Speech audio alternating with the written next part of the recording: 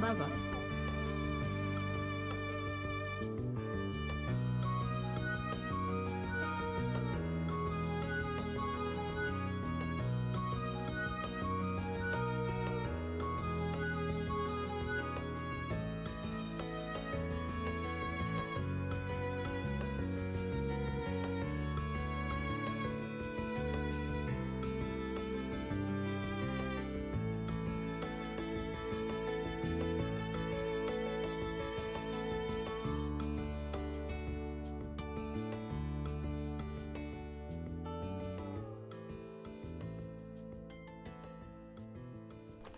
Check, check. 1, 2, 3.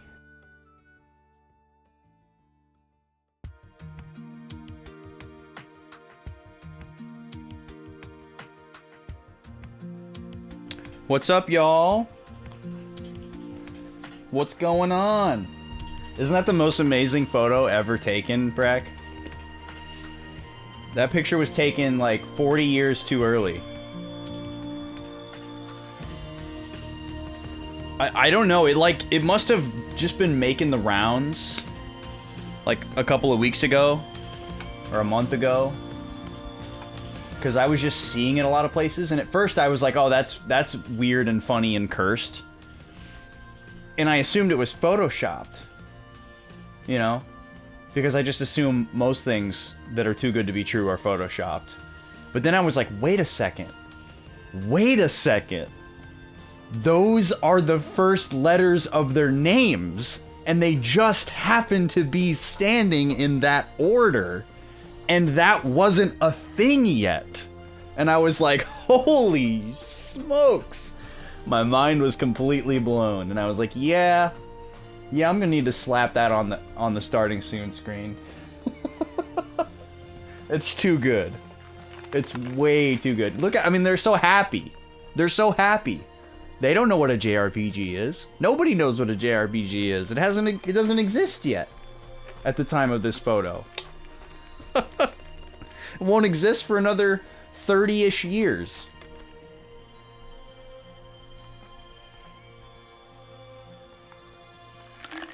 Man, this playlist is really good. I just was searching JRPG music, and I didn't know that exactly what I wanted was PS2 JRPG music, but it's totally exactly what I wanted, and it's what I got, and I'm very happy about it. It's the exact vibe that I wanted. But welcome in, Brack. Welcome in, Onimar. Happy to see you both. It is Friday. Brack, I hope you're feeling better. Hope you're feeling all right. And Onimar, we'll see you in a little bit. We're going to do the thing that we do at the beginning of every Backlog Boys stream. Maybe you've seen it before. It goes a little something like this.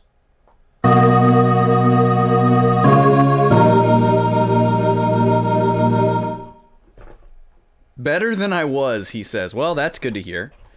That's the best you can hope for, right? Or that's not the right way to say that. It's not the worst you could expect.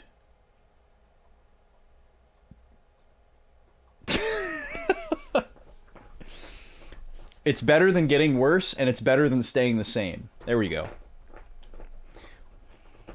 Alright, we're going to play some Wild Arms 3 today. It's been a while. Nima, I don't know what you want, girl. Do you want to come up here? You can come up here if you want. I bet you'll stay up here for like 2 seconds, and then you'll get down. Because you're an absolute mess right now. But we'll try it. We'll try anything for our baby dog. Come on. Come on, Nima. Come on. Come up here. Not you, Gobi. Come on, Nima. Come on. Let's try it. Let's see if this helps you out. Does this help you out? It's rainy today, which means Nima is also rainy. She's not happy. She's shaking. She's whining. No thunder or anything. Just water coming from the sky. Barometric pressure is all it takes for her to be like, dear God. She's a strange beast when it rains. I don't know what it is, but I'm not going to listen to you whine all night. So if you're just gonna come up here and cry, I'm gonna kick you out.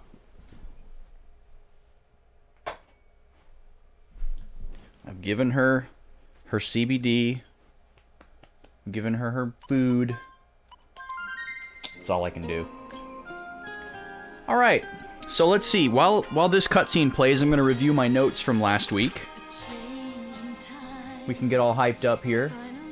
It seems loud. Oh, I know why. Because Pokemon is so quiet.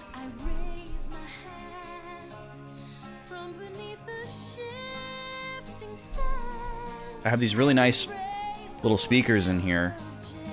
And for some reason, Pokemon is a really quiet game and I have to turn them up. It's just comical to me because these speakers have so much headroom. They look like little computer desktop speakers, and it's actually their intended purpose, but they come with this nice sub. But they're Klipsch brand, and there's so much dynamic headroom on them, it's insane. Like, the volume knob doesn't have, like, numbers, so I can't really equate it to that, but, like, 0 volume is, like, 7 o'clock position, you know, and max volume is like 5 o'clock position, and I've never turned it up past like 8:30, and it just gets ridiculously loud. So I can't imagine what it would sound like if you turned it up to like 12 o'clock, which would still only be half volume. They're great, and then the subwoofer has a separate volume knob for the amount of bass, which is really nice because the default is almost always way more than I want. But you know, if you're watching like certain movies, maybe I'll turn it up a little bit more. That's cool. I'd like to get another set of them actually for our living room, because I said I was going to review the notes and I didn't review anything. I told a dumb story about my speakers. Okay. I was about to tear into another story that no one's going to care about. Okay, let's see here. Last time we played this was the 11th.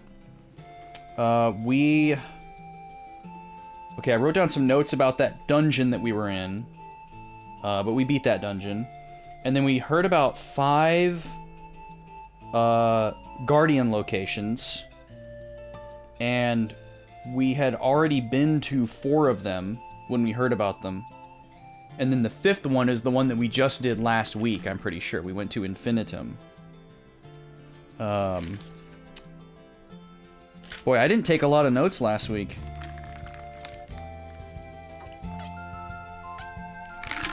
I need to do a better job of using these notes as like a diary as well.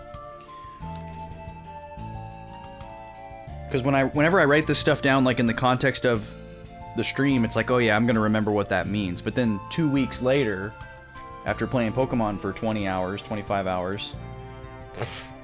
So, let's see if we can get reacquainted here. I remember we had a scene here, and I was very tired and sleepy, and I ended kind of before we resolved everything. So maybe that'll actually help me get back up to speed. What is this med kit here? There's enough medication in the first aid kit for everyone. Your HP, vitality, and ECN gauges are fully restored. Haha, cute. Be sure to take it easy. Your reckless actions always seem to come back to haunt us. Your father said that the effects of the nanomachines have exhausted your vitality gauge to 0, which means your vitality gauge will not restore even when we camp or acquire gems on the field. It may take some time, but you must wait patiently for the medication to take full effect. You can still take heal berries to replenish lost HP, but please be aware that you are in a very serious condition. So this is cool. I like when games do this. It's like they're taking an in-game mechanic and making it part of the story. So the vitality gauge in this game, this VIT here, it starts out at 100 after you stay at an inn, and then when you lose health during a battle, your vitality gauge is used up at the end of the battle to get you back to full HP. And it'll keep doing that in a proportional percentage until you don't have any vitality left, and then the next time you sleep at an inn, your vitality gets restored. It's a cool mechanic in and of itself, but the fact that they're making this part of the story, like, oh, she's in this weakened state, she's sick, her vitality doesn't restore while she's in this, like, sickened state. So instead of there just being like a story implication, but you have the same battle properties. You know, there's so many RPGs that do that, where like there's a character in the story who's like sick or injured or whatever, but then you get into the battle and they're still throwing out meteors and lasers and all this other stuff like they normally would, and it doesn't have the same weight or impact on the story, and you have to like get back to the next story beat conversation to remember, oh yeah, so-and-so actually has a broken leg right now, or whatever it is. So I like this, and it's not that much of a handicap, but it's enough for you to take notice and remember, like, oh yeah, she's not getting her health back after every battle like all the other characters are. Oh, why does this look so different to me? I don't know. For some reason in my memory, this was 2 columns before. But it's totally 4. Or it's totally always been 3. Right? Yeah, I think I'm just used to looking at other menus or something. We got 2 new adventure stories to read. We might have to read those tonight. I don't know if any of y'all were here for the first 2, but oh man, it is a ride. We'd have to go back to Clive's hometown. Clive's house, actually. Ooh, let me get this caffeine in me so I can get my wheels spinning here. Okay, let's talk to Gallows. This hole-in-the-wall shack ain't so bad. We can use it as a base on our efforts against the Prophets. Alright, the Prophets are the 3 weird people from that seem kind of sci-fi. Wait, hold on a sec. I want you to prepare yourself before you step outside. Don't freak out, okay? So are we in some kind of weird place that's going to be shocking? Whoa. We have never seen a cutscene like this. With, like, camera panning. Don't freak out, huh?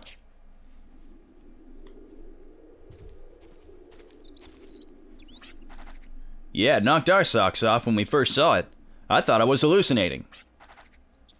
You should have seen the flabbergasted look on Clive's face. This is real. It's not a dream. At this very moment, at this very place, the Filgaia that once was extends as far... Wait, what? The Filgaia that once was extends as far as you can see.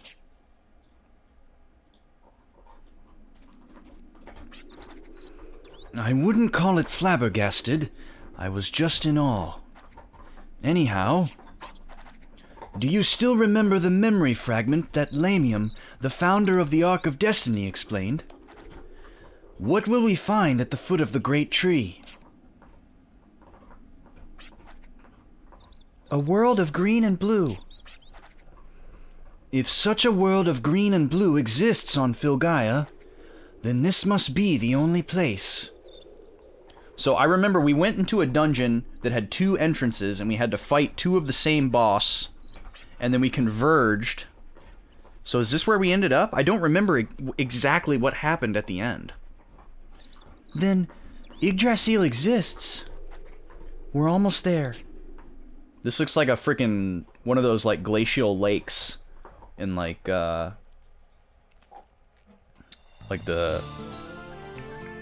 God, Scandinavian peninsula area.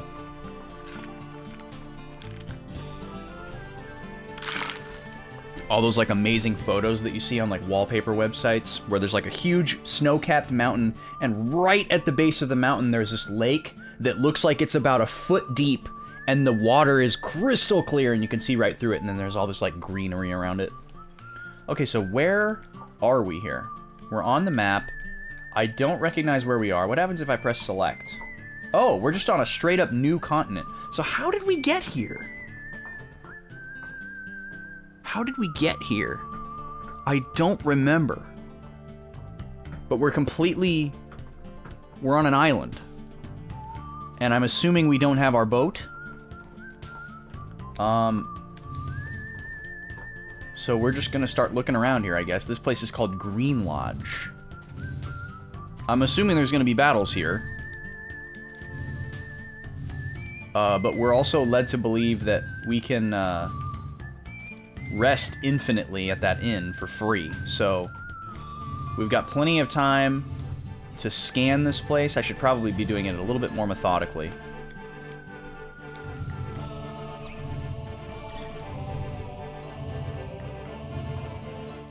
And maybe I should save some of this encounter stuff for when we need to hoof it back. I'll search along the border first.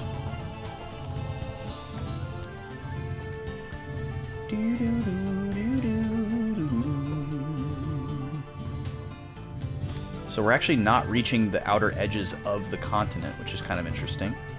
Or not the continent, but the island. I guess that's taken up by the mountains. Alright, let's see what these battles are like. Ooh, I like this backdrop. We got some PP mushrooms, okay. Let's see here. Let's analyze one. A Shrieker. That's a very funny name for an enemy shaped like that. Shoot it. And it's probably weak against fire. Let's just try it.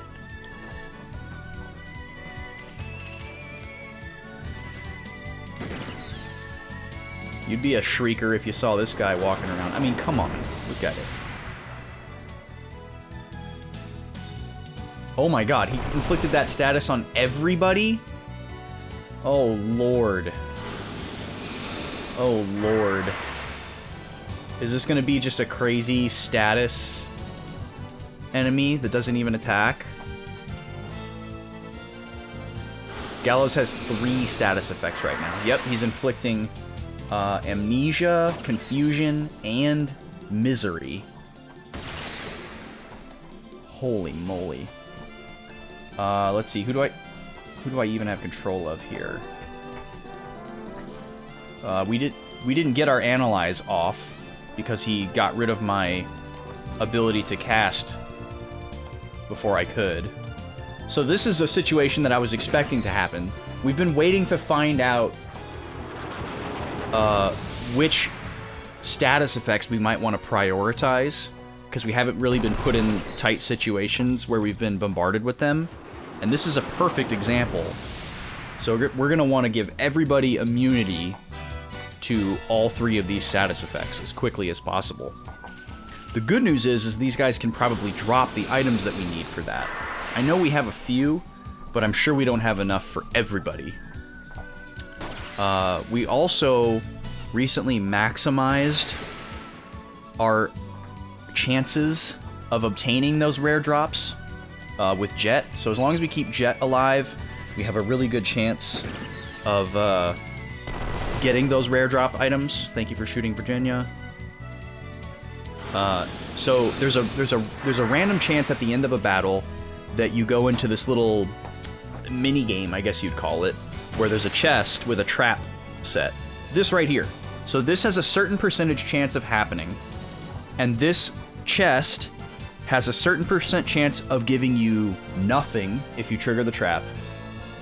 And then it has a certain percentage chance of opening. And then when it opens, there's another roll. This is all speculation, by the way, based on my playing of the game. I don't know how accurate this is. But when the chest opens, it has a chance of either giving you normal item drops or rare item drops. And I'm sure that the rare drop is a significantly lower percentage. I don't know what it is. And we have a passive skill on Jet that's actually twofold.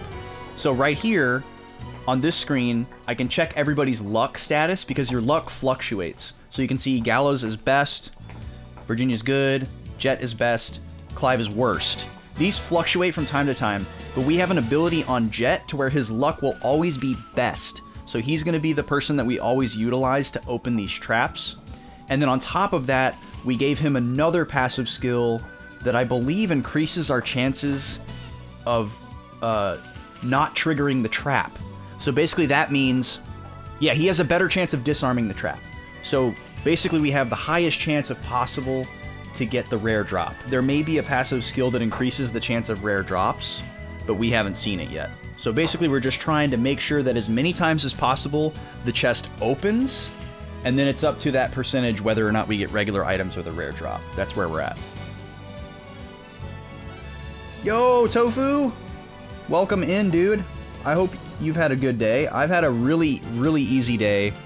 My work has been extremely light this week. I was playing Pokemon at work today. I'm gonna be totally honest. There was nothing going on. I signed a piece of paper when a guy came to kill some ants. That's the most work I did today. That's not true. That's not true. I did do my job for probably a solid hour and a half, maybe more. But yeah, it's been a very good day, and we are just getting into Wild Arms 3, so you're just in time. But yes, we're gonna be having tons of fun. Oh yeah, it's real rough. I mean, to be honest, my job is kind of like that every Friday, and more days than not. I'm very thankful for that. I probably spend about 4 to 7 hours doing work on Monday, and then Tuesday I probably spend about 2 to 4 hours doing work, and then the rest of the work, or the rest of the week, Wednesday, Thursday, Friday, I'm doing like 25 to 90 minutes of work in a day. So I have it extremely easy.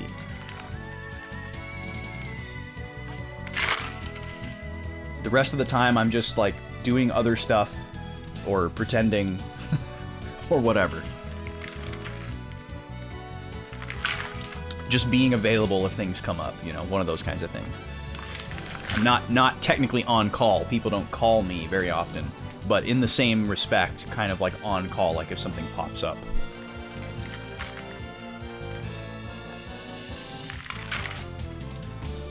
My job is weird where, like, if people do what they're supposed to do, there's hardly anything for me to do. But if people get out of line and do stuff that they're not supposed to do or do stuff incorrectly, then I have way more work to do. So as long as people, like, do what they're supposed to do, there's very little for me to do.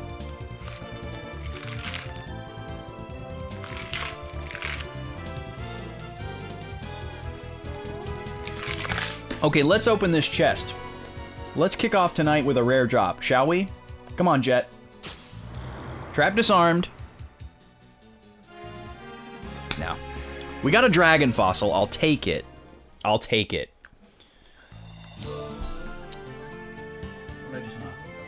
Something that's not open. Thank God.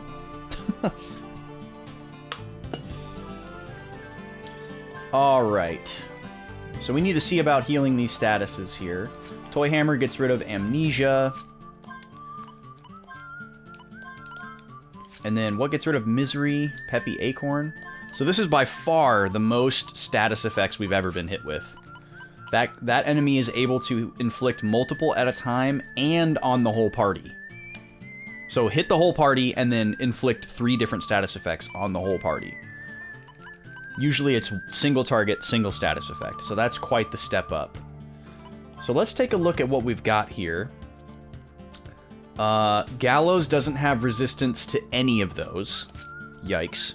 Virginia has resistance to Amnesia and Confusion, which is excellent. But not Misery. And then Jet has resistance to Amnesia. And then Clive has Confusion. Okay, so first off, we need to reset some points here. We'll get rid of these points in sleep. And then, let's see, we need... So here's our disarm skill, and here's our luck boost skill. Those were the skills I was talking about that are helping us try to get these rare drops. I guess I will get rid of this Gela boost for now, unfortunately, until I have one more point. Because we need this desperately. Much more than we need more money.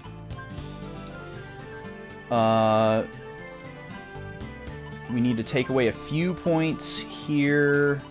Let's get rid of the, let's take away 1 poison to max out Amnesia. And then Gallows has none of these resistances, my gosh. So let's see what we have, first of all. Let's see what we have. what can we give immunity to? We have 2 for misery.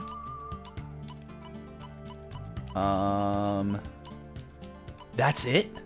That's it? Oh my gosh. Wow. Okay, so we don't have anything. Now, I have been keeping track of enemies that drop these items. Where's my little loose sheets? Oh, here they are. But we can't go anywhere right now, so it's not like we could farm these right now. But we have an enemy. I don't have an enemy written down for the confusion resistance one. I do have one for amnesia. And just about all the rest of the ones. Actually, I have one for every single status except for confusion. And then the 2 new status effects, bronze and fallen.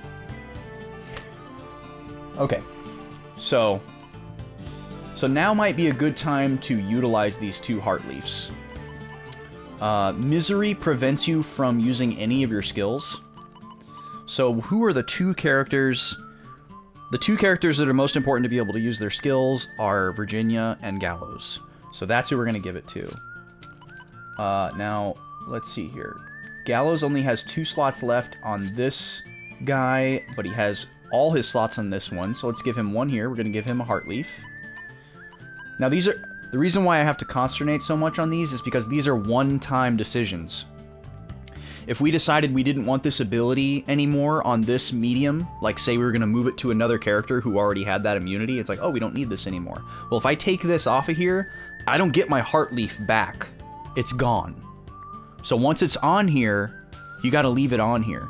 And even if I did move this to another character and I wanted to keep that, I think it still goes away. I think if you, like, dispel your medium's connection with a character, all of these get reset. So it's pretty brutal. So I have to be very careful and make sure I get it right the first time. Yeah, this release command here, very scary. We tested that out early on, which I'm very glad we did, because we might have made a mistake later on and lost a bunch of stuff. Okay, now what's equipped on Terror Roar? Terror Roar is almost full as well, so let's put it on Flash Hit. Not as full. So here's our Heart Leaf. Right there. Okay, so we don't have any more of those. But we do know where to find more once we get the chance. Seraph-Finian, near the Secret Garden. We know exactly how to get there. We know what that enemy is. So we'll have to farm those. And hopefully we can get some from these guys. Now I need to go find some points here to get that maxed out. Because the only way to be completely immune is to max these out. So I need 1 more point. We can get rid of this Ice Ward. We don't need that right now. Or actually, you know what? I'm going to get rid of Dark Ward, because I feel like I'm more likely to run into Ice right now than Dark. Okay. And then for Virginia, she's got a lot of status immunities, which is excellent. What does Initiative do again? Raises the probability of making the first move. Yeah, we definitely keep that. Disease prevents you from gaining your FP, I think? I forget. Paralysis, self-explanatory. Poison, self-explanatory. I forget what Amnesia does, actually. And this is Glass, which is kind of like a timed Petrify. And then this is Sleep. Man, I don't know which one of these to give up right now, actually.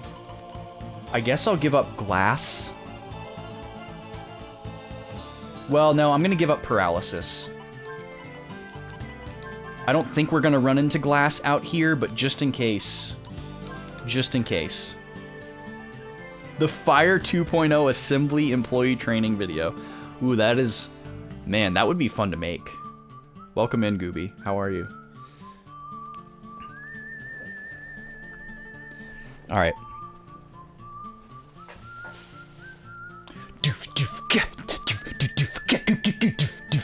Alright, goes. We're gonna settle up here. We're gonna assemble some Fire 2.0. We're gonna show you how it's done, alright?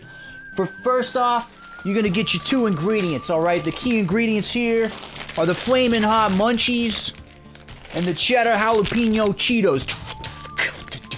You're gonna take those and you're gonna go into a bowl, right? You get a big plastic bowl and you spinach. You snack it, and you're gonna take the big bag and you dump them. You dump them in. And then you just dump it into the ratio. Fill it up to the ratio. Ratio. You gotta go 60% on the Flamin' Hot. You go 40% on the Cheddar Jowls. And then you shake it. Shake,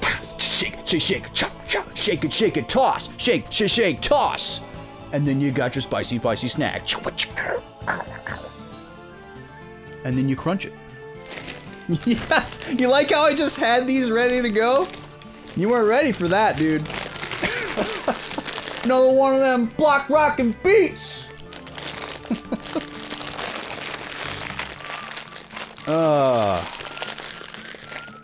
Yeah, you gotta be ready for anything, baby. You gotta be ready for anything. If it was the 1840s, and everything else was the same, but it was the 1840s, and I was a desperado cowboy, I wouldn't have 2 6-shooters in my holsters at either hip. No. Left hip, Flamin' Hot Munchies. Right hip, Cheddar Jowls. Draw. Think of the conflicts you could resolve. Think of the conflicts we could end with the power of Fire 2.0. Ready, aim, Fire 2.0. You want to see that as a convention cosplay? The Frito-Lay kid?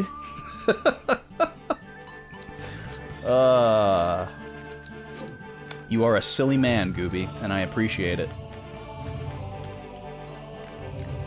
I hope you're having a good evening. We're just getting started here. Oh, right on, Onimar. Yeah, cash that in, man. Cash it in. I keep trying to use the right stick to change the camera because I've been playing Pokemon.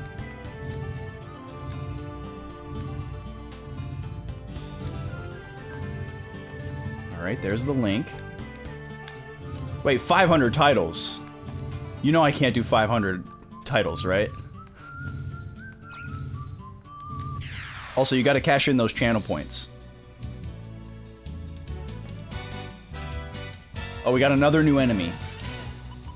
Let's see if we can get an analyze off this time. You did? I don't see it. Why didn't it show up?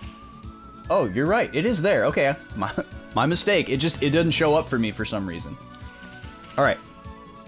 Let me get this open, and we'll do it after this battle.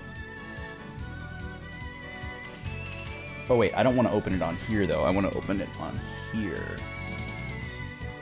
So many computers. 20 or so? Okay, that's very fair. That's very fair. Cool. I like this. We haven't done a tier list in a while, so I'm excited. I was just looking at the channel point redeem list today before the stream, because I always go through the list to make sure that they're all the right ones are on. I used to have to change them more from stream to stream, but they've been kind of consistent lately. But I still look at them beforehand, and sometimes I look at certain ones and I'm like, oh yeah, we don't really use that one that much.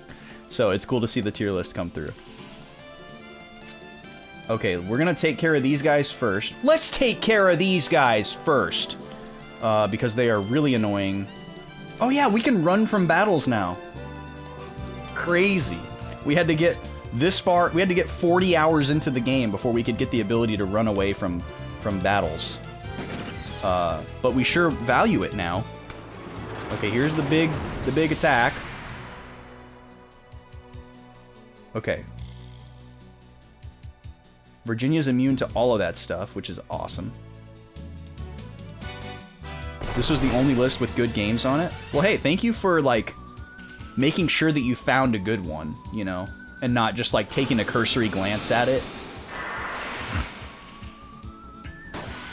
I appreciate that.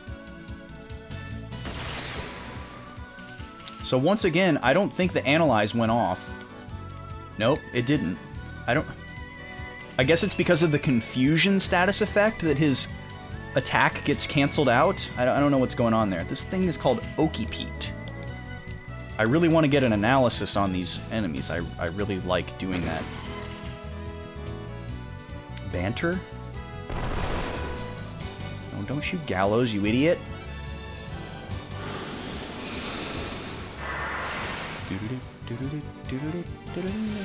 Oh yeah, he's casting random spells. At least he's casting it on the enemy.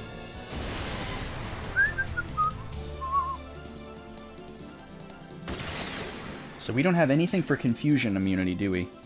The clear chime. Bummer.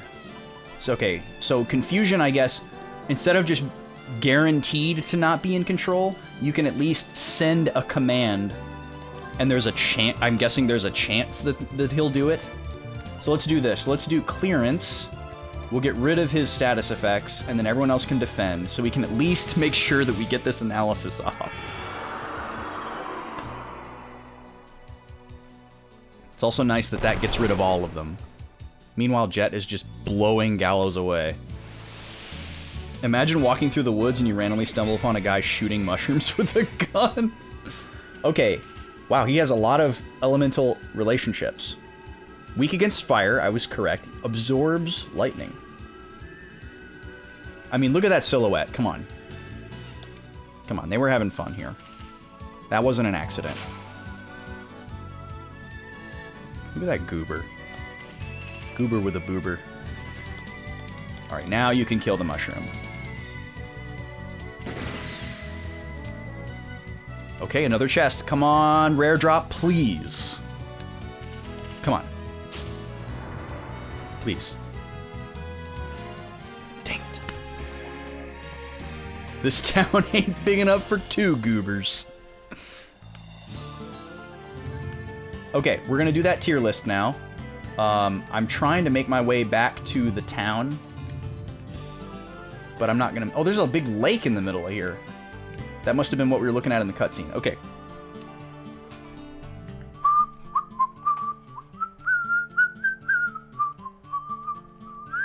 Let me pause the game music for a second.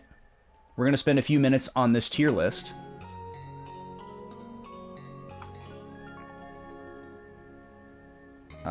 Okay.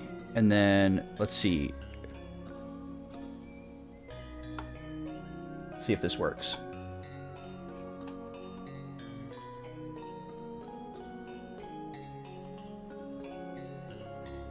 No. No, that doesn't work. How about this?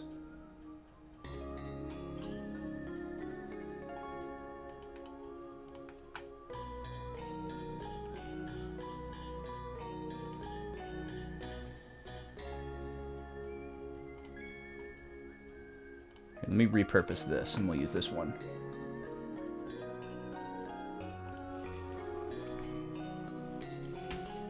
Alright, so we're going to do a tier list here of RPGs. Thank you, Onimar, for using your... Is it 5,000 channel points? Or 2,500? It's quite a few. Alright, let's rename that source, and I'll try to repurpose it later.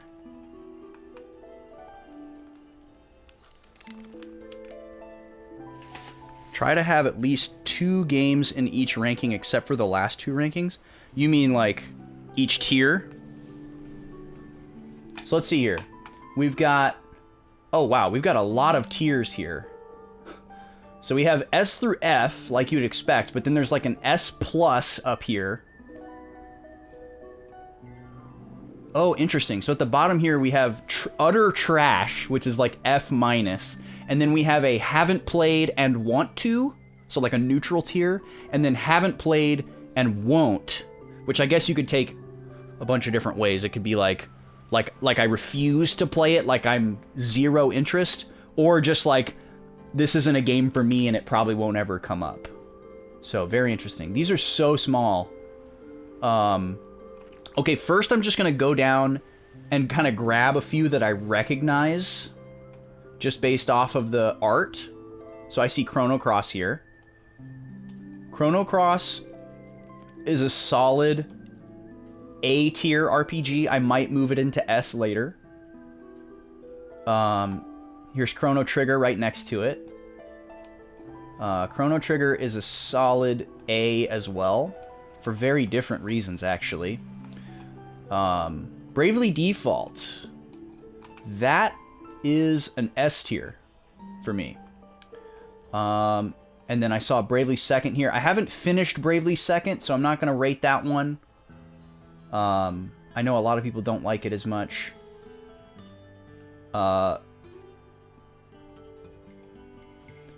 Yeah, I mean, there's so many here. I think I want to get a couple up there and then refine, especially with like how much I'm having to like scroll back and forth.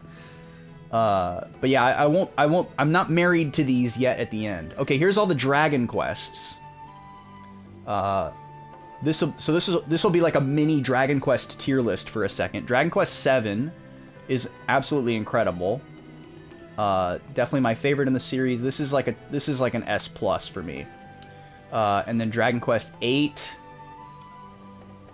is the first Dragon Quest I ever completed. I want to put this in S, but I'm going to put it in A, I think. It's a really, really good game. Where's Dragon Quest V? It's hard to tell which one is which. That's Dragon Quest V.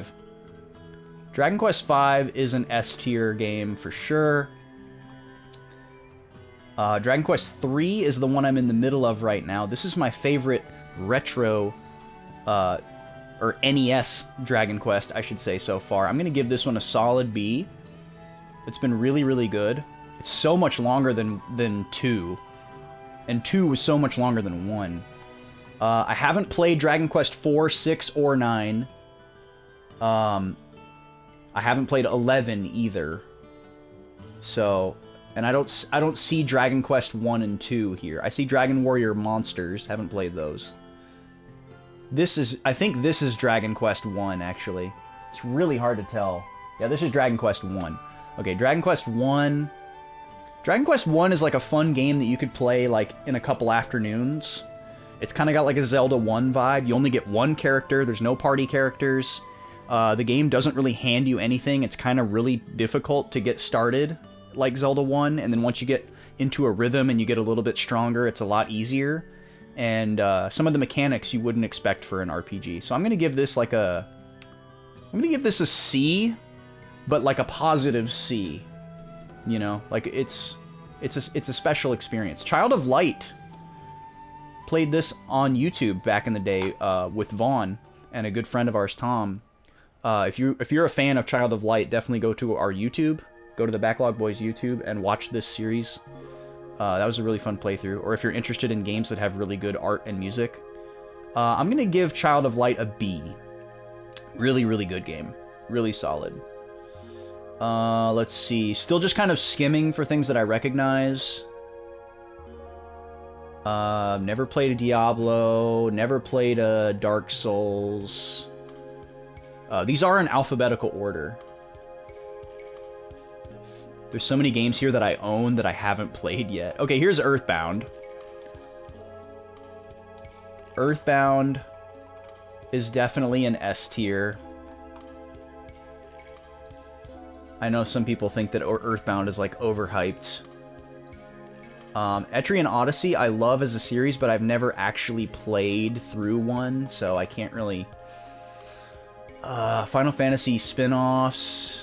Okay, here we go. Here comes the Final Fantasy train. Tactics Advance. Okay, this might make some people mad. I'm gonna give Tactics Advance an A. And I'm going to give Tactics Original an A as well. Now, some people, that's going to piss them off. I actually haven't finished the main Tactics yet, so that comes with a little bit of an asterisk. The mechanics in Original Tactics I don't like as much, and it makes me want to put it in B. But the story is a lot more compelling, which makes me want to put it up to, like, S. So I'm averaging it to an A. Alongside Tactics Advance, which has way better mechanics and not nearly as good of a story.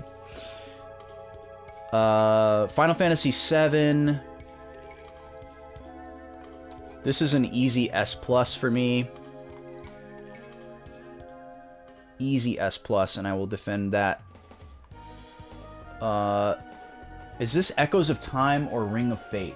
Rings of Fate. I can't even tell. I think it's Echoes of Time. Original Crystal Chronicles. This is a solid C. It would be a lot higher if you had less barriers to entry. C flat. Yeah, there you go. Oh man, a press conference about tactics. That would be heated. But I think it would fall on dead ears. Okay, here come more of the Final Fantasy games. Final Fantasy III. I'm gonna give Final Fantasy III a D, and here's why. It's a good game, it's fun, but if you like the job system, it's inferior to 5 in every way. 5 has more jobs, it has a better story, it has better characters, everything. So D is just very flat and vanilla. The characters have less personality than the characters in Final Fantasy II, in my opinion. And it's also very long and very grindy. And before the Pixel Remaster came out, it was extremely inaccessible. Now it's much more accessible. It's a fun game, but it's like a novelty. It's a novelty experience. Final Fantasy II. Where to go? I'm gonna put Final Fantasy II in. I'm gonna put Final Fantasy II in D as well, but just know that it's above Final Fantasy III. Final Fantasy II is also very inaccessible. A lot of people don't like how it works. I don't dislike how it works, but it doesn't really like sing for me. The story is basically Star Wars, which a lot of the Final Fantasies are in a lot of ways, but it's like that like sci-fi Shakespeare kind of story, like very like good versus evil, couple of like classic story beats and twists. Characters are very one-dimensional. I mean, again, we're talking about a game that came out in 1988, so it's impressive through that lens. But it's just okay. Okay, next is Final Fantasy IV. Final Fantasy IV is a solid B. Depending on what version of the game you're playing, this could fluctuate a little bit, but in general, it's a B tier game. Story's really great, character's really great, music is incredible. That's when Nobuo really hit his stride with the leitmotif and like bringing a theme across an entire soundtrack. He really came into his own with that soundtrack. That game is that game really, that's like the Link to the Past of Final Fantasy. Like it cemented it in the West.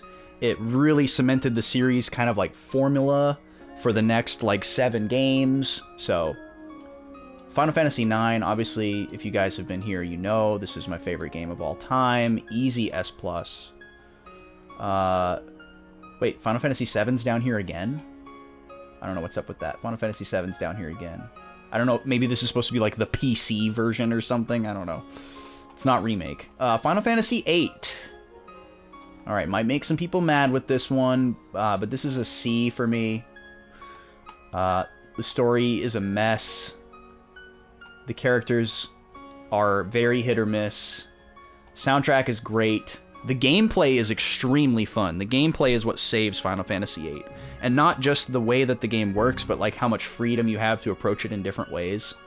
It's also one of the most rewarding Final Fantasy VIII, or one of the most rewarding Final Fantasy games to like grind in. It's really rewarding to grind in Final Fantasy VIII, whether that's grinding for specific items, specific magic, specific cards, whatever interests you in the game, you can like put a lot of time into, which is neat. And you don't have to put a lot of time into any of those things. You can just brute force the game or play it very one-dimensionally if you're just interested in like the story and progressing through the game. Or if you want to do everything that the game has to offer, it lets you do that. But grinding magic really sucks. And it's such an important part of the game. It takes up so much of your time. Play the remaster version with speed up. Final Fantasy VI. This is like top of A to middle of S. This game is really, really good.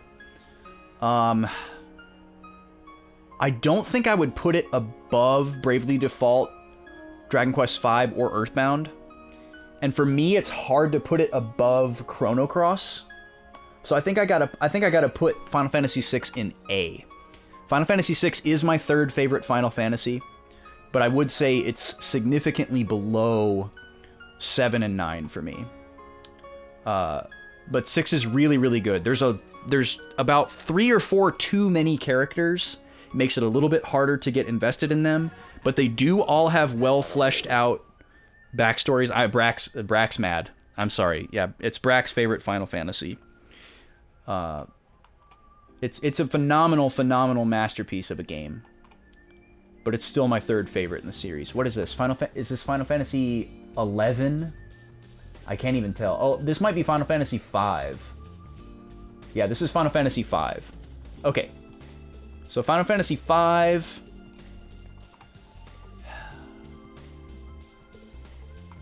I'm going to put Final Fantasy V in C with Final Fantasy VIII. Final Fantasy V is so unique that it kind of like deserves a better rating than that. But I couldn't really put it on the same level as 4, and I couldn't really put it above 8 either, even though they're so different from each other and polarizing. But 5 is like it has the most levity in the series, which is really something to appreciate and harp on. It's very lighthearted and whimsical. It's such a nice diversion from some of the darker toned Final Fantasies. Like 4 and 6 are both very like serious, kind of airing on dark stories. All Final Fantasy games have like super goofy, cartoonish humor throughout. Even Final Fantasy VII, which people often forget about. Final Fantasy VII is one of the goofiest Final Fantasies there is, actually. But Final Fantasy V is like goofy prominently, and it celebrates its goofiness and its irreverence, and it doesn't take itself too seriously. The gameplay's super fun.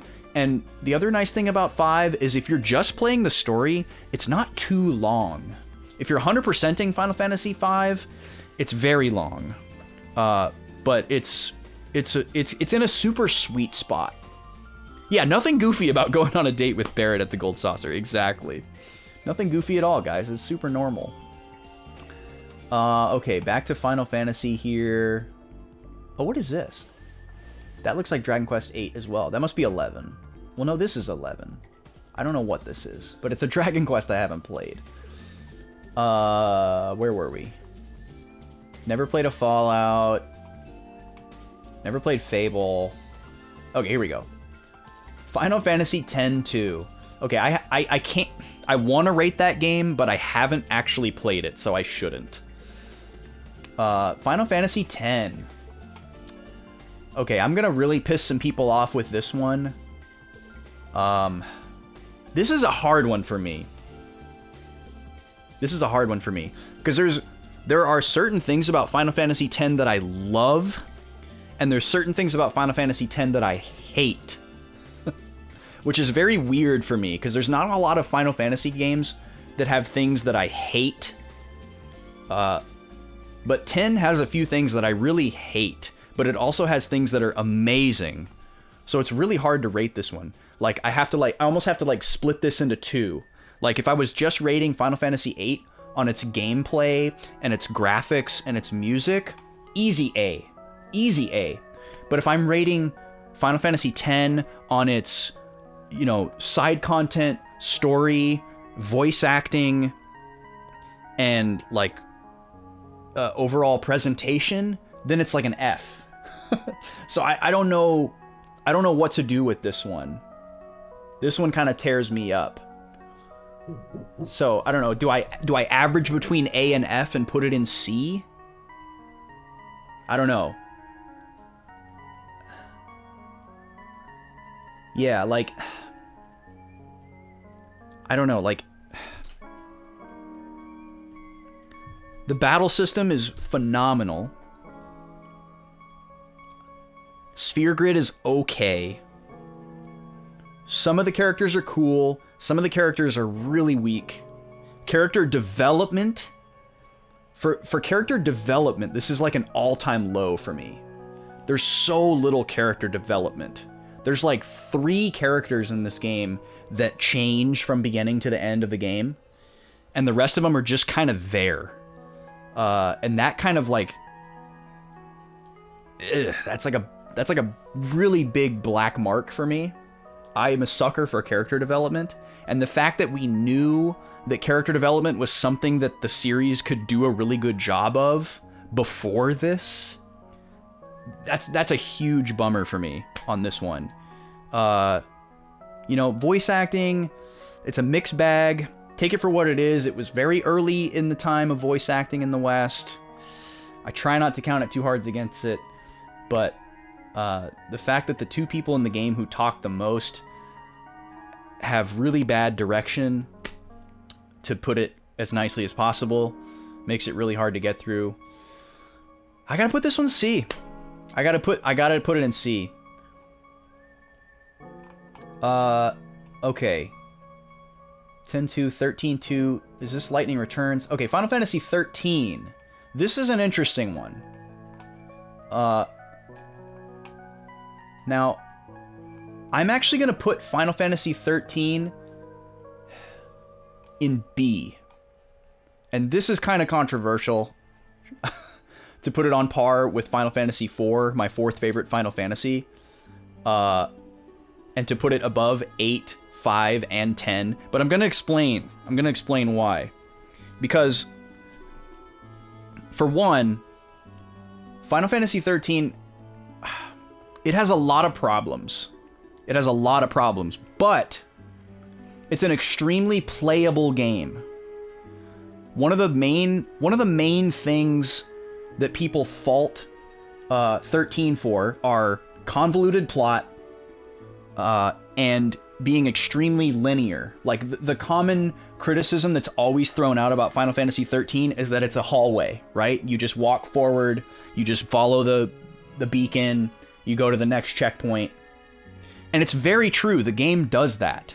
There are very few areas where you can, like, roam around and explore, but it makes the game very playable. It gives the game momentum. It controls the rate at which you digest the story. It keeps you from straying off the beaten path for too long, which, you know, the history of Final Fantasy, you want to do. You want to look for side content. You want to explore the world map, which there's no world map. That's another point against Final Fantasy X, by the way, is no world map. Give us back our world maps. We like world maps. But Final Fantasy XIII is very playable. The fact that they had the balls to make a turn-based RPG in 2009 speaks volumes. They weren't ready to let go of turn-based. See, I disagree with that, Onimar. I actually thought this battle system was really cool. I like how much depth there is to it if you want to get into the nitty-gritty, because some of those combinations that you can do can absolutely break the game wide open if you really pay attention to how they work and learn the mechanics and learn what you can combine together. But if you don't care about that stuff, you can just play the game super casually and kind of like brute force it, or just kind of work your way through, which is why I'm sure a lot of people think that it's weak, is because it's kind of like, most of the time it's easy to just kind of randomly, you know, change classes at mid-battle or do whatever, and you're okay. But if you get into it, it's really exciting. Yeah, and people had the same criticism of 12. They're like, oh, well, I just set my gambits and I just don't even play the game. The game plays itself. Yes, I see that, Gooby. I'm gonna have to wait until I get to the end of this, but I will do it. I feel like I'm already giving the press conference, but I will do something at the end of the tier list here. But yeah, I think Final Fantasy XIII is actually really underappreciated. There's a lot of cool nods to previous things in the series. A lot of the characters in Final Fantasy XIII are like homages to other Final Fantasy characters. And for all its convolutedness, the story I still think is easier to digest on a first playthrough than 7 or 8. could ever hope to be.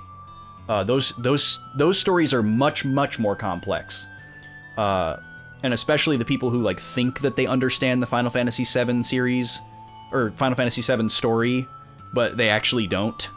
That's an extremely complex story. That's a total discussion for another time. So yeah, I gotta stick to my guns here and put 13 in B above 8, 5, and 10. I think it's a really underappreciated Final Fantasy.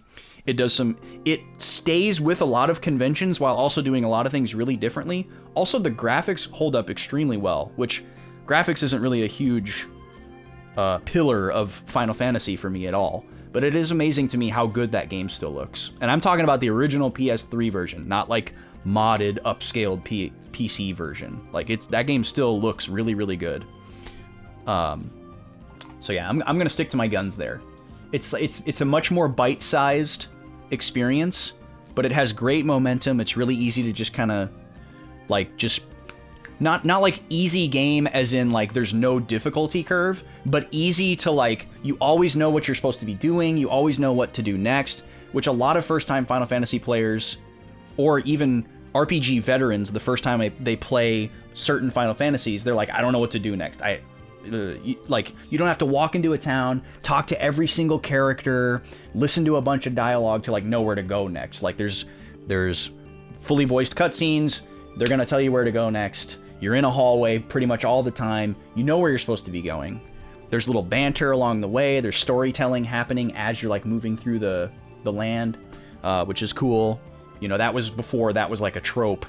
Anyways, I'm done with Final Fantasy XIII. We got to keep going here. We got a long way to go.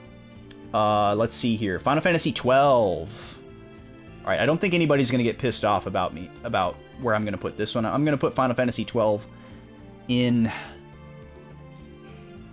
Okay, I'm going to put Final Fantasy XII in B as well.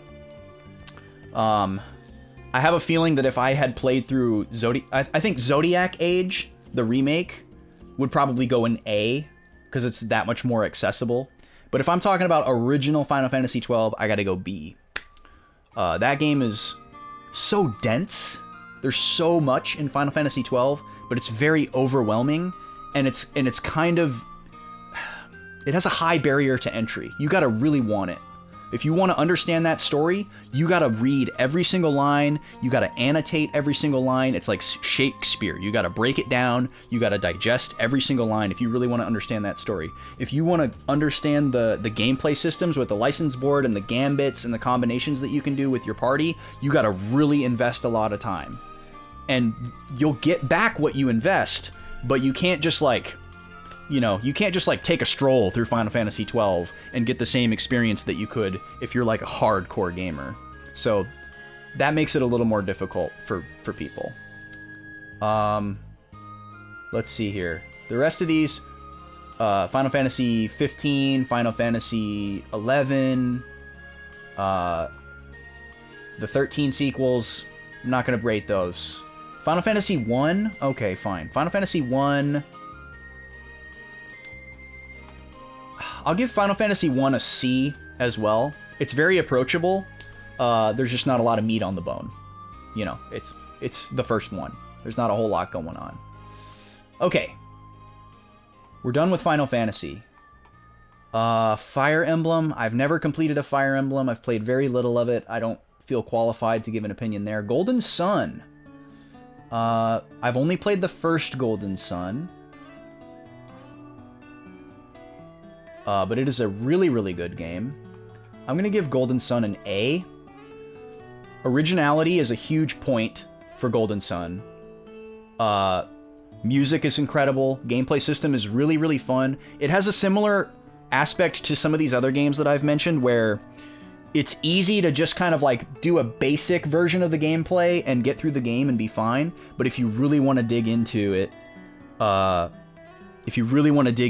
there's a lot for you there, which is really cool. Oh yeah, I plan to get into the Fire Emblem series. I've been dying to get into tactical RPGs more because I feel like I haven't really played enough of them. I own Fire Emblem Awakening, and I plan to start there and see if I like fall in love with it, because I know it's like the most approachable, beginner-friendly Fire Emblem. And if I really, really fall in love with that game, I'll branch out from there and start collecting. I also have Fire Emblem 7 on the GBA, which is probably where I would go after that. And I technically, I co-piloted Fire Emblem Sacred Stones with Vaughn all the way through back in the YouTube days. So if you'd like to watch me watch Vaughn play Fire Emblem Sacred Stones and talk to him, there's like 20 hours of that on YouTube. Okay. Let's see, where are we at now? We're in G. Golden Sun. Haven't played a Grandia yet. Growlancer I own, but I haven't played yet. Okay, Dot Hack GU I haven't played, but here's Dot Hack Infection. I'm just gonna put Dot Hack Infection up here and just call the whole four-part series one game. I'm actually in the middle of part 3 right now.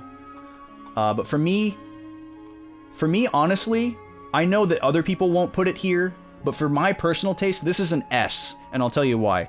I love me some repetitive dungeon crawlers. I love the music in this game. I love the originality of the idea, the presentation of it, and how immersive the experience is, like you're playing a game within a game. I adore Dot Hack. It's fantastic. It's so good. It was actually on the last poll against Wild Arms. Yeah, just as an entire media property, Dot Hack is incredible. So I gotta put that in S tier. I love that game. Even though I haven't finished the series yet. I have the remakes of GU as well for PS4. I just haven't played them. Hyperdimension Neptunia, no. I Am Setsuna, no. Illusion of Gaia, no. Okay, Kingdom Hearts. I've only played Kingdom Hearts 1. Well, I played Kingdom Hearts 2 for like an hour. And then I took it back to Blockbuster because I was a dumb kid and I was like, there's no Sora in this game. Kingdom Hearts is a B for me. It's super approachable, it's super playable, very repetitive, but not in a bad way. Music's amazing, graphics, it looks great. This is like a super B+ for me. Really, really good game. I could be convinced to put it into A. Really, really amazing presentation. Legend of Mana, own it, haven't played it. Live Alive, haven't played it yet. Lost Kingdoms, no. Lost Odyssey, would love to play it someday. Lufia, never played it. What are these? No idea. Lunar, haven't played any Lunar. Magna Carta, no. Mario and Luigi, never played one. Okay, Mass Effect. Alright, let's get these Mass Effects up here. We'll do a little Mass Effect tier list. I have no idea where those went. There's Mass Effect 1, there's Mass Effect 3. Where's Mass Effect 2? This is very difficult to stay organized. There's Mass Effect 2. Or no, that's 3. Ugh.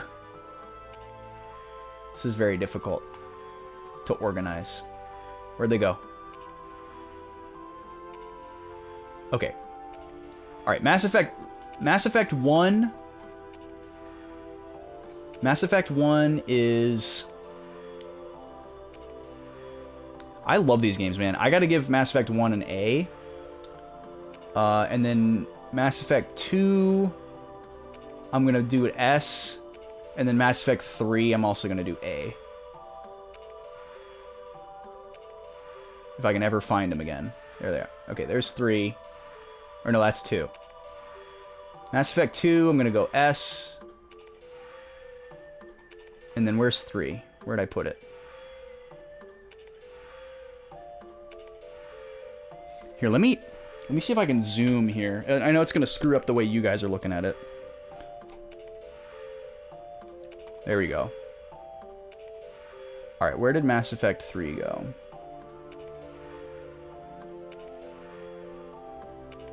Where'd you go? I moved it, thinking that was gonna be a great idea, but that was a terrible idea. Alright, well, whatever. Know that if I see it again, I'll grab it. Or if you guys see it, you can... Oh, here it is. Here it is. Here it is. Alright, Mass Effect 3, this is also an A. I almost want to put Mass Effect 1 in S, because I loved the, like, lore booklet that there was in the first game, where you could,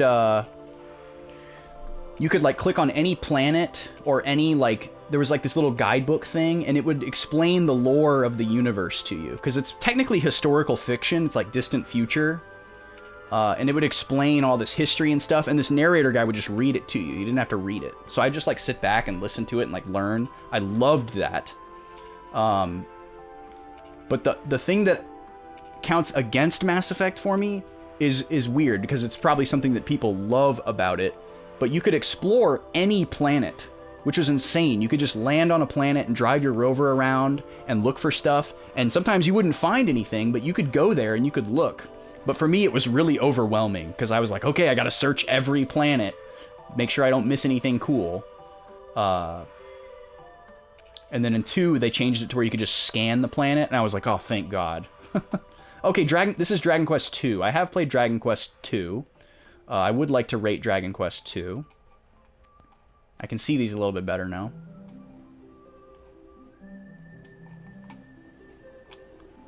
Is there a way you can, like, delete? I'm gonna give Dragon Quest II... I'll give it a D.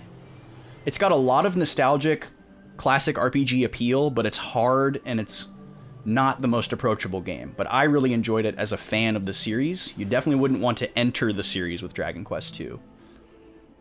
It introduced a lot of staples that the series is known for that Dragon Quest I didn't have, so that's cool.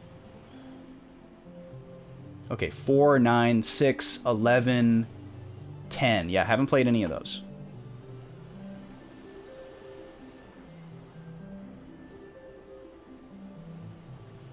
Click the cogwheel to delete a row. I'm wondering if I can delete these, though, to, like, clear room, you know, so I don't have to go so far to get to the top. I don't think I can do that. Okay. Mother 3. I think you guys know where this one's gonna go.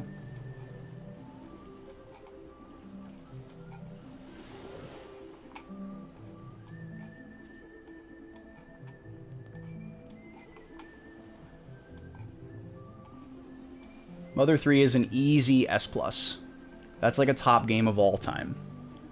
Mother 3 is absolutely incredible. There's no game that does what Mother 3 does in the way that it can make you feel, the way that it can make you think. Ni no Kuni.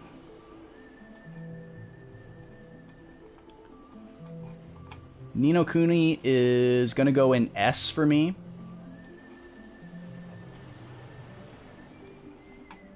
I could be convinced to lower it down to A, but this game just...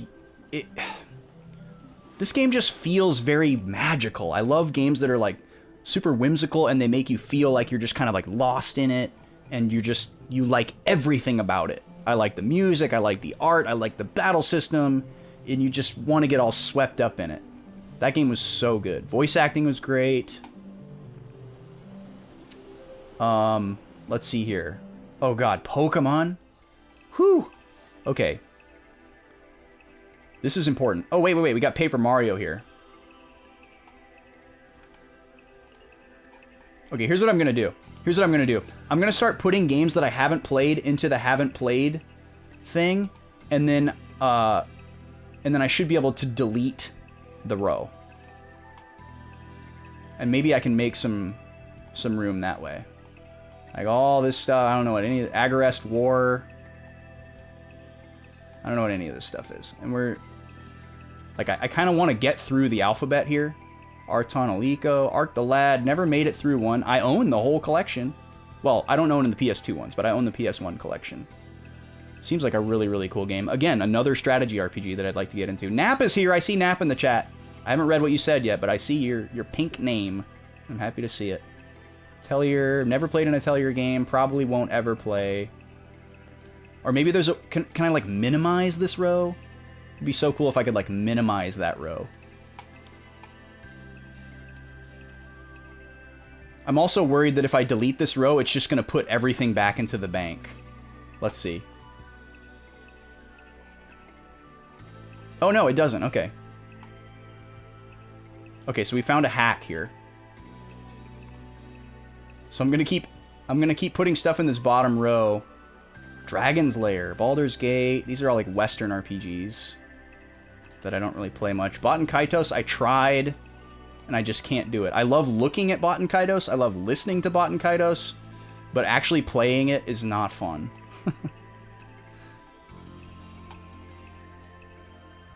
Breath of Fire, I never made it through one. I'd love to try someday. Love to try again someday. Haven't made it through a mana game yet. I'll get there. I don't know what any of this stuff is. Really old Elder Scrolls stuff. More Western RPGs. Dark Souls. I'll never play Dark Souls. I would absolutely tear my hair out. Deltarune. Haven't played Deltarune yet. Deus Ex. Meh. But shoutouts to Alexander Brandon. Diablo? I could see myself playing Diablo one day. Digimon. Never played a Digimon game. Digimon doesn't really do it for me. Can't tell what those are. Disgaea. I did play the first Disgaea. And it was fun. I don't really remember anything about it. Dragon Age. Here's all the Dragon Quests that I haven't played.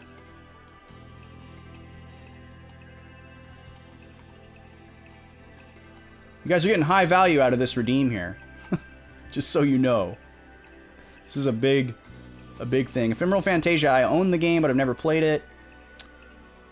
Eternal Sonata, same thing.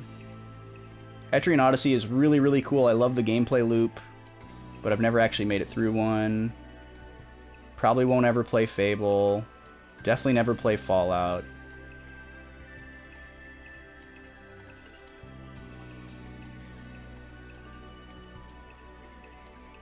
Never made it through any of these Saga games or Mana games that are labeled as Final Fantasy. Tactics Advance 2 I have, but I haven't played through. Alright. That's a lot of... Let's get rid of all these. There we go. And then we'll add a row. Alright. This is Echoes of Time. I haven't played that one. Ring of Fates I have played, but it's not on there. Alright, let me catch up on chat here.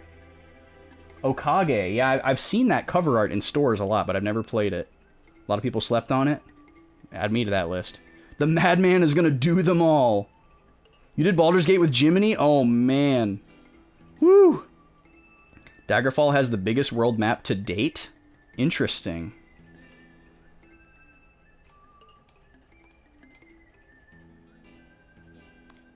I want to put these Final Fantasy XIII sequels in the utter trash tier, but I'm going to stay committed to not rating games that I haven't played.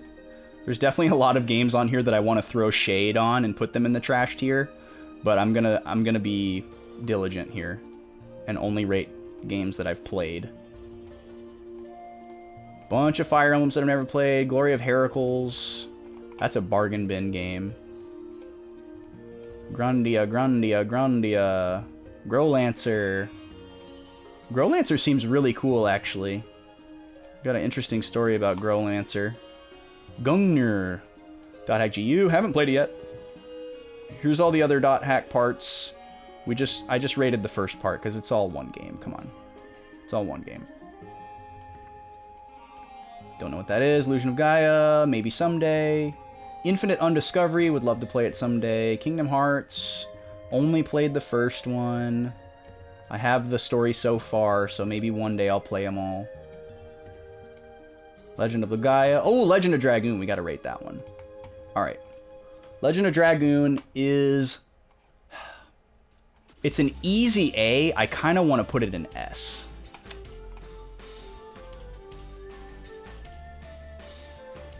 I think I gotta put Legend of Dragoon in S, just because it's not known enough. And also because it doesn't have any, like, laurels to rest on. You know? It's like, it's its own thing. It was a one-off thing. And for it to be as good as it was, like, it had no business being as good as it was. Alright, let's get a new delete tier on here. Yeah, there's a lot of people hoping for that Legend of Dragoon remaster. That would be crazy if they did that. I really don't know how they would approach it. But I would love for them to try. I think a remaster would be better than a remake. But, you know, those words are kind of interchangeable sometimes. Like, I would actually be okay with them just porting the game. You know, just make it more accessible. Put it on, like, PC and new consoles with, like, a, you know, a couple of quality of life improvements. Like they did with the PlayStation Final Fantasies. That would be enough for me. Alright, Octopath Traveler. I think you guys know where this one is going. Octopath Traveler is an easy S for me. Game is so good. Odin Sphere, haven't played it yet.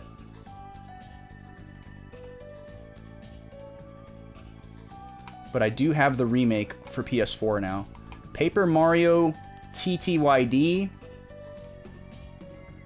This guy's going all the way to the top. S+.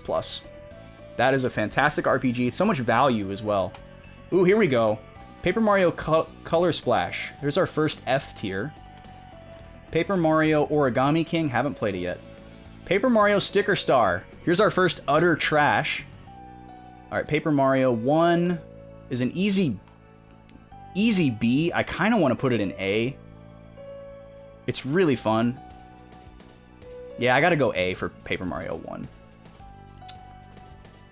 Okay. Persona. Never played a Persona. I don't think I'll ever make it. I don't think I'll ever make it to Persona at this point. I think I'm just better off focusing on other stuff at this point. Phantom Brave. I got that in my collection, thanks to Dorian. Never played it. Alright, here come the Pokemon games. This is big. Yeah, the go-tos are Persona 3 and 4. Well, and 5 now. A lot of people love 5, too. I think I have more fun watching people play Persona than I would playing it, though. It seems like I would get really overwhelmed by it. There's just a little too much, like, customization. And it's so, like, it captures the anime experience so well that I think I would just want it to be an anime. Like, I would want to just watch it. Okay. Very important. Here come all the Pokemon games. Pokemon Black. Generation 5 is the best generation of Pokemon. Don't at me. That's an S+. Now, Pokemon Generation... I'm doing these by generation, by the way. Not... I'm counting the whole generation, not like the individual version that's pictured here. So I'm not just saying blue version. I'm looking at red, blue, and yellow here. So I started with Gen 1, so obviously I'm very partial to Generation 1. But I'm gonna put it in B because of how it comes off today. You know, like I could any day of the week I could do a Pokemon Blue playthrough. Any day of the week. That game is so approachable for me. But as a Pokemon game, it's obviously not as strong as some of the other ones. 5 is your least favorite? That's so interesting, Gooby. Why is it your least favorite? The reason why I think 5 is like... It's weird. 5 isn't my favorite generation, but I would say from a design standpoint, it's the best. Like, I love that it has a storyline and a narrative, and not only does it have one, it's actually really good and compelling and interesting. I like that it has a sequel, which that's a separate game, but I also like that it forces you to use and learn the new Pokemon. When you play Black and White, you're only allowed to use Generation 5 Pokemon until you beat the Elite Four, which is a very bold choice to make, because every other Pokemon game utilizes Pokemon that you like and know from other generations, sprinkled in with the new ones to get you kind of hooked into the game. But Generation 5 didn't do that. They're like, you're going to use all the new Pokemon and nothing else. It could be the timing that you played it. Yeah, for sure. I mean, I'm not gonna invalidate your opinion. I'm just curious. Colosseum, haven't played Colosseum yet. Generation 2 is an easy A. Ultra Moon, I didn't get to finish Generation 7, so I'm not gonna do that. Pokemon Pearl's a B for me. Ruby, uh-oh, Generation 3 is here. I'm gonna give it a D. I really want to give it an F, but I'm gonna give it a D. Generation 3 just, it has a lot of problems for me. Especially because I don't have any nostalgia for Generation 3, so I can look at it from a very objective lens compared to the other ones.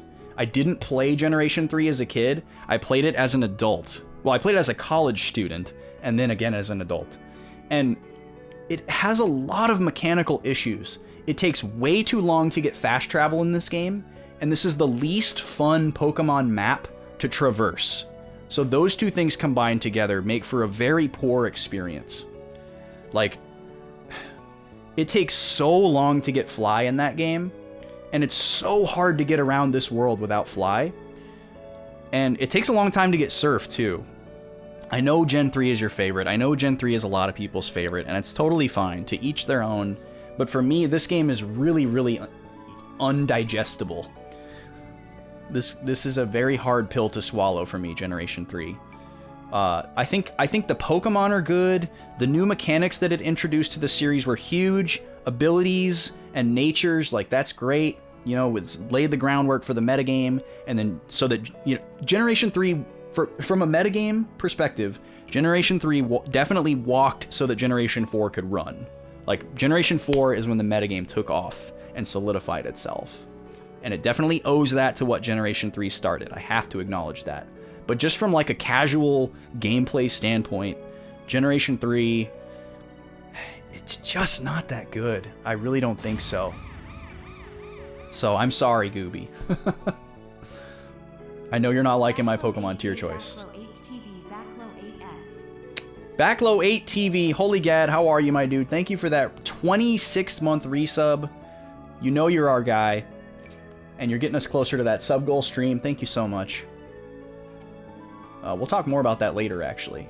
We got to get this dang tier list done, though.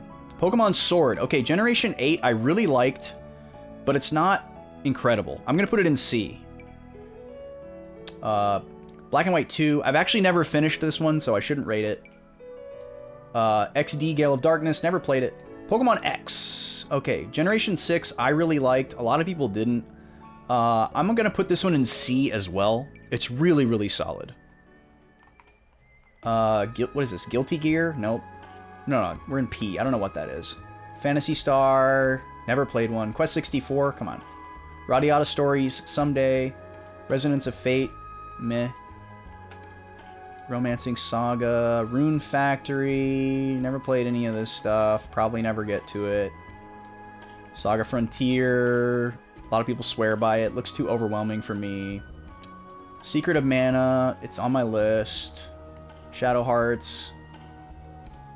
Overhyped. Don't know what these are. Shining Force. Too long. Never play it. We're getting close, guys. We're in S. We're almost there. Skies of Arcadia. I'm sure I'm gonna love it, but I haven't played it yet. Shin Megami Tensei, probably never get around to it for the same reason as Persona. Sonic? What are you doing in here? Okay, South Park. South Park Stick of Truth. This is actually a really, really, really well-made game. Obviously, you have to like South Park in order to enjoy it. But it's basically Paper Mario with toilet humor. And I really liked this game a lot. I'm going to put it in B. Okay, Star Ocean. Okay, let's clear some room here. We're getting to Star Ocean now. And then we got to do Tails.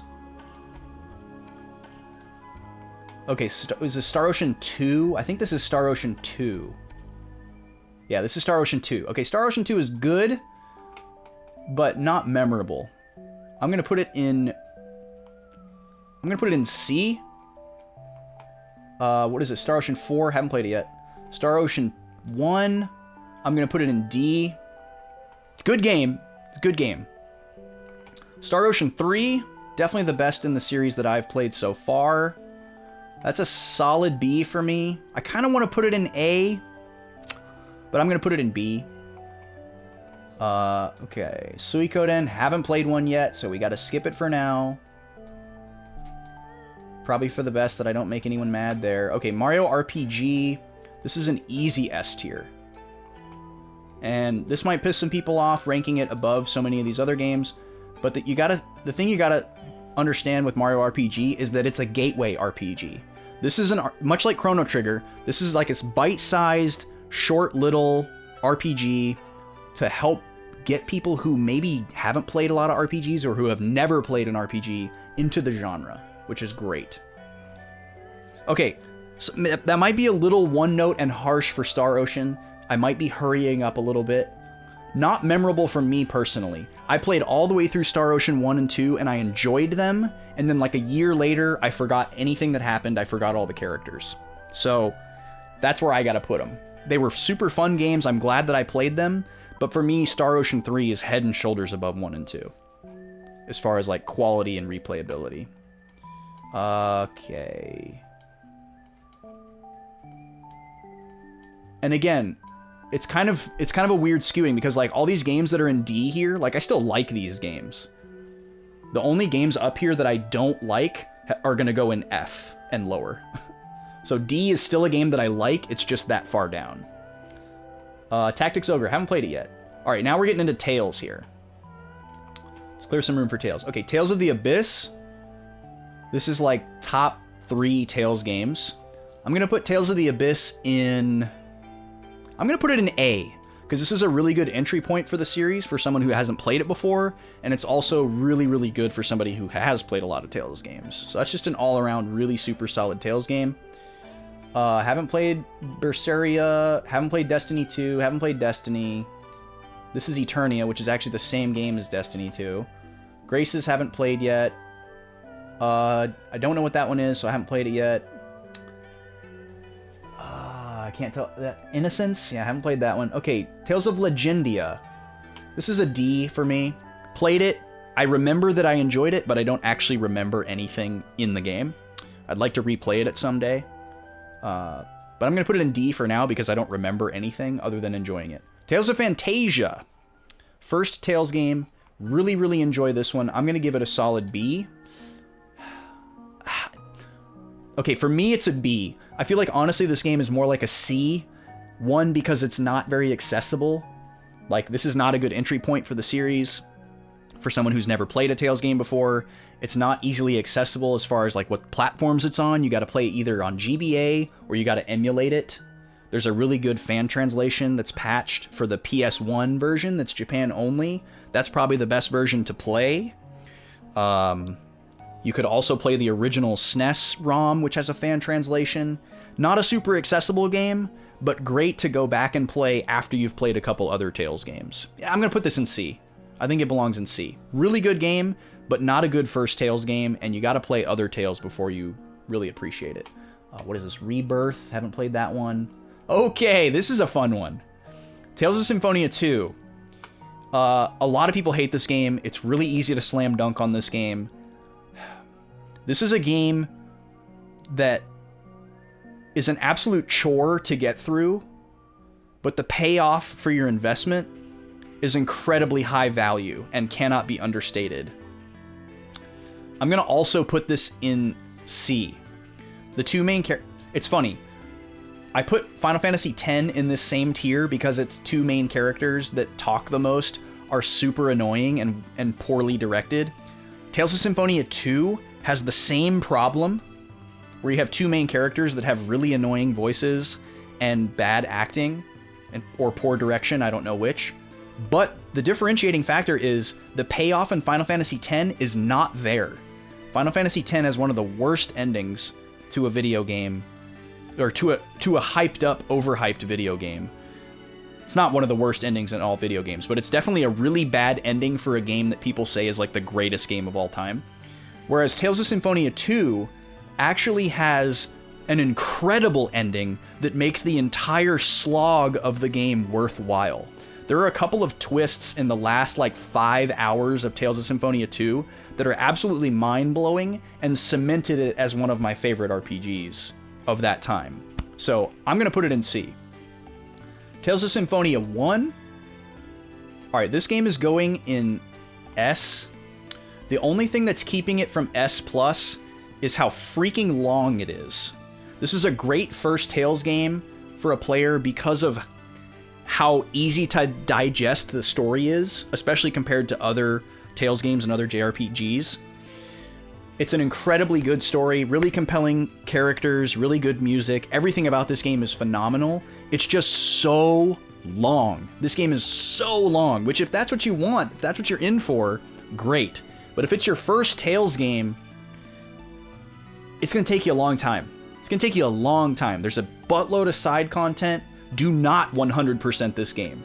Do not try to 100% Tales of Symphonia. You will hate yourself. You will hate the game. Just play the game and get what you get. That's what the developers wanted. I promise you. Do not try to 100% that game. Okay. Tales of the Tempest. We didn't get that. Xillia sitting right behind me in the plastic. We're almost there, guys. We're almost there. Last Remnant someday. Okay, here's a good one. The Last Story. The Last Story. We're listening to Legend of Dragoon music right now, by the way. The Last Story, I'm going to give a B.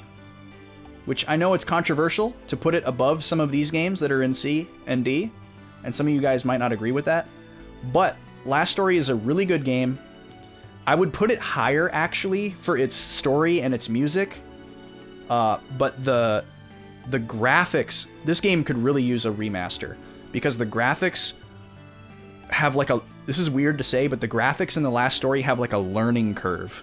Like, going back and playing this game today, you have to like adjust your eyes to this game.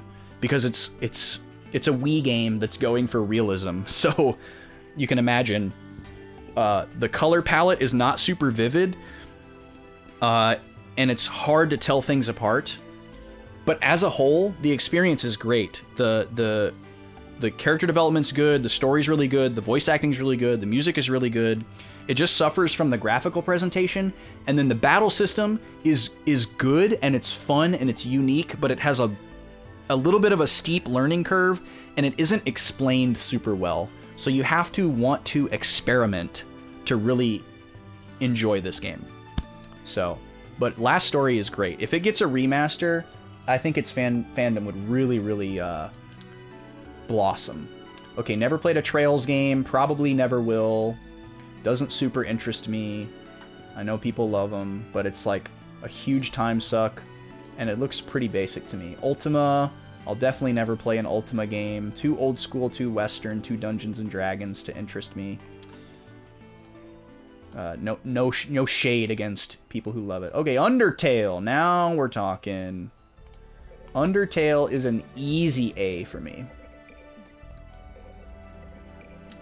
This game is so creatively made. Some of the little nuanced things that it does are just incredible. I could go on for days, but it's spoilery, and we've spent so much time on this. Okay, what do we got? Valiant Knights, no idea. Valkyria Chronicles, I'm actually looking to get into this series very soon, but I haven't played one yet. Valkyrie Profile, never played one, love to try it someday. Vandal Hearts, that game looks really, really cool. It's extremely expensive, I don't know if I'll ever have it. Oh, look, it's Wild Arms! Okay, we haven't played Wild Arms 2 yet. Haven't played 4. Haven't played 5. I don't know what this is. Maybe this is Alter Code F. But we have played 3, and we have played Wild Arms 1. So we can rate those. Now, I haven't finished Wild Arms 3, so I feel a little controversial rating this game before I finished it. But this is a solid A for me right now. This is a really, really good game. It's really approachable. There's a lot of content. It's well presented. Sometimes it's hard to know where to go, but for a seasoned JRPG player, it's a blast. And even I think if you haven't played a lot of JRPGs, you could get through this game no problem. Wild Arms 1, it's good, but it didn't leave a huge impression on me. It's notable for its aesthetic. The gameplay is pretty standard, but I think I gotta give this one a C. My gut instinct was to put it in D. I feel like it fits with these other games. Like, these games are good, but Yeah, I think it's okay in C. It's got a lot of originality in a lot of different sectors. Original music, original aesthetic, original gameplay concepts, puzzly dungeon crawling. It belongs in C. Witch in the Hundred Knight. I didn't know that was considered an RPG. I said we weren't going to do all these, and here we are. Never played a Witcher, probably never will. Don't know what these are. This looks like a bunch of westerny Dungeons and Dragons type stuff. And then we got Xenoblade. Okay, this will be interesting. Okay, Xenoblade 2, haven't played it yet. Xenoblade X. Xenoblade X is going to be our second game to go in the F tier. And this is a hard pill to swallow for me, because this game is pretty well designed, but it has so many footfalls, and the investment required to just know how to play this game is mountainous, and then the payoff at the end that you're expecting in both the story and the gameplay is absolutely non-existent. I legitimately regret finishing this game. I invested probably 70 hours into this game, and I was like, I gotta play Xenoblade X before I play Xenoblade 2, because I know if I play Xenoblade 2 first, I'm never gonna want to go back and play Xenoblade X. So I forced myself to play Xenoblade X. It took me a year off and on to beat it, and I 100% regret it. I wish I would have played Xenoblade 2 instead, because I'd be playing Xenoblade 3 right now. But now here I am, Xenoblade 3's out, everyone says it's the best in the series, and I haven't even played Xenoblade 2 yet, and I gotta play Xenoblade 2 before I play Xenoblade 3. I fully regret playing Xenoblade X. It's a well-designed game, it's really fun, gives you a lot of freedom, but voice acting's pretty bad, and the story payoff is non-existent, and I really resent that. Xenoblade Chronicles 1, however, this is an easy S+. I could go on for days about Xenoblade Chronicles 1, but I'm not gonna. Xenogears. Okay, this is a tough one. I'm gonna put it in B. If they had been able to finish this game and create the game that they wanted to, it might be an S, or even S+. I could be convinced to move it into A, but here's the thing, is that Xenogears is very hard to approach. It's a very difficult story to digest. It is not good for a casual player to attempt. Even if you've played a lot of JRPGs, you're still going to have a really tough time with this game. The mechanics are tough. The story is incredibly tough. The story is an absolute iceberg, and most people that play this game don't understand it, myself included. And add on top of the fact that the game is legitimately unfinished. They had to rush the ending of this game because people were getting pillaged off the development team for Final Fantasy. This game was actually going to be Final Fantasy VII, and then they reworked it to be a standalone title, which, thank God they did that. How different would Final Fantasy have gone? Anyways, Xenogears is a great game. I'd love to play it again someday and try to understand it better. I appreciate it a lot for all kinds of different reasons. The art, the music, what the story tried to do and succeeded at doing. But just like the style of it and everything, so great. Xenosaga, haven't finished one yet. Ys, never finished one. Barely played any of any. And then that's it. All these other ones at the bottom are the games that we've deleted so far. It added them to the bottom, which is excellent. So we're done. We're done. Okay, let me zoom out here. We'll take a screenshot. I'll put this in Discord, and you guys can @ me later and get super mad or whatever. I'm surprised that you said Xenoblade 1 was an F tier, Gooby. I'd love to hear your take on that. Why did you dislike Xenoblade 1 so much? Thank you, Brack, for the 5 hundo. I appreciate you, man. I can't believe I did the whole thing either. It was really fun, actually. It was really fun, actually. Oh, yeah, we got to do a press conference. Oh, my gosh.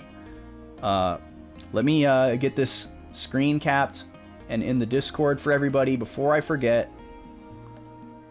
This is going to go in general, and I will tag the picks roll. Oh, I forgot to ping Discord and do my tweet. Let me do that real quick, since we're going to actually be playing the game soon. There goes the tweet. There goes the Discord ping. People are going to think I started super late. We're gonna spin the wheel as well, thanks to Brack. Thank you for the 5 hundo, dude. Thank you for that chili bowl. And then, yes, we got to do a press conference about something I've already forgotten. I'll look at that in a second.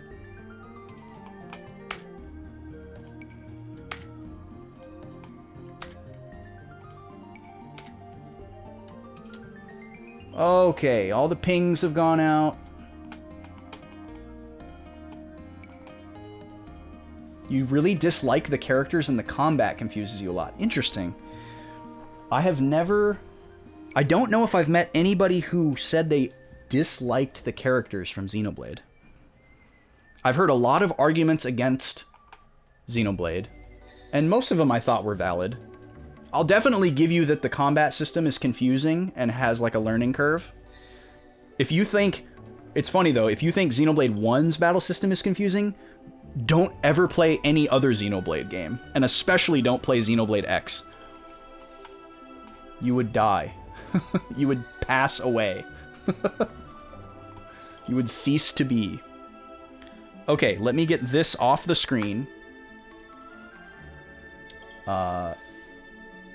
Boom. Okay. Let me use the restroom really quick because I'm bursting. And then when I come back, we're going to do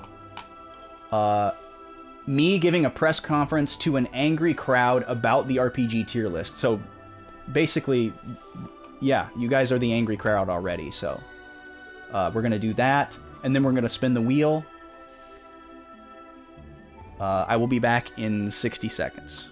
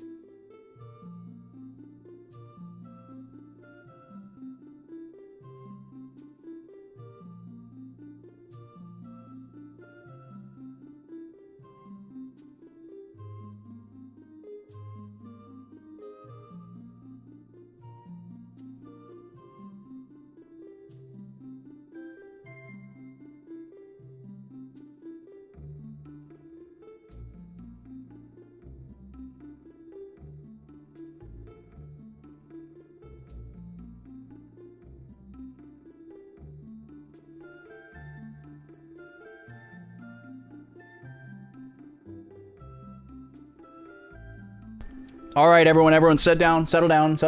Take your seats. Listen, I know we've had a lot of questions. There's been a lot of feedback, some positive, some negative. We've had a lot of people coming to us, writing to us with emails, letters, bomb threats.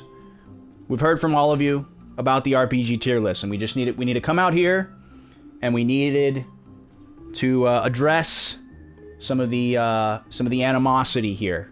You know, we're all gamers. We all have our opinions, right? We all have our treasured opinions. We all have our thoughts, and we all have our feelings. We have our nostalgia. And let's just remember that this tier list is the opinion of one man. Right? This is not an end-all be-all. This is not an ultimatum. This tier list is one man's thoughts. This is one man's opinion. You know, we've shared our love with you. We've shared our reasoning, right? But this is not objective. This is a very subjective matter. This is a conversation. All right? So you can choose to participate in the conversation constructively. You know, those of you that have been agreeing, those of you that have been sharing your tier lists, you know, we welcome you.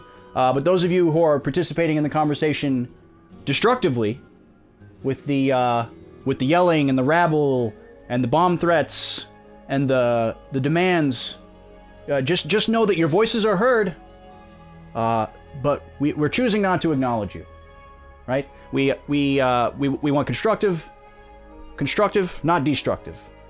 All right. So tell us your favorite games. Keep sending the letters. Tell us what you like. Tell us what's interesting. Tell us what's not interesting. But we won't tolerate the violence, the animosity, the hostility. Let's rein it in. Let's rein it in, gamers. It's all fun and games.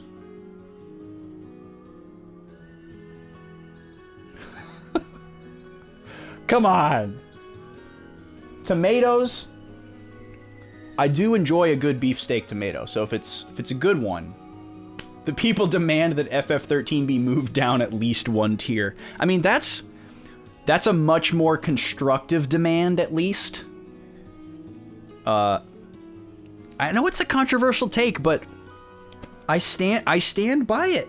If you're looking at the whole series and which ones are the most approachable, I don't feel the need to defend it any further. Final Fantasy XIII is actually a lot better game than people give it credit for. It's just easy to dunk on. It's an easy game to dunk on. But like, there are so many. Okay, just in the way that there are games that are overhyped and overrated, you know, but like they're still good. Maybe they're not as good as people say they are, or maybe they're not as good as your expectations got set to because of how much it was hyped up to you and explained. The same thing can happen with games that are easily dunked on. People like fall into this rut where they've heard the game get dunked on and they've heard all these negative criticisms about the game before they even play it. So then when they play it, their expectations are so heavily colored that they end up fixating on the same things that these other people fixated on, and maybe even fixating on them more because they have these preconceived notions on it. Whereas if you just blindly play that game, you're not going to notice the same falls and flaws that other people are. So I think that's actually a big problem with Final Fantasy XIII, where people are like, oh, Hope is so annoying, or oh, it's a hallway simulator, or oh, the story's really confusing. But if you hadn't been told those things going into the game, you might not formulate the same opinions. For example, I played the game in a vacuum, and I didn't formulate those same opinions. I didn't even realize that the game was a hallway simulator until someone else pointed it out. And that counts for something, right? It doesn't mean I'm an idiot. It means that the game did things to hold my attention and prevent me from fixating on the fact that I was just walking in a straight line. I was intrigued by the story. I was intrigued by the graphics. I was intrigued by the banter between the characters and the whole presentation of the thing. I wasn't just looking at the map and being like, oh yeah, I guess I am just going in a straight line all the time. Man, this game sucks. I wasn't paying attention to that. I was paying attention to literally everything else. And I didn't think Hope was an annoying character because, first of all, he's kind of supposed to be an annoying character. He's the youngest character out of everybody. He's whining and complaining a lot in the same way that Luke Skywalker does in Episode 4. But he has an arc, and he toughens up. And he was one of my favorite characters in the game. I kept him in my party the whole time because I always enjoyed his perspective on stuff during scenes, because he would comment on stuff in the way that kind of a more regular person would, because he was like scared of stuff and he was hesitant about stuff. And yeah, thank you, Onimar. Thanks for backing me up on that. He had the best character development in the series. The character I didn't like in the game was probably Snow. Snow was like really abrasive and brash and had all this like himbo bravado, and it got really old. He was very one note. And you know, people like to harp on Hope, but I found Snow way more annoying. You know, so the moral of the story is play games in a vacuum. Play games in a vacuum. Okay, that's enough. We're gonna get back to the game here. We do need to spin the wheel though, so let's do that really quick here. Where's my wheel cam? There we go. Here we go. Where will she land? Let me mute this music. Thank you, playlist, for keeping everybody engaged orally. And there's the game audio back. We're going to get back into the game. What did we land on? We landed on gift sub. Right on. So whenever we take the next ad break or whatever break, I'll gift a sub to chat to one lucky viewer. It's totally... Well, it's not totally random, but I don't pick who it goes to. There we go. Alright, we're back. We're playing Wild Arms. Oh, Gooby's made a list. Did you do the same tier list as me, like, while I was doing it? Is that what you're saying?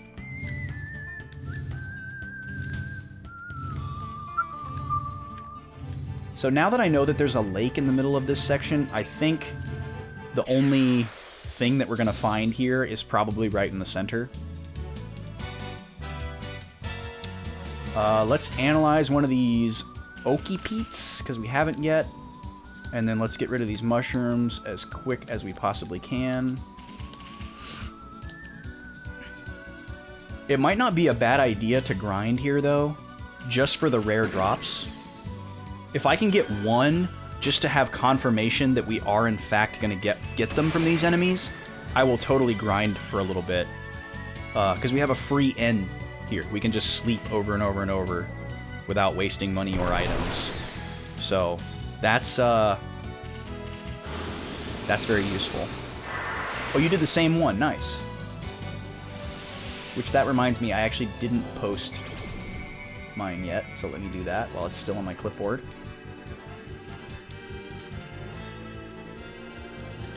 RPG tier list redeem from Onimar. Also, if you guys don't have the Pix Discord role, you can add that if you go to the Notify channel in Discord and react to certain emojis that are already on there for you. It'll add a role to you in the Discord, and there's one for Pix. So every time I post a picture, I tag the @Pix role. So if you want to get pinged whenever pictures get uploaded, you can add that role. There's one for streams and for announcements as well.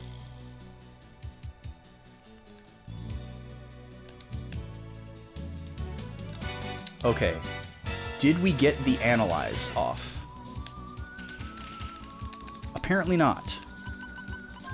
I could have sworn I saw it come up.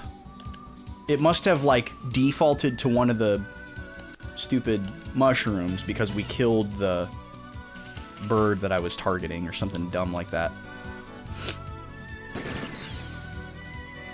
You have some weird takes? I'm excited to look at it. Again, all choices are valid. I'm not going to tell somebody that their tier list is wrong.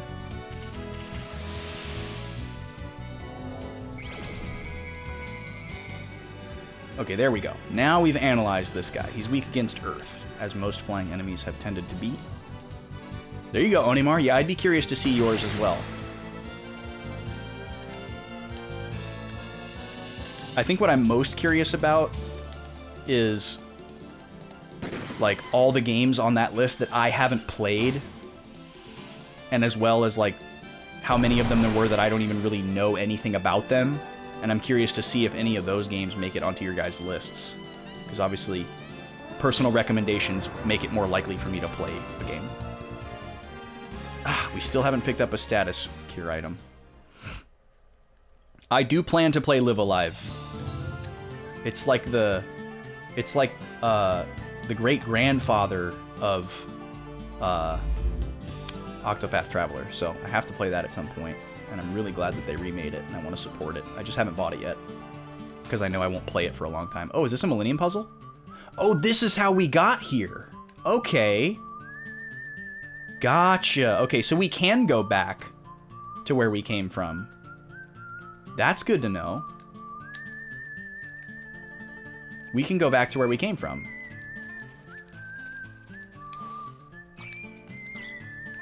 What I can't seem to find, though, is our little shack.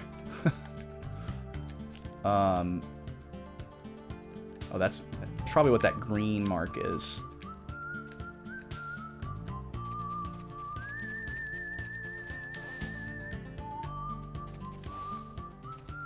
Where is it? A bit north. Or maybe that the green is what I just unlocked? It's got to be close to the lake, right? It was in the center-ish. Oh my gosh. Trying to find the little shack we started at. But you could see it above the trees. Where's Green Lodge? Well, here, doesn't it show up on the map?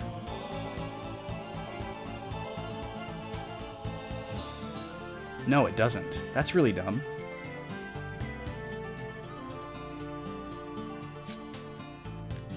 Where's Green Lodge? Take me back. I need to heal. What's with the Live Alive titles? There's only one game as far as I know. Here it is. And it's another kind of like bite-sized RPG. Where there's 6 different playable characters. Oh wow, this looks exactly like the Secret Garden. It's like a palette swap. Oh, what is this? The heck is this? A powerful and wicked presence emanates from the holographic archive. You sense something moving towards you from the darkness. Okay. I'm glad that didn't initiate a boss battle or something, because I was not prepared. Alright, there's our free heal. But yeah, it's a bite-sized RPG where you play 6 different stories, and each one has kind of like a slightly different gameplay loop, and is like a self-contained story. I don't think they connect in any way directly, but they have like spiritual connections. Again, I haven't played the game, so a lot of this information could be incorrect. But it's just unique and also like approachable in its length and playstyle. You can play the 6 stories in any order that you want. And it was originally a Super Nintendo game, so it was just like a really unique concept and kind of revolutionary at the time. Hope this burb has something. I'm gonna add him to my list. I realized I have a piece of paper where I've written these down. So Green Lodge, Brown Bird.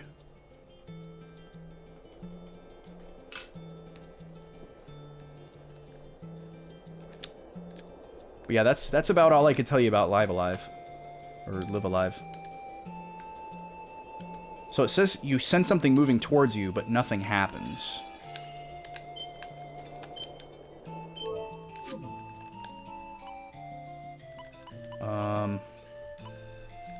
I don't think there's anything here that would allow me to, like, activate that or interact with it, so maybe that's just something that we can do later. I don't know.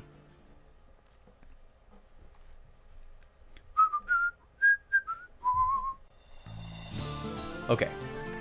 So we found the tower, which is clearly where we're supposed to go next. We also found the back end of the dungeon that we used to get here. So we can't... Yeah, this right here. So I think we can get back to the mainland. Let me see if there's like a crumbled wall or something. No, this is just straight up where we came from. Okay. So yeah, we can go back if we need to.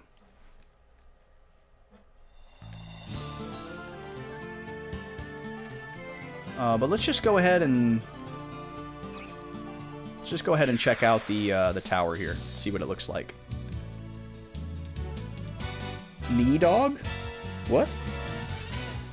Pass? Oh, nid. Yeah, maybe it is pronounced like Needhog. I forget what culture the Nidhogg fable comes from, but it's reflexive for me to say Nidhogg because it's like funny. But maybe it is Needhogg. Or Needog. Do you know the lore on that, Tofu?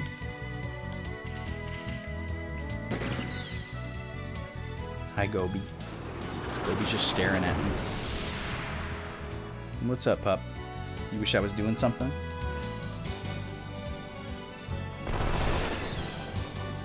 Good job, Jet. You shot the enemy.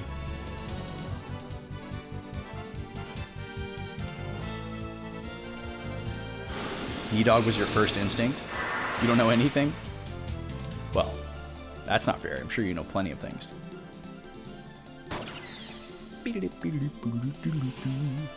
It's weird how the confusion status is that little red thing and not the green question mark. It totally seems like the green question mark would be the confusion status, but it's actually that red thing. The green question mark is amnesia, which is no arcana. Oh, nice, Scooby. So when you make the tier list, are you like saying like within a single row which one is the best out of that row? Are you going to that length? Because I didn't really do that. That would be much more difficult for me to do. All right, we're getting this almost every single time, which is amazing. That's what you tried to do? Come on.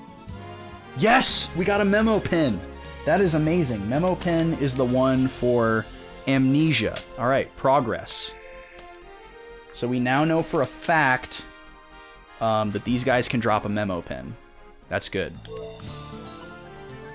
Who do we want to use that one on? That is for what again? Amnesia. Okay, who doesn't have immunity to amnesia? You don't.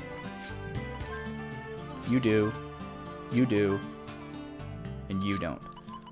Amnesia is no Arcana, which we'd much rather have that immunity on Gallows than Jet.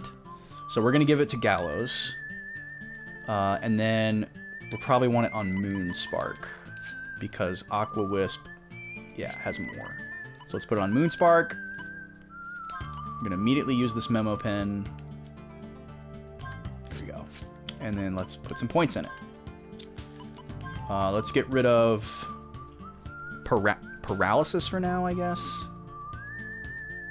Or I guess it makes more sense to get rid of poison. Paralysis is technically more debilitating in the immediate. Jet's got some extra points here. What do we want to put those in? We're saving these for Gela Boost. I guess I can put them in something else while we wait. We'll do Disease. I think Disease prevents you from gaining experience? Starting to jog my memory. Clive has got 1 point. We'll put it in one of these arbitrarily. Oh, and we gotta get rid of the Amnesia. Bonk. Oh, this one's Misery. There we go. Alright, let's check out this tower. Oh, this is Yggdrasil. Oh, wow. Okay. This feels very, like, endgame. But I don't think it is. Oh, shoot! Look at this place. Look familiar, guys? This is the place where the prophets were. It totally felt like they were, like, in a spaceship in the sky, or, like, maybe even on a different planet. But apparently they were here. They were on Filgaia. Give me a break. Yggdrasil is operating. Yes, the Prophet's scheme has been set in motion. We have to stop it, or else this planet will stop breathing. Come on, let's go. I mean, I guess there's a possibility that we're at the end of this game, but I really don't think so. Like, I assumed that we were going to find an airship. Like, the game really seems to hint at there being an airship, but maybe it's just optional, and there's just a buttload of optional areas in the game that we don't need to go to. That's the only thing I can think. Lead dev Brack. Art Brack. Okay, we met these guys outside. They are weak against Earth. Weak against Earth. Alright, everybody attack Group 1. We'll spell on Group 2. I would love to play a Brack-developed video game someday.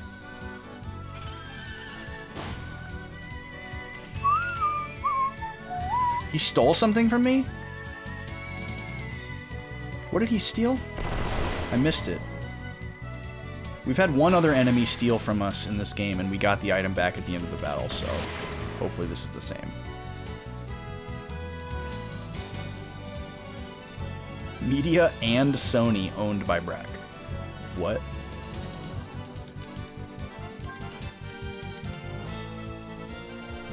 He was here the whole time while I played the game. I mean, he has been here most of the time. Got enough other work in your life? Yeah, that's the hardest thing about indie game dev is like, you gotta just work for yourself for free in your spare time.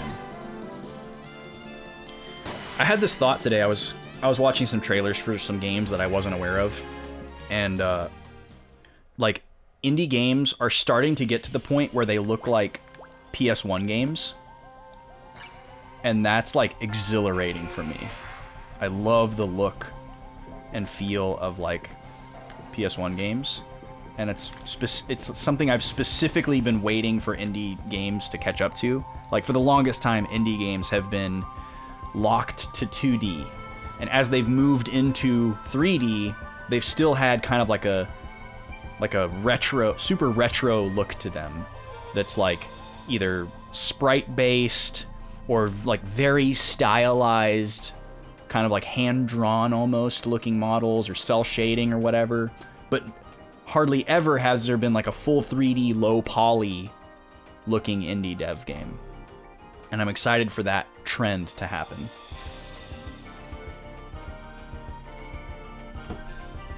Yeah, I mean, that would be the dream, right? To quit your job and go full-time into independent game dev. But the problem is you have no income. Unless you create some kind of like amazing passive income structure, you're toast in like 2 months. Oh, I just can't get past this. Okay, we have to use the new thing that we got. Oh, I was about to do it again. Gotta save that money, exactly. Yeah, you gotta save up for like a long time. These guys new? Yeah, they are. Cockatrice.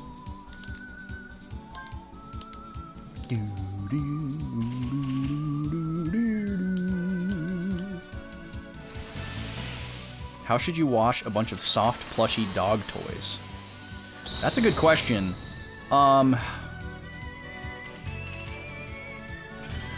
If they're like really plushy and soft, I would hand wash them. Your washer and or dryer will probably destroy them. Or if like, you know, the seams usually aren't very strong, or sometimes there's like glue in there that would probably melt. So I would probably go hand wash unless they feel like super sturdy. If they're like the like more canvasy style, I might feel comfortable putting them in the washing machine. But if it's just straight up plush, I would hand wash. Maybe soak it. If they're stinky, you could soak them in vinegar and soapy water to get the stink out. Or you could just do like warm soapy water, probably not hot. If the water's really hot, it'll also destroy them. And it'll, you know, ruin the color if that matters to you, but I'm assuming it probably doesn't. Okay, did we get the analyze off? Okay, cool. So now we know what those guys are weak against, which is what? Weak against water. Okay. So let's throw out some water. Let's get rid of this poison. And everyone else can shoot. Yeah, I would just go dish soap and warm water for those. Optional soak, optional vinegar. And then after they soak for a little bit, you can kind of like wring them out and then like maybe lightly scrub with just like hand scrub, or maybe like a fresh sponge if you have one. And then obviously the longest part is going to be waiting for it to dry out. Squeeze it out as good as you can, and then, you know, set it in like a shower window or something like that for it to dry out. I don't know. More water for you. Oh wait, I can do an all. I can do extension pressure. Yeah. And then somebody else got poisoned. Try to save an item. There you go.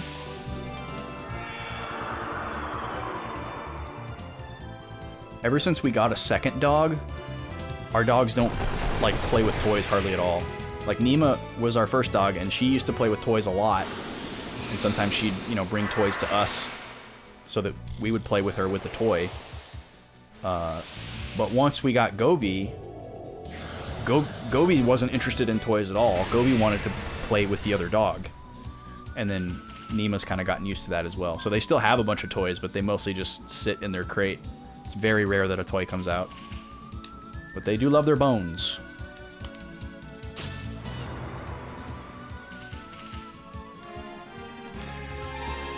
I love how often we're getting those chests. So something that we've done... What? That doesn't get past him either?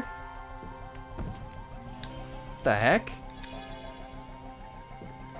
How does... If that doesn't get me past it, what am I supposed to do?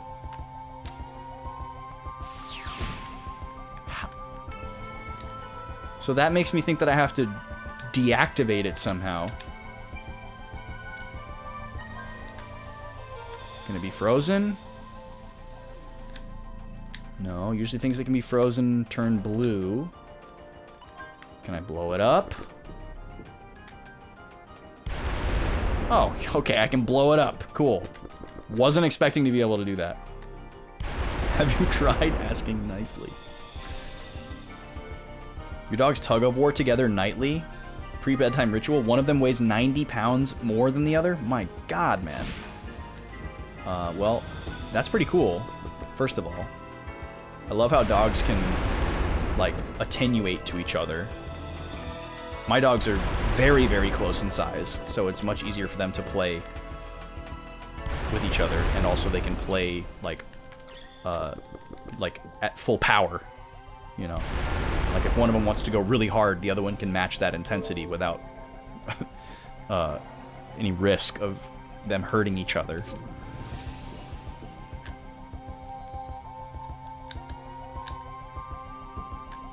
I wish they would tug of war. We have an excellent rope for them to tug of war, and I try to get them to do it every once in a while.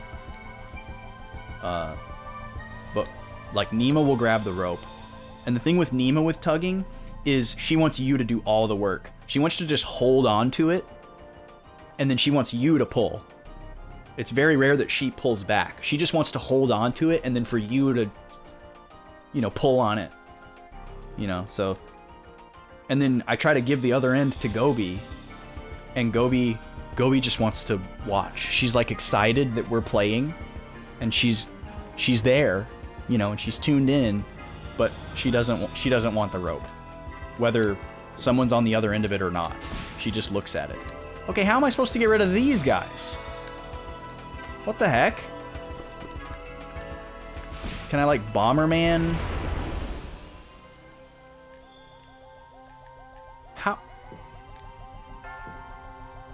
How could I possibly?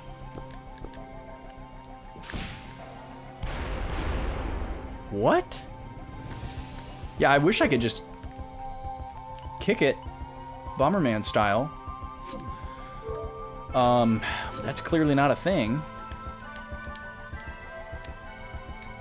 There haven't been any alternate paths. Maybe I need to use a different tool here. Stop. Oh my god. It'll just murder me if I... Okay, not that. Can I hit it with a boomerang? Oh, okay. These things are pretty crappily made, apparently.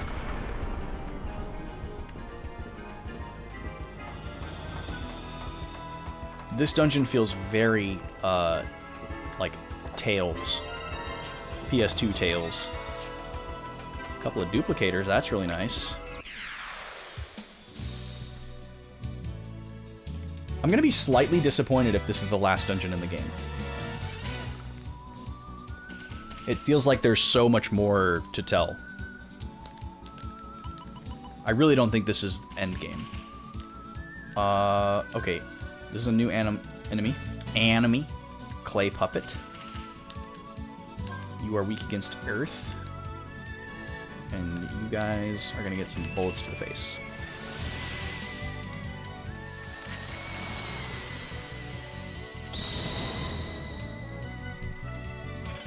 Those guys kind of look like a Pokemon. I have been playing Pokemon off stream, by the way, just so y'all know. I haven't done any story progress, and I plan to keep it that way. I'm trying to just focus on... what I'm doing is I'm focusing on Pokedex entries, so I'm leveling up all of the Pokemon that aren't new Pokemon. Weak against water and... ice. Or no, water and wind. I always misinterpret that wind one as water. Because it's blue. It should be green. Wind is green. Don't they know that wind is green? In RPGs? Okay, let's do extension and pressure on the clay puppets.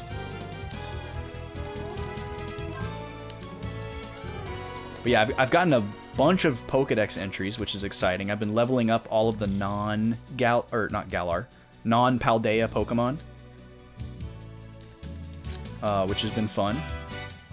I have picked up a few new Paldea Pokemon, just like, you know, if I see them, I'm gonna catch them, but not a ton. And then what I've been doing is keeping one of my, like, primary party Pokemon in my party, and, you know, using them to fight all the battles, and then the other Pokemon just pick up the slack experience. And then once the party leader Pokemon gets to, like, the mid-30s, I'll swap him out for somebody else that's in, like, the high 20s, you know, and repeat the process. That's been working out pretty well. I've gone to a few new areas on the map, which has been exciting. And I've also been going to a few areas where the level cap is kind of exceeding. This isn't auto-advancing, is it? Okay, good. I caught a level 50 Espeon today, which was pretty wild. It was one of those, like, wandering Terra-type Pokemon with, like, the crystal aura around it. And I had to use a bunch of items to stay alive. And get it whittled down, because my highest level Pokemon in my party was like level 32, and then all my other Pokemon were like mid 20s or lower, so it was really difficult for me to whittle it down with the team that I had, and I didn't have any Pokemon close to that level anyways, even if I had my best team. So it took me a long time to get it whittled down, but luckily I was in a cave and I caught it with a Dusk Ball, because I have like a decent number of Dusk Balls now. So that was pretty exciting today. Okay, story time. The land, the seas, and all life forms. This planet is so unsightly and distorted. This planet is like a pupa, and someone needs to help it develop into a beautiful butterfly. That's not like a pupa at all. If it was like a pupa, you'd leave it the heck alone and let it do its thing. That's how a pupa works. What you're describing is more like an egg, where you gotta sit on it and keep it warm and protect it and monitor it. It's not like a pupa at all. You leave the pupa alone. Pupa does what it needs to do. Butterfly just comes out. You need a lesson in what a pupa is. For a lady as smart as you, I'm shocked. And that someone is you? Yes, we are the only ones capable of that. It is an easy task for us to transform the vessel in which a life form takes shape. 10 years ago, the Yggdrasil experiment ended in tragedy as the explosion blew our bodies into pieces. Oh, this is new information. Even so, the wisdom of Hyades helped to restore and condition our forsaken forms, allowing us to live on. That's an abstract concept. So somehow, knowledge allowed them to Humpty Dumpty their bodies back together? How does that work exactly? I need a snack, y'all. I need a snack immediately. I'm like, blood sugar's dropping. And it makes these dialogue sections really challenging. So let me get a couple of these Pika Puffs in my system here.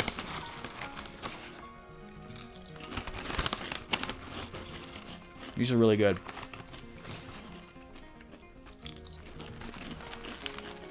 If you weren't here when we tasted these are, this is a puffed pita cracker.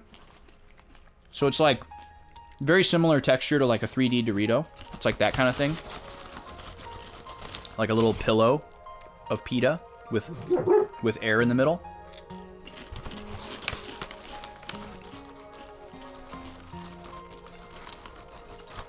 Oh, that's right. I totally forgot that you have a dog with the same name as my childhood dog. It's so crazy. Kita. Yep, my childhood dog's name was Kita as well, and she was a German Shepherd Lab mix. Looked very similar to Gobi, but she was much thicker and stockier. That's right, I'm talking about you, Gobi. She's looking at me. Oh, this is so much better. I'm sorry, guys. Hopefully this isn't bad ASMR. But when my blood sugar goes down, I get pretty non-functional.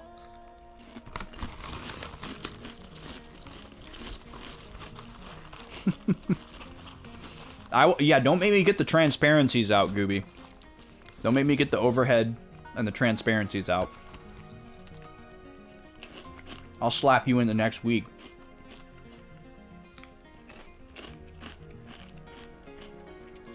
With my Expo markers and my white cloth.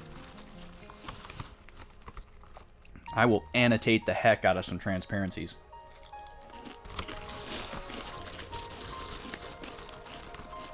But yeah, these are super tasty. The flavor is chile limon. So it's just like a spicy lime. Kind of like a cayenne flavor. Like a very roasty spice.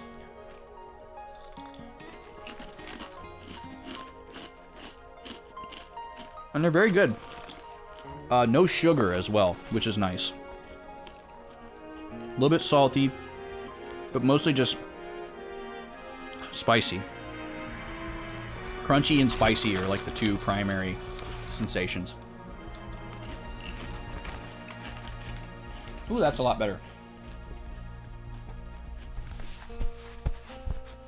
Okay. Now I can do dialogue again.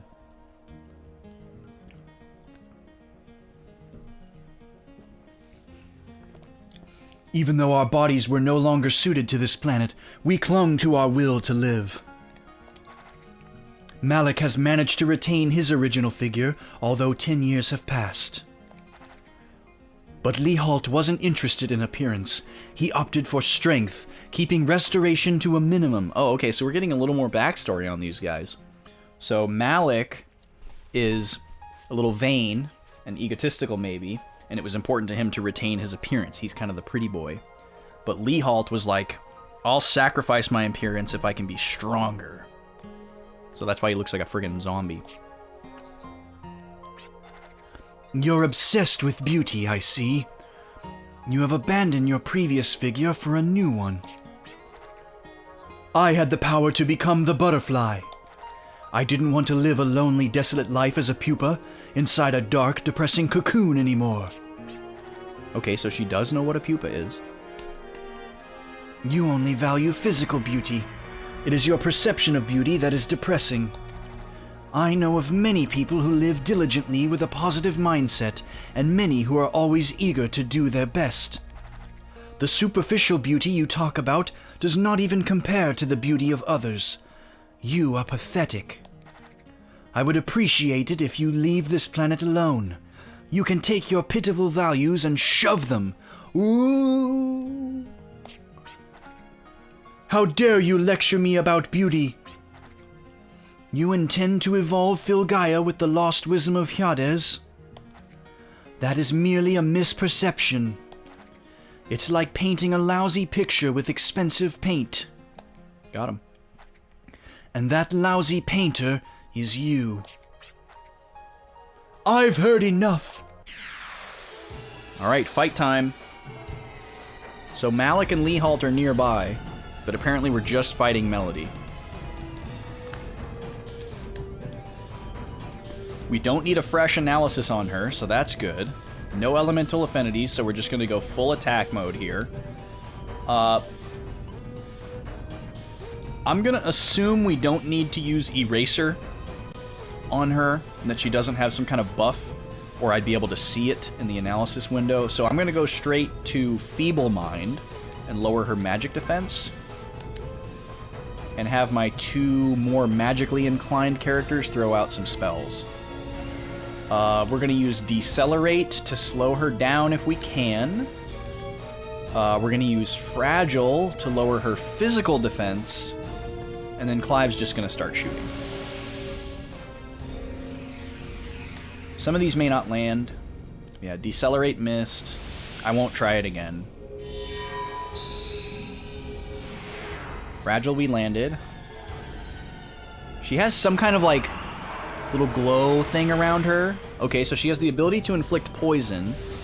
I think everybody has full immunity to poison. The only thing that worries me is I may have taken it away from one or two of the characters to get the other immunity on. Melody's barrier fends off attacks that do less than 350 points of damage. Your arms and arcana attacks must exceed the barrier limit in order to defeat Melody. Interesting. Interesting. 350 damage is quite a bit for us. Let me try Feeble Mind again. We're gonna desperately need lowered defense in order to make this work. So, let me try an Earth spell and just see how it does here. We landed Fragile. We don't have any buffs to increase people's attack power. So that's not going to be anything that we utilize. What is Hawksbox again? Anti-block.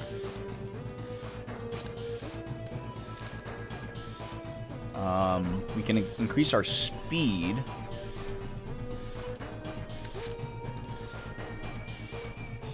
Lock-on will do more than 350 damage for sure. Oh yeah, the boss themes are great in this game.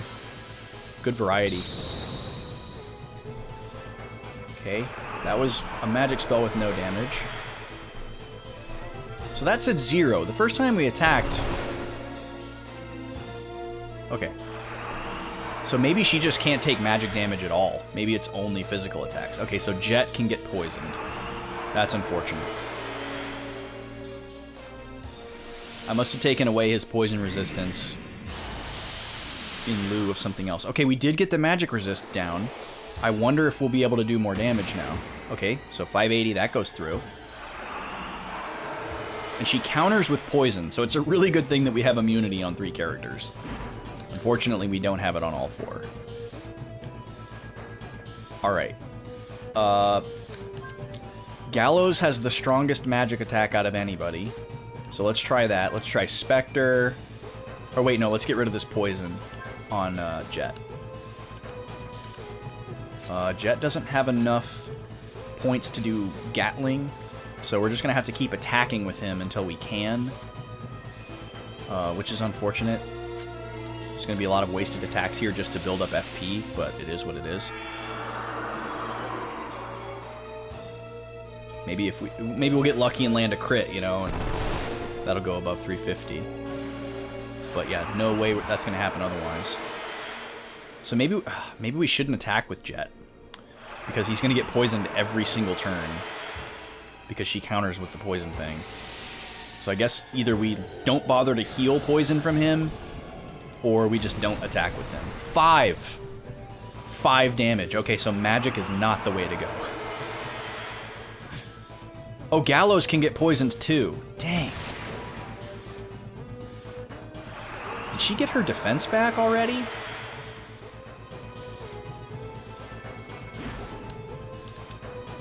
No, she didn't. How did her resist go up so much? Holy cow. Reminds you of Pokey's theme? Yeah, I don't hear it either. It's too, it's like sludgy and ominous. Slow. Slithering kind of tune. Which, yeah, Pokey, I hear, is more of like a fast, frenetic, kind of like chaotic energy.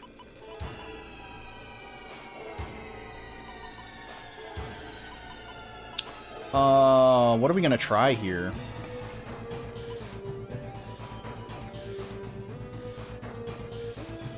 I think I can wait a little bit longer to heal. So far, she hasn't actually attacked anyone yet. She's just using poison. So I think it's pretty safe to just keep attacking.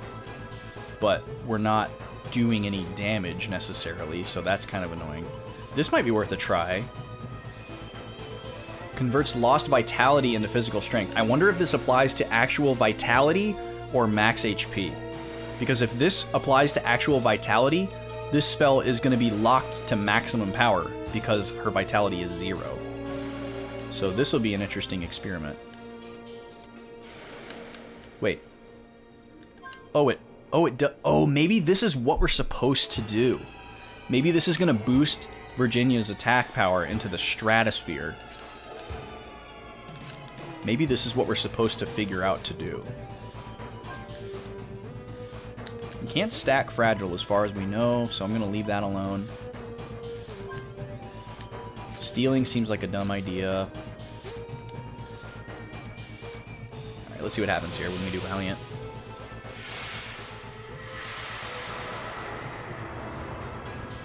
Okay, yeah, difference boosted by the difference between max and current HP. That's what I thought. Not actually the vitality stat.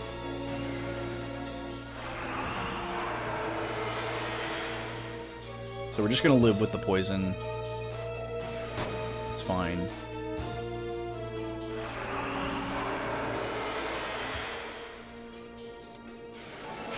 We're just going to leave those two characters poisoned, and then our other two characters can't be poisoned. Does a lot of damage between turns, though, which really stinks.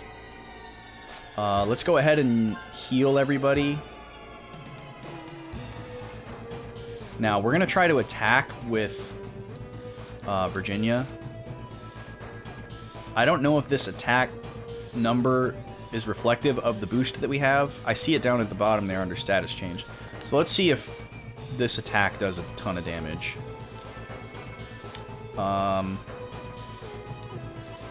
She's still fragile, right? Yeah, so maximizing damage there. We can try Gatling here. Hopefully this does more than 350. Clive still needs to attack one more time before he can do lock on. So far that's the... Oh, okay, there we go. 654.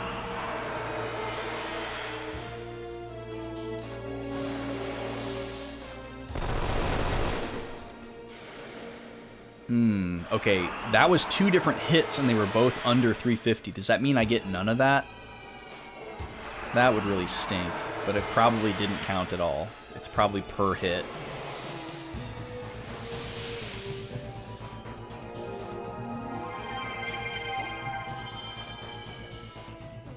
Man, I wish I could heal more.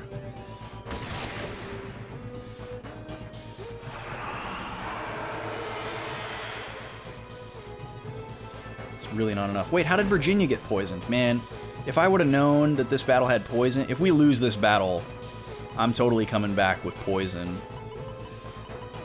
I'll go back to my last save. I don't care. I'm pretty sure I saved after we got that memo pen, but I don't know. Maybe not. I would still do it either way. Alright, we need to build up more FP with Gallows because we need to heal... I'm actually going to do... Ooh, I can do Gatling while her attack is boosted. Okay, we need to take advantage of this while we can. What does Randomizer do again? Uses a random Arcana regardless of FP. Yeah, we don't want that. Let's just reload. He really needs to heal, though. He's going to take like 400 damage from the poison, so... Let's just go ahead and use a Heal Berry on him to keep him afloat. And then Clive can definitely do more than 350. Come on, Virginia. Yes! Oh my god, that's king. I don't know if we're meant to figure out that that's like the mechanic. That's the play, is to use that ability. But it seems like it. Definitely the best way to do damage that we found so far. 0. Yeah, poison me. This fight would be a joke if we still had our poison immunity. It'd be an absolute joke.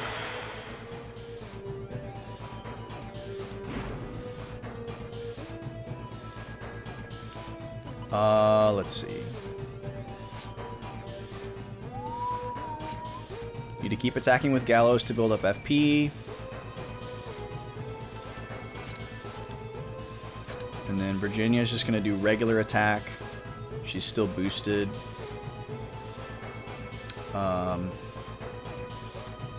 Actually, no. Oh, shoot. Yeah, I got to attack with her. Okay, Jet's going to... Wait, didn't we defend with Jet last turn? That's weird.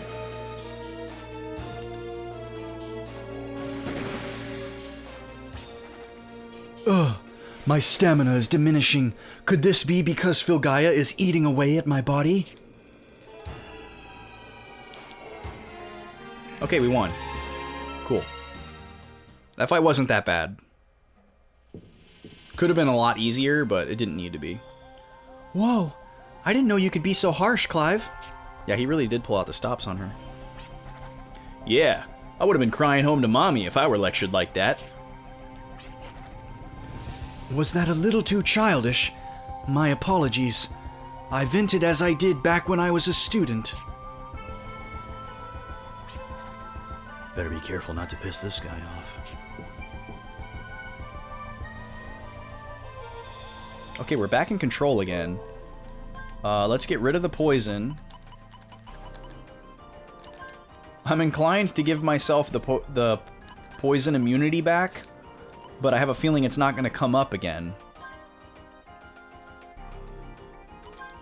I could end up regretting that sorely. But we press on.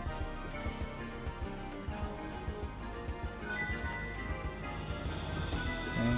That doesn't do anything for Virginia, but we'll take it for everybody else. Ooh, a puzzle. I'm guessing we need to make these all one color. Red is the color of fire, and blue is the color of water. Water does not float on fire. What does that mean? Water does not float on fire.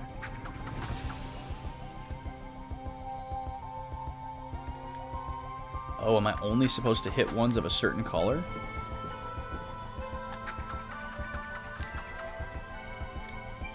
Oh, and they turn off as you pass back through.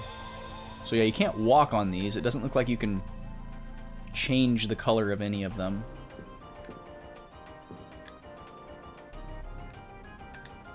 Okay, is there something I can send one way? That doesn't work.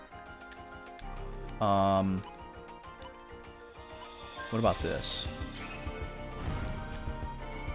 Okay, yeah, okay, this is what we want. Okay, I see what's going on here. So we're supposed to light all of the ones of one color. That's the puzzle here. But unfortunately with the instructions, I don't know if I'm supposed to light all the blue ones or all of the red ones. It says water does not float on fire. Is there a sign on the other side? Maybe? No. Water does not float on fire. So what do I think that means? Water does not float on fire. I'm just going to light all the red ones. And hopefully that's the right thing. So I think if I go like this, and then like this, I just need to go like this to these two rows, and then that's it. This should light all the red ones. Yeah, that was super easy. Okay, cool. I'm glad the color that I guessed was the right color. Ooh, spooky, spacey sci-fi elevator. I like that blue. A lot better than this, like, yellowy green. Okay, finally a split path. Oh, we got a danger fight. Okay, don't like this. You're weak against wind, and you're weak against wind and water. We don't have either of those. So we just gotta stick it out 3 turns, and then our buddies will show up.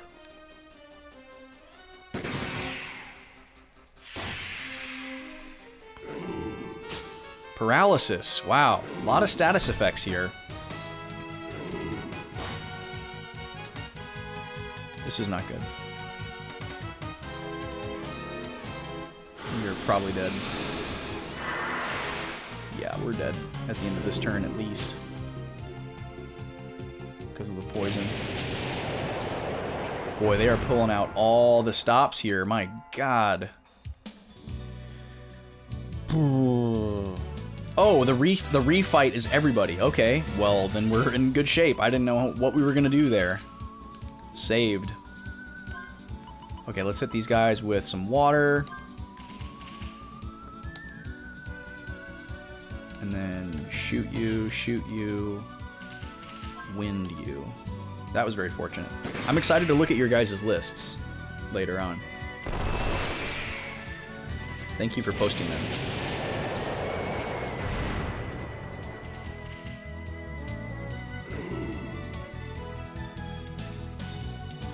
I'm especially excited to look at Onimar's list because I don't know a whole lot about Onimar.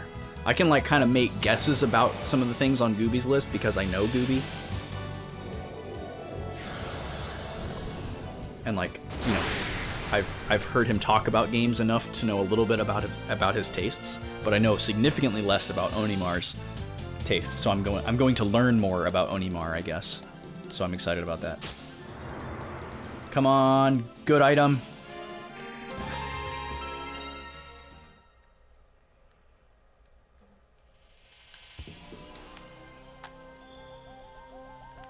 Okay, this is just a chest game. Oh, is this a mimic? I just got a... Yeah, it is. I just got a spell in Dragon Quest III that allows me to check what's in a chest before I open it. Which is an extremely useful spell, because mimics in Dragon Quest III are insanely strong. Maybe I should use an all-spell here. They're insanely strong. So you don't... Oh, I can't. You don't want to run into them if you can avoid it. But there's no way to know a chest is a mimic before you open it without this spell. So now that I can scan a chest and find out, I'm very excited about that. I think I'm pretty close to the end of that game, so I'm looking forward to it. It's gonna be a huge jump. I'm currently playing through the Dragon Quest games in numerical order, and then just skipping ones that I've played before, or beaten, which is 5, 7, 8, and now 1 and 2. So once I beat 3, I'll move on to 4, but after 4, I'll skip to 6, and then after 6, I'll skip to 9. And then finally, after that, I'll be able to play 11. It's going to be hard not to go back and play the DS version of 5, because I love the way that the DS Dragon Quest games look, because they're like in the same engine as 7 on the PS1, which is like my favorite one and the one I'm most nostalgic for. But when I originally played 5, I played a fan translation of the Japanese SNES ROM.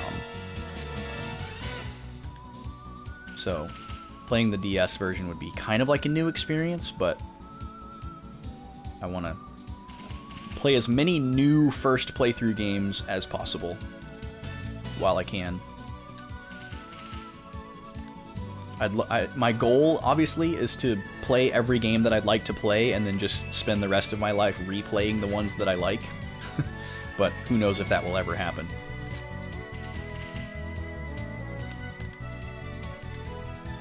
That would be like the ultimate goal, would be to reach like video game retirement. Like I've put in my work. I'm ready, and I'm ready to quit now, and just, you know, play my favorites, do some replays into the twilight years. That's the goal. because my prediction is obviously eventually I will stop buying video games. Like, when physical media is completely gone, I won't be buying video games anymore. I mean, obviously there will be some exceptions. You know, I might still be playing Pokemon and Zelda and stuff like that. And, like, you know, favorite series. These don't stop. So I have to do this. Nope.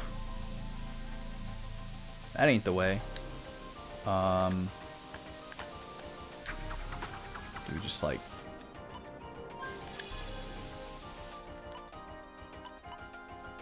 we freeze them? Aha, we freeze them. I love how they build puzzles around specific tools to keep you using them. Instead of just like, oh, you just got this one, so you're going to use that one like crazy, and the other ones are just gone.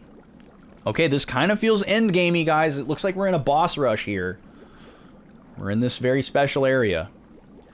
I see you made it past Melody, but I will not let you through. There is still much I need to do. I must create life, so I will not lose. Who is that? Who is this blonde girl? Watch me in action, and try to recall who I am. Oh, he's got a bunch of Zero Suit Samuses. What the heck? What are all these? Oh, right now, they're just vessels of flesh. Even though they appear the same, I do not consider them perfect clones until they're endowed with memories. My next goal is to regenerate memories, to revive my lonely mama, the one who loved me. Oh boy. This guy is... I've been using Johan's voice from Monster for this guy, just because he kind of looks like Johan, but he has big-time Johan energy. He has big-time Johan energy, so I'm happy with that assignment. I need more carbs. My blood sugar's dropping again. I didn't hit the floor, by the way.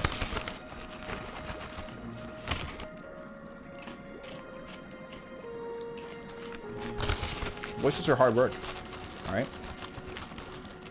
Even if they're not good, they're hard work.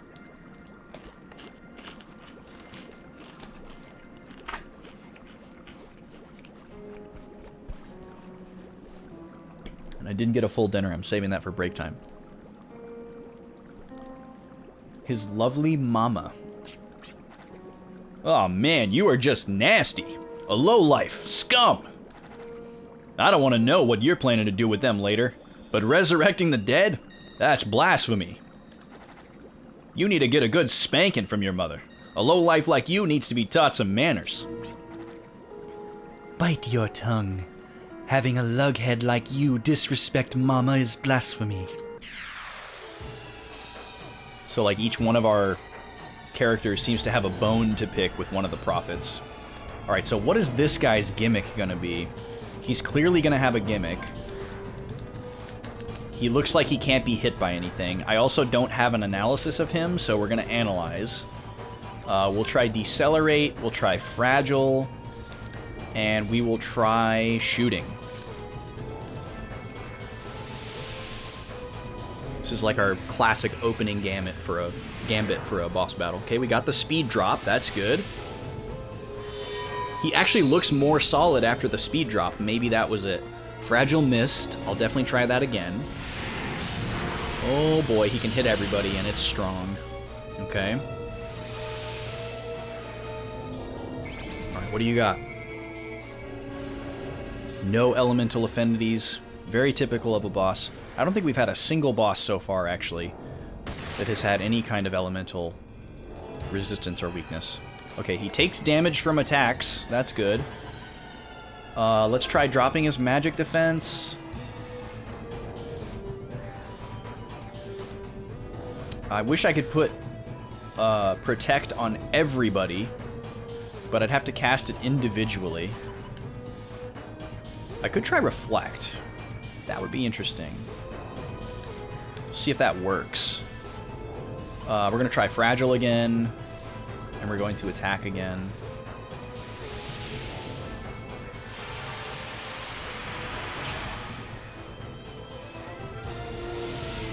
Come on, Jet.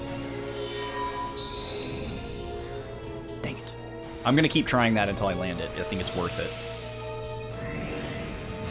Must be Sephiroth in disguise. Okay, we got the magic resist down, so we can start using magic on him. See how that does.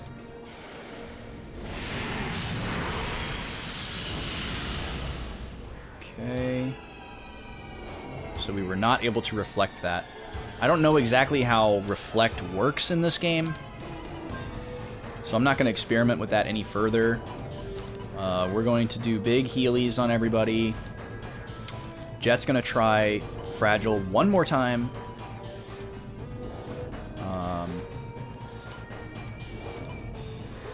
And we're going to do a lock on. Fantasy Arms 7. Man, I've had Final Fantasy VII on the brain so hard lately. I mentioned this in my Discord post. I've been, like, really wanting to play anything and everything Final Fantasy. For, like... I mean, I've had the urge to replay a Final Fantasy game for, like, the last 2 years, and it just keeps, like, percolating and stewing and going up more as I, like, think about it more and watch people play Final Fantasy games on Twitch. I've been listening to the FF podcast. Okay, he's got a status effect too. That's not good. And I'm listening to the FF podcast from the beginning, and they start with Final Fantasy VII, so that's what I've been listening to lately. And even before listening to it, I've always wanted to do like a very analytical playthrough of Final Fantasy VII, where I like break down the story to like a super nth degree to like explain it and piece by piece digest it, because I feel like so many people misunderstand what's happening in Final Fantasy VII, because it's a very complicated story and it's really easy to think that things are going one way when they're actually going the other. And it's to its credit, the misunderstood story that's commonly accepted is also really good, but to really go deeper and fully understand what's happening, there's so many things that are so commonly missed. And not because they're like, you know, like optional, or because they're like lore, you know, like it's all in the context of the game. And I think another thing that has really made me want to do Final Fantasy VII is my my resistance and distaste for the extended universe stuff. Because I'm really not a fan of any of it, and I think it muddies the water of an already really complex story. And I think it does more to convolute it than it does to enhance it. I think it does, I will admit that it does do some things to enhance it, and I think the idea of it is so much more than the actual execution of it. It's like more Star Wars movies, right? Like, the more Star Wars movies you make, it's just gonna, like, the less defined the canon gets. You know, like, you'd think it'd be the other way around. Like, okay, we're gonna fill in this story over here, and we're gonna fill in this little reference over here, but really the more movies you make, the more aqueous the canon gets. Whereas if you just had those 3 movies, sure, there'd be all these fan theories and speculations, but, like, it would be a really concise universe. Yo, Silverstar, welcome in. How's it going? Thank you for the raid. How's it going, everybody? Let me get you a shout here. Have we met before? The name seems familiar, but I don't know if we've had you in before. Either way, welcome in.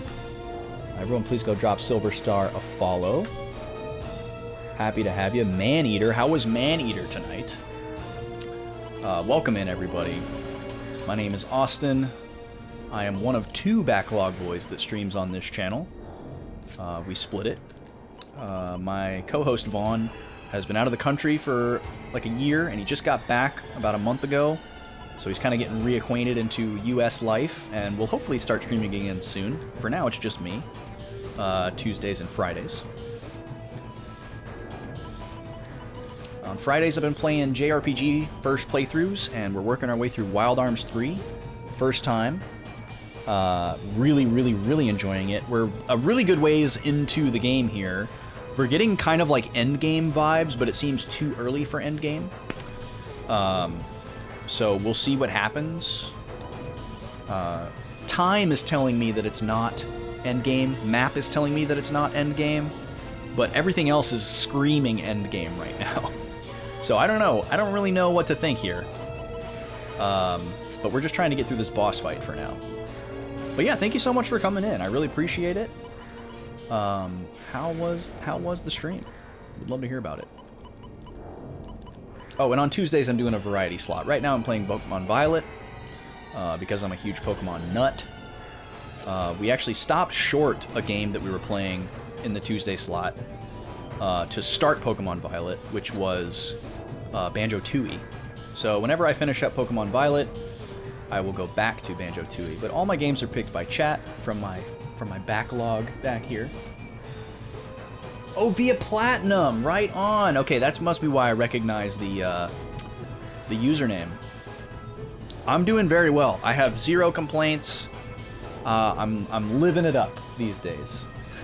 Bought a house back in August, and I feel like I have just finished moving in. There's been so many projects and things to get rolling, but finally my game room feels pretty much finished. Stream space in here feels really comfortable and finished now, and my music room out there is nearing completion.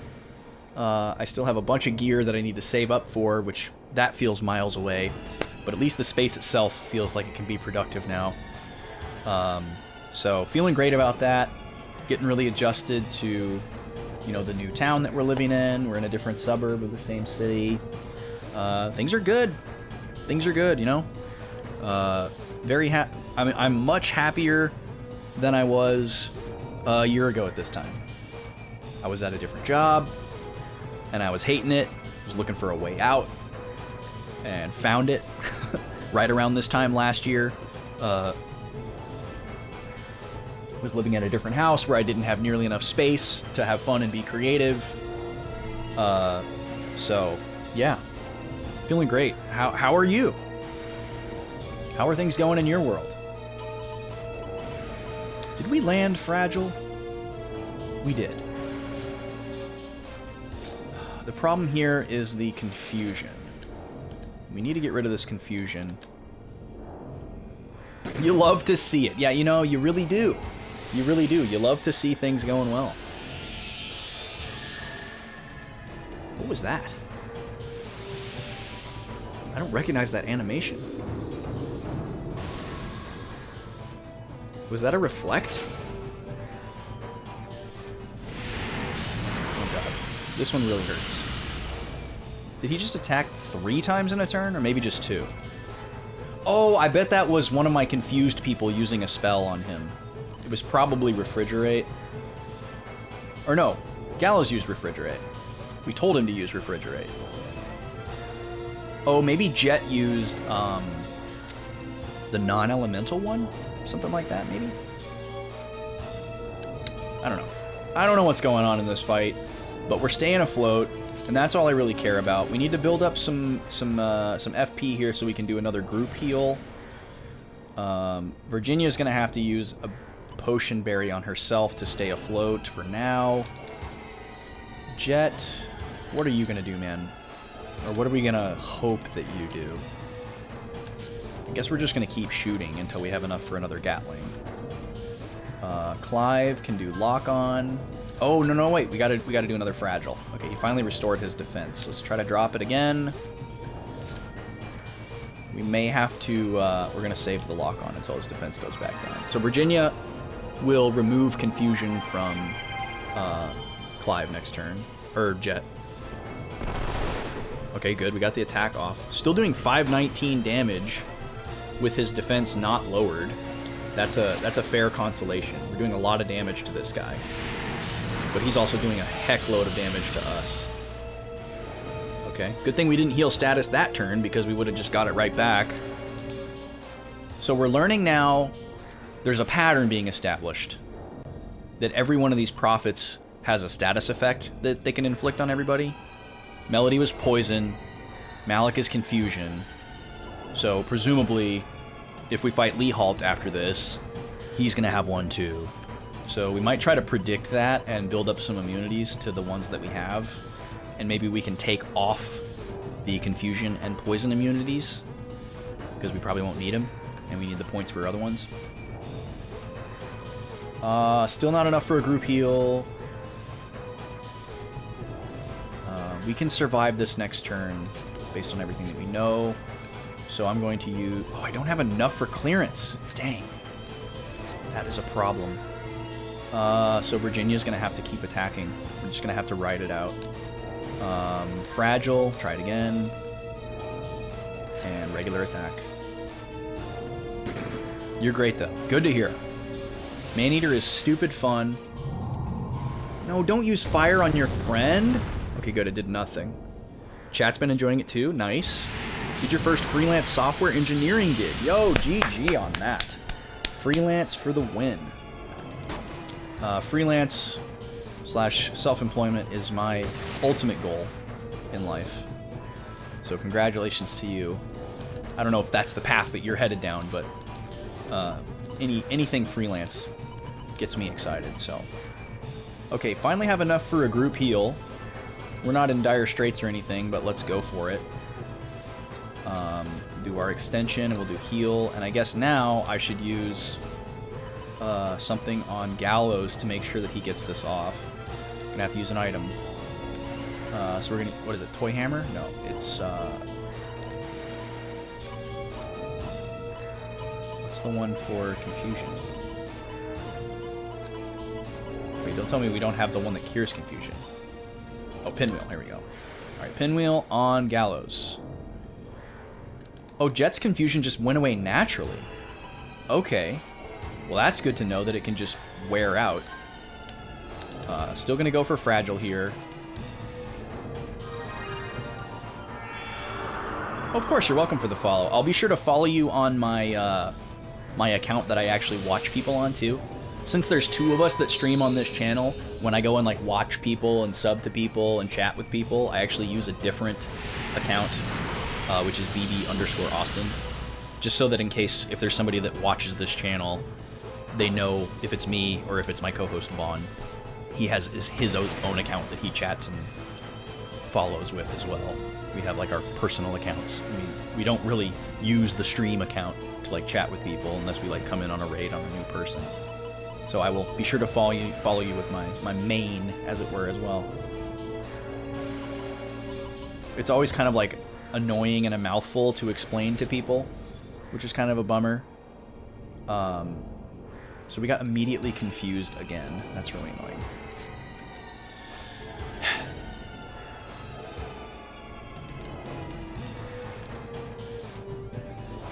Let's just keep attacking for now. Did we pull off Fragile? No, we didn't. Just gonna keep trying. This is a really annoying fight. We're doing good damage, so I'm not that worried. Okay, yeah, we got him. I am losing my strength. How ironic that I must cease to exist on this planet in return for accepting power from the Panakia fluid. But I will not die. I shall return to prepare a new world. Ha ha ha ha ha ha. So are they actually dying? Probably not, right? Gimmel coin and a dragon fossil. We take those. You know, with a pretty face like that, I suspected he might have perverted tastes. And I couldn't be more right.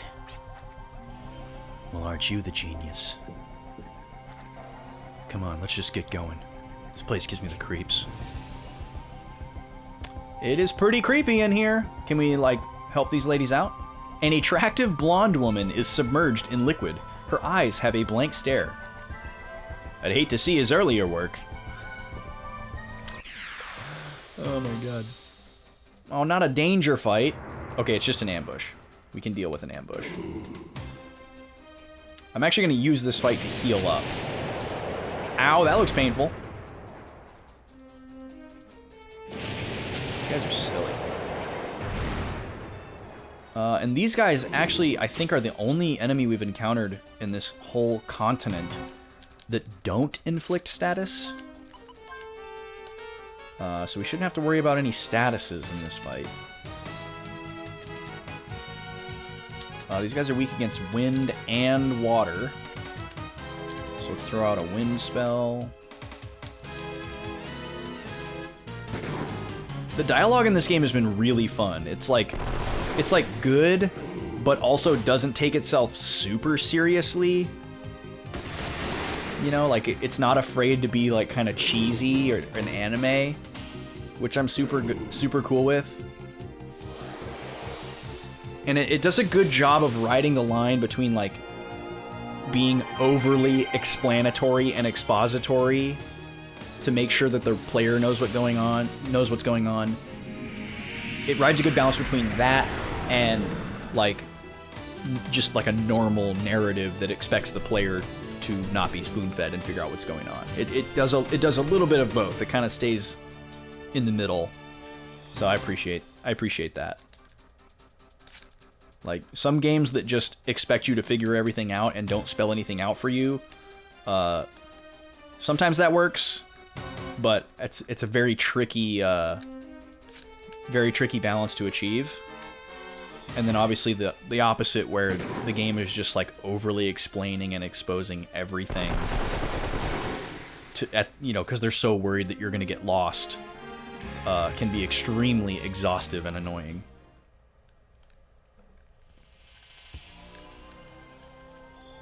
Okay. So we literally can't get that text ever again. What about this console? No, nothing. Alright, I'm gonna keep pressing on. I feel like I'm super weak and I should like leave and like heal and then come back. Like nobody's got any vitality left, low on items, etc. Oh, we were gonna check the status effects.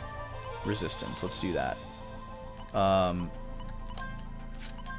So let's see here. We've already encountered poison and confusion. So let's get rid of those on everybody. Let's be ballsy and assume that we're not going to see them again. Looks like everybody already took their points out of poison. And only 2 characters had the confusion resist. So paralysis, disease, glass. There's the poison one. I guess I could take that away and just max these out just in case we run into those. And then 1, 2, 3, 4. There's also a lightning bolt in my RPG brain that's telling me that there's a possibility that the next fight will utilize, or the last fight in this area will utilize all of the previous status effects. You know, and that these first fights were supposed to be a warning that that's what we were supposed to build up our immunity to. So that's also a possibility. So we could be screwing ourselves here. Let's see. Disease. Paralysis. We don't want Defender. So we'll go 2 on Earth and 1 on Light. Okay, and then Gallows. He's already maxed out on all the statuses he has, except for poison. We'll give him 1 poison just so he has it. And then Jet. I don't think we're really losing too many like rare drops here. And I don't want to take away his crit rate because that's like his best. Man, this is a tough call. I mean, I need 1 more point to get full immunity to disease. Oh, the other one is sleep, though. I need sleep as well. Oh, man. Man, Jet is really hurting for points here. These skills are also really expensive, is the problem.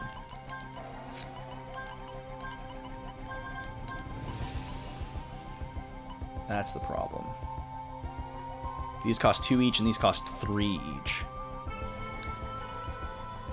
So let's max out Disarm, and then we'll put the rest in Luck.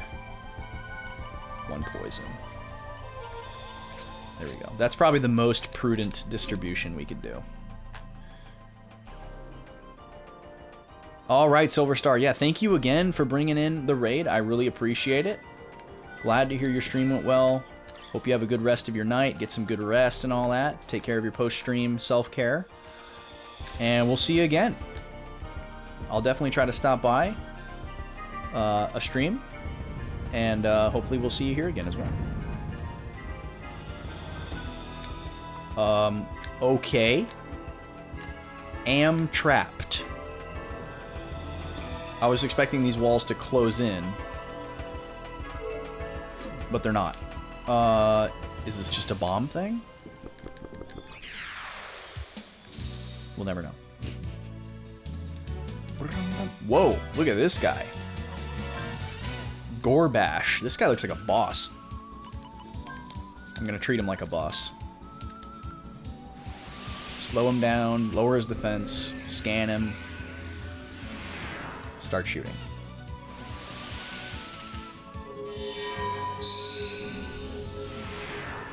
Okay, everything's landing. Gorbash the Bashinator. Okay, only 120 damage. That's not that scary. He resists all elements, so we gotta stick to physical attacks. He's got 3,000 health. That is a pretty decent amount. So it'll take a couple turns to kill this guy. I imagine he has other attacks. We're not missing that much health, but I'm gonna take the healing opportunity.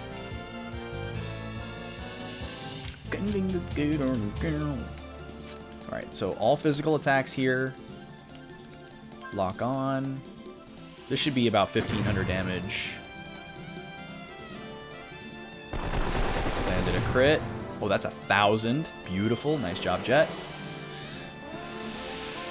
And then hopefully Clive can do another, like, 800, 1,000 or so.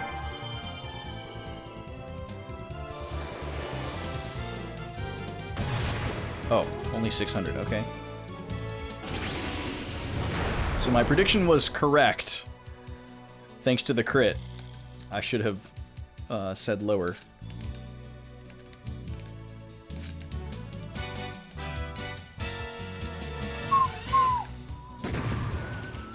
He shouldn't last much longer, though.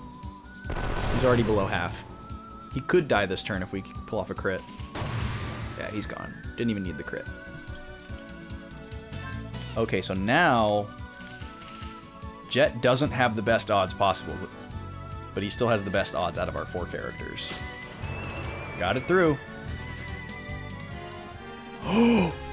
Yo! We got a Holy Grail! We just learned about this item last week. So this is one of the new status resist items. This is the first time we've ever seen it. It allows you to resist the Fallen status, which is basically instant death, as far as we understand it. Whoa, I just had a big bitrate drop there. So that's huge. That's a big pickup. I'm gonna write down this enemy here. We haven't run into any enemies that utilize instant death spells, which is very fortunate. But if this is the final dungeon, wouldn't be surprised if this is the area where it shows up. Also, something that just occurred to me, typically, actually every time so far that we have got a rare drop status prevent item, it's from an enemy that inflicts that status. So that tells me that that Gorbash guy has an instant death spell, and he just didn't use it. So that's very important to think about. What's the name of this place?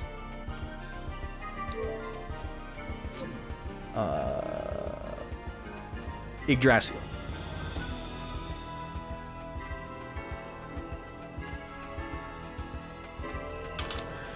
So that's a little bit scary. Try these bombs again. Okay, I was right. It's bombs. Never expected to be that easy, but it is. It's called Bashinate. Wouldn't be surprised. Oh, is this like one of those spinny things? Oh. I was just trying to get a closer look. I see the switch. Oh, interesting. Okay, well, I can do this. Oh. Okay, I see what to do here. So we use the strong glove to pick up this guy. And then we push the ice block across onto the switch. Now, something tells me that this is an optional door. And maybe this is just like a chest room.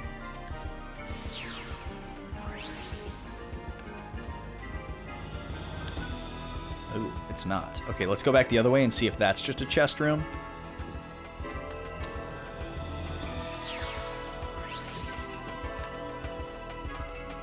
It is, okay.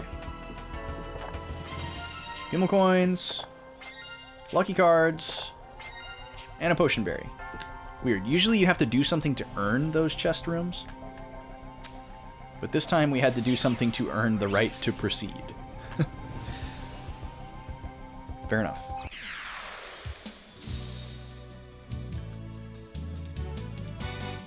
Okay, here's this guy again.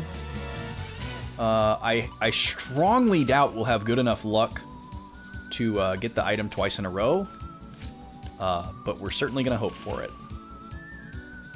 Very fortunate that we found out that it was a thing on the first try.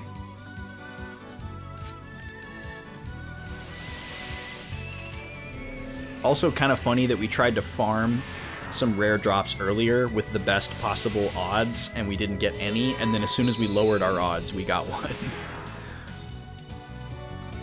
Obviously a coincidence, but... So, he has that attack. What was his other attack that he did? He had another attack, right?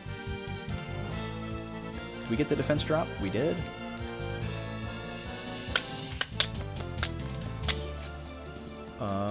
We'll take the group heal while we can get it, I guess.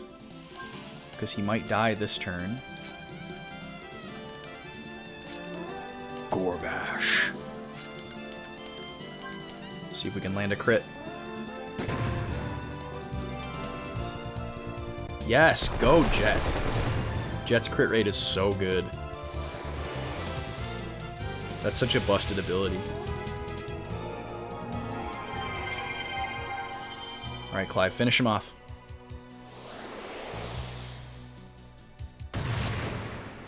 Great hit, but not enough. So he uses that attack again.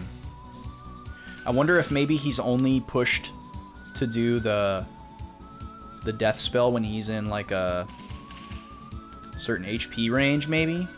And we just haven't given him the chance to do it? Or if it's just like a percentage chance in his AI that he uses the move. Maybe it's just a low percentage chance because they didn't want you to get destroyed. No rare drop there. I think it's impossible to get the rare drop if you don't get the like the separate screen with the treasure chest. I think you can only get the regular drops otherwise. Oh, we got these guys again. Okay, so we can use the boomerang on these ones.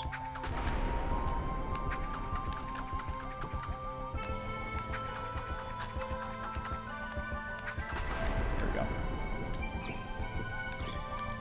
Oh, I bet I could have just grabbed the ladder there and prevented that battle. Maybe it wouldn't have let me, I don't know.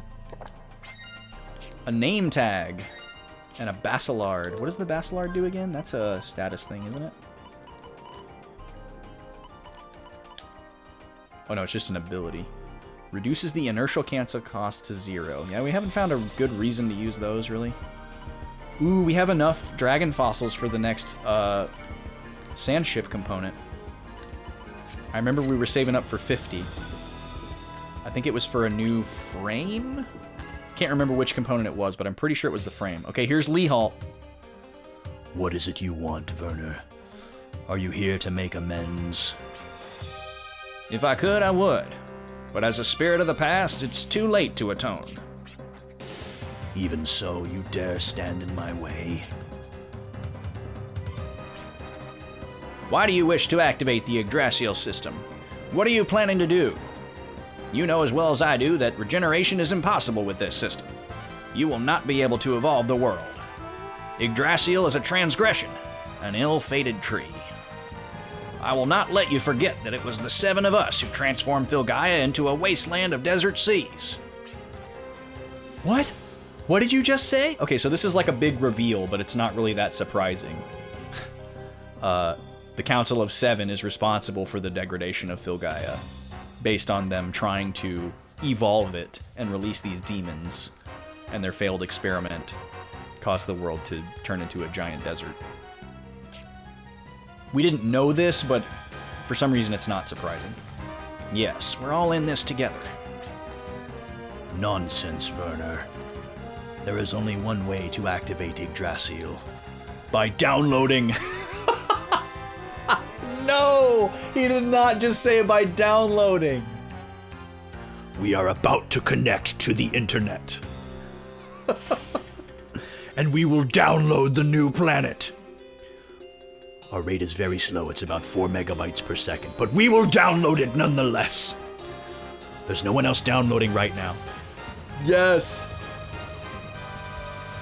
Thank you, Gooby. It's a peer-to-peer download and our seed rate is extremely low. There's only one seeder, so it will take over 10 years to download the new planet. But when it is done... You wouldn't download a planet? Oh my god, that's so funny. To bring forth this planet, the one responsible for the wisdom of Hyades. To bring forth to this planet. So he's going to download... What? To bring forth to this planet the one responsible for the wisdom of Hyades. So the information that they tried to use to restore the planet / release demons,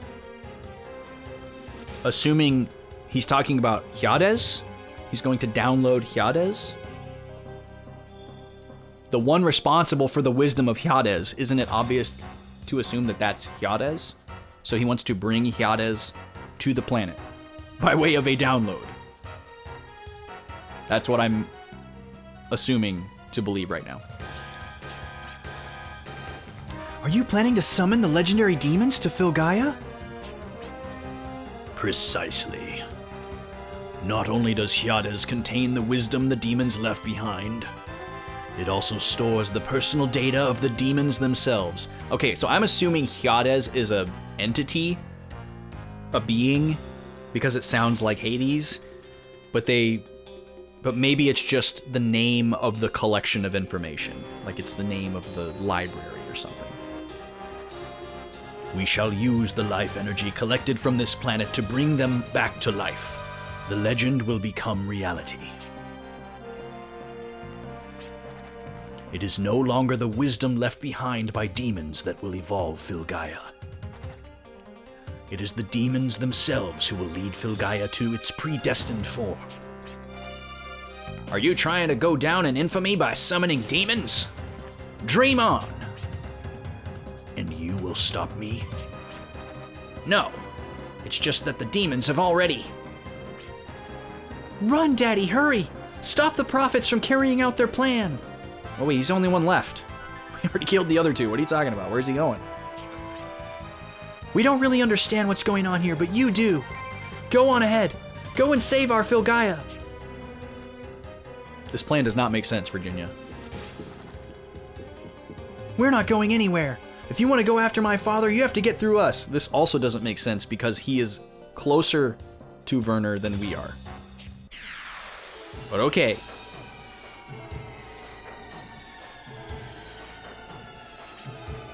I didn't expect a tomboy like you to be Ekaterina's daughter. Oh. That's a new name drop. That's a new name drop. Ekaterina, presumably the name of Virginia's mother. We have not heard that name yet the entire game. So that person's not on the Council of 7. Because the only woman in the photo was supposed to be Melody. So either there's a twist and Melody was not part of the council and it was actually Ekaterina, although that explicitly goes against what we learned so far because we wrote down all the council people's names and Melody was on there. Or maybe somehow Melody was born out of Ekaterina's like remains or something. That seems like a weird angle. But what seems most likely is that Ekaterina was just a random woman that was not on the Council of Seven. Well, she probably wasn't random, because the way he's talking about her makes it seem like she's some kind of known figure. But she was not on the Council, according to what we know so far, because we were given an explicit list, first name and last name, what their role was in the Council, and we have all 7 names. She's not on there. So, hopefully we're going to learn more about her. You knew my mother? Of course. I abhor her just as much as your father. You seem to be full of vigor. Did Werner give you antibodies to ward against the curse? Such a laudable flower you are.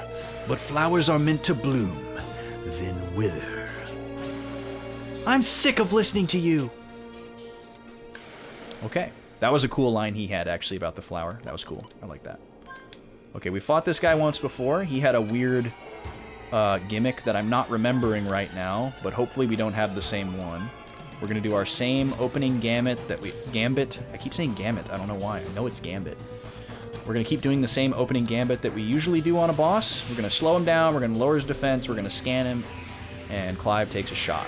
Got the speed drop.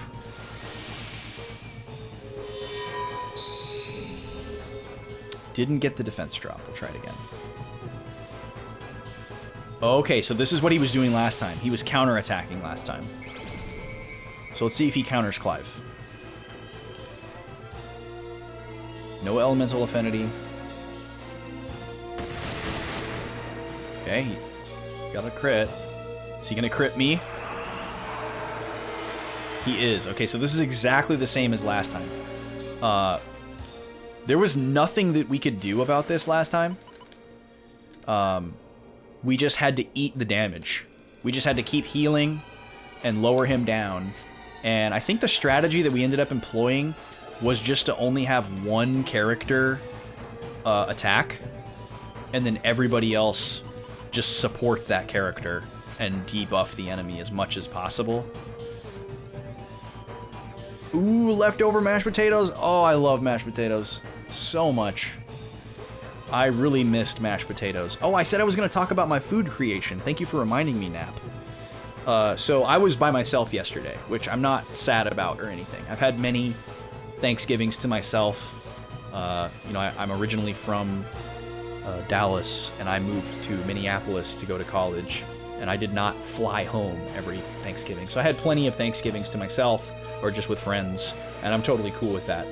I had this Thanksgiving to myself due to some unusual circumstances, but mostly because I didn't want to drive all the way to Dallas, because it's like three hours from me. I'm in Austin, so I would have had, and I worked Wednesday, and I worked today, and I can't take off those days, so I would have had to drive 6 hours in one day to go up to Dallas and see people and eat food.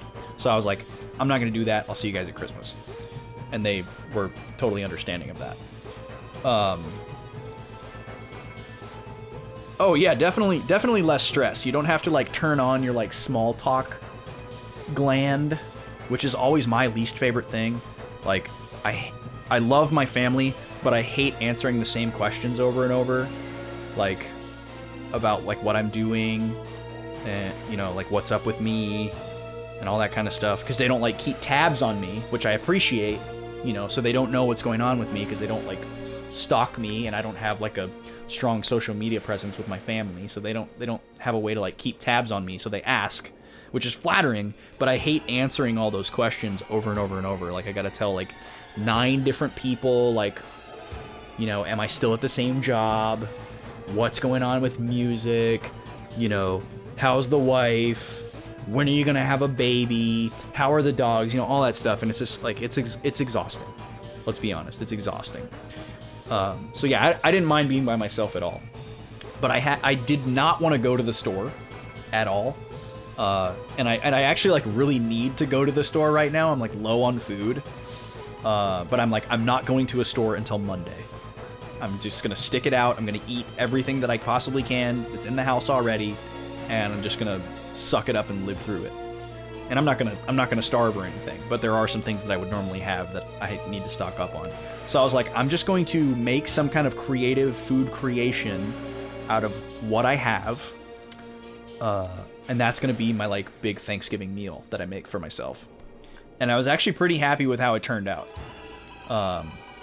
It was some stuff that I bought for like just a random meal that ended up not happening because our gas got shut off, which is a whole different story. It's back on now. But we had last weekend it was very cold. We had a very cold weekend, and the house was very cold, and we did not get a lot done because we were just like drinking tea and wrapped up in blankets all weekend. But what I ended up making, let me get these actions set for this turn, and then I'll tell you guys what I made.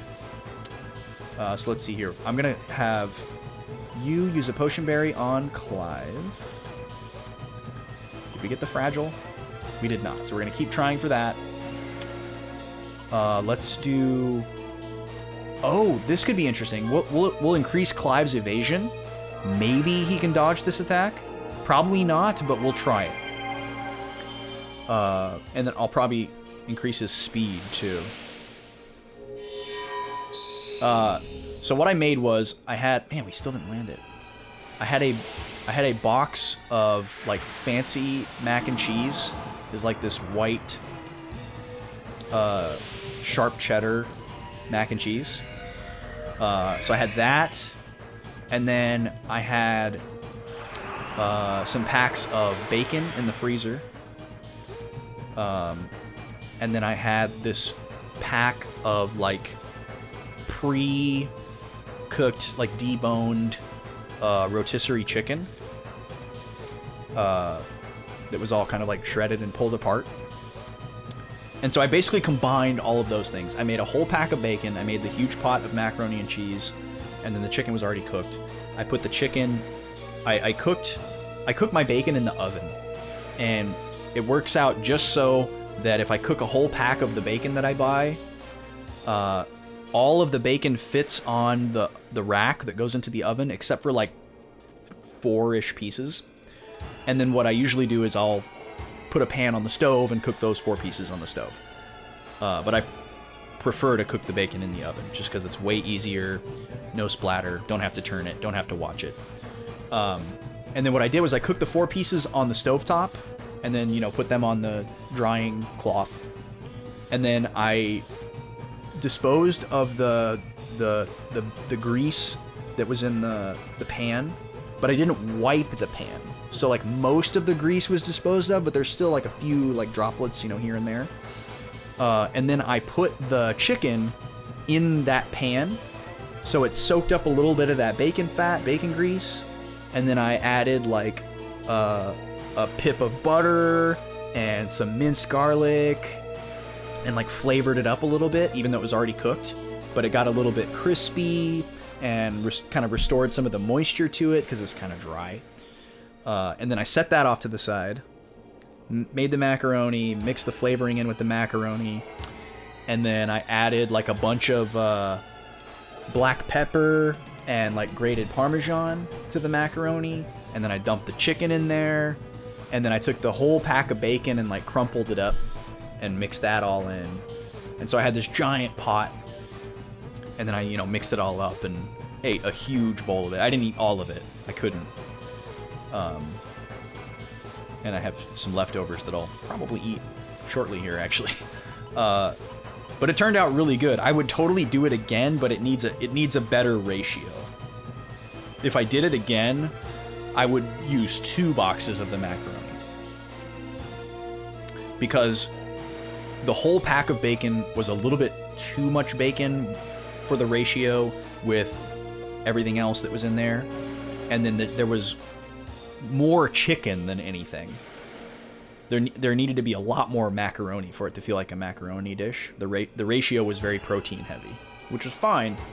But if there was two boxes of macaroni and that much more of the like creamy sauce, and then the same amount of chicken and the same amount of bacon, I think it would have been super, super solid. And then you could basically just call it like a casserole, even though you wouldn't make it like a casserole. You could, though. You could go even one step further. You could do everything that I just did, everything I just said, and then put it into like a 13 by 9 and put like another huge layer of cheese on top, and then like, you know, bake it and like crisp it up again. I think that'd be a little overkill and a little unnecessary, but if you wanted to, like, if you like your noodles to get a little toasty on top for like a noodle casserole, you could do that. But it was very, very easy to make, which was great for like a self-serve Thanksgiving meal. Let's see, we don't know how much health you have. We could try to put him to sleep. That would be an interesting idea. That's worth a try. Oh, we could also try putting Reflect on Clive, see if that does anything. Is Fragile still on? No, we haven't landed it yet. That's right. And then Clive has an evasion boost. I'm not going to worry about speed.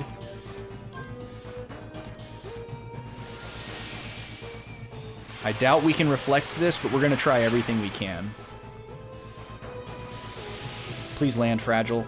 Yes, we are fighting a boss. Welcome in, Draconics. How you doing? Okay, we got the defense drop. Now what I'm worried about is that we're going to do so much damage to this guy that he's going to one-hit KO Clive with the counterattack. Come on, sleep. No. I bet he can't fall asleep, but I'm going to keep trying it because there's not really anything better I can do with Gallows. Okay, 8:15. So now he's going to counter us for 8:15. And I don't think we can dodge that, but we're going to slap everything on Clive that we can to hopefully dodge it. Okay, so we'll try for sleep again. We've got Reflect on. I guess we could try increasing his defense and see if that works, but given the way that this attack goes, I don't think that that's going to do anything. And then Jet. We don't want Jet to attack, so let's have Jet be the one to heal. And he will outspeed Clive, so that's good. We'll go ahead and do Potion Berry. And then Clive, you can shoot again. Welcome in, Draconics. How's your night? This is actually like our third and a half boss tonight. Third boss tonight. We've fought the other two prophets before this. This area is feeling very endgame, and it's kind of confusing me because I don't think the game is going to be over. Good evening today? Oh, that's good to hear. Nothing like a good evening.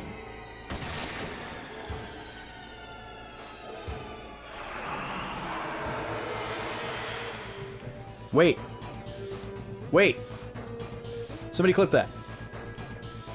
Or did somebody see how much damage I did versus how much he did back? I thought I did 1,000 damage to him, and then he only countered 400. Did I only do 400 damage to him? Did I just miss-see that? Crap.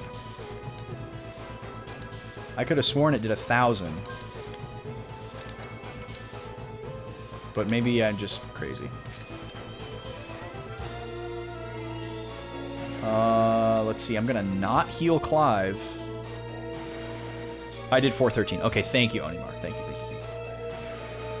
Oh, Clive's going to have to reload this turn anyways. So... Okay, so shield doesn't work.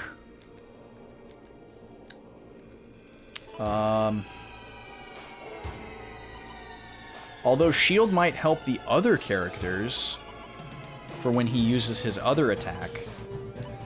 But by the time we get it onto every other character, it's going to be...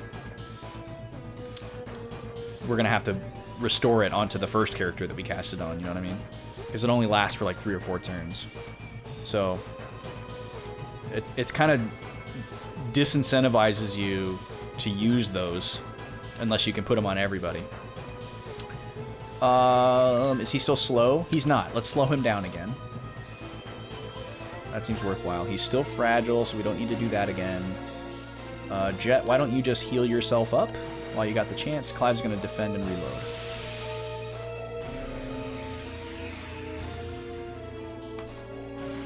Decelerate missed. We know it can hit because it landed first turn. So I'll keep trying for that.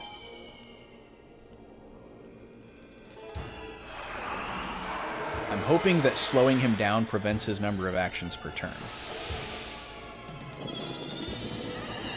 I think that's how speed works in this game, because it doesn't really seem to affect his order of action, like amongst my other characters. It doesn't seem to do that. Just keep trying sleep until he needs to heal. And then decelerate. Still lower defense. We could try to steal from him, but I bet he doesn't have anything. Maybe I'll just go ahead and heal Clive again in case he lands a crit or something so that he doesn't die. Because we are going to do our big attack here. Land. Nice, there we go. I also don't remember if he can reflect or if he counterattacks magic. So maybe with Gallows next turn I'll throw out an attack spell and see if he counters that.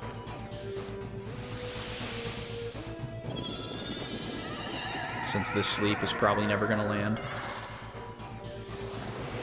It'd be huge if it did though, because I assumed that it would stop his counterattack.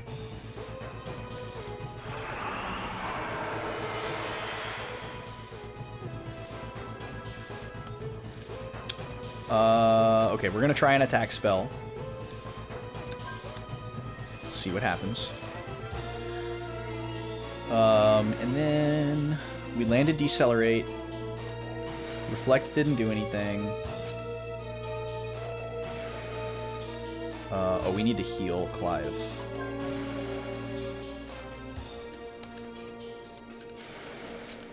And then... Still fragile. Still fragile. I guess heal Virginia? And then attack.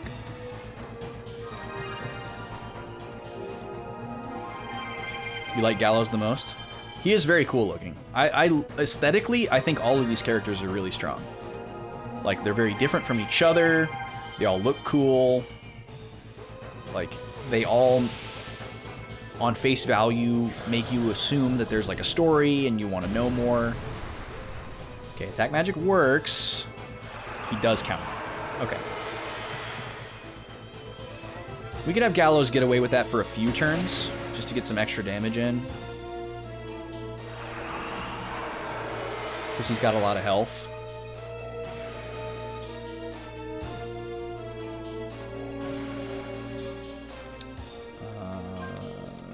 Okay, his physical defense is back. Maybe I'll try Feeble Mind here, so I can get more mileage out of these spells. He's still slow. Let's go ahead and do Mystic Potion Berry. Oh wait, no, this is a bad idea. Because we don't have a way to restore Virginia's FP once we use it up.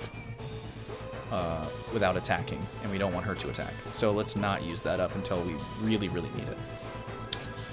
Let's have her instead...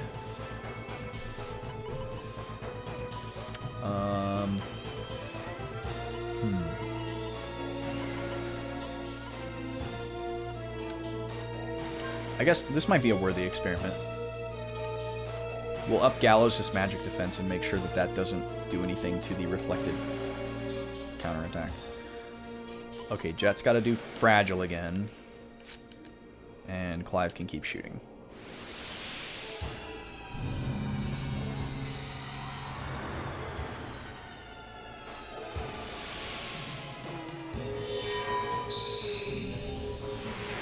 Cool, landed it first try this time.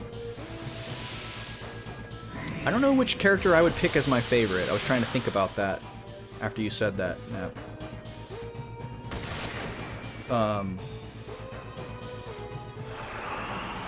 I like all of their stories so far. I like that Jet's story is still kind of like developing. Like the child in me, the especially like the preteen and teen version of me, like far and away, Jet is the favorite character. Just because that's totally the character archetypes that I've always gravitated towards, especially from like my early days. Like I've always liked like thief characters. I've always liked white hair. I've always liked the like kind of like not strong silent type, but like the quieter and kind of like abrasive, snarky, cool archetype. Like I guess you'd call it like a lone wolf archetype. I've always liked that. And his appearance is definitely my favorite out of all the characters. But I do really like Clive's character. I gotta agree with Onimar on that. Like his connection to the story and the like the world and the lore and everything is really cool. So I like that a lot. Let's see. We were gonna do one more attack spell. Did we land the Feeble Mind? We did. Okay, so let's try that again. Refrigerate this corpse.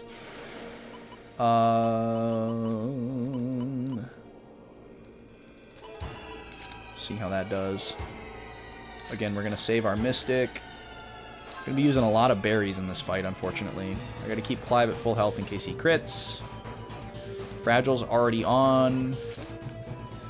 I don't know what to do with Jet other than defend or try to steal, so I guess I'll try to steal. And then Clive's got to reload this turn anyway.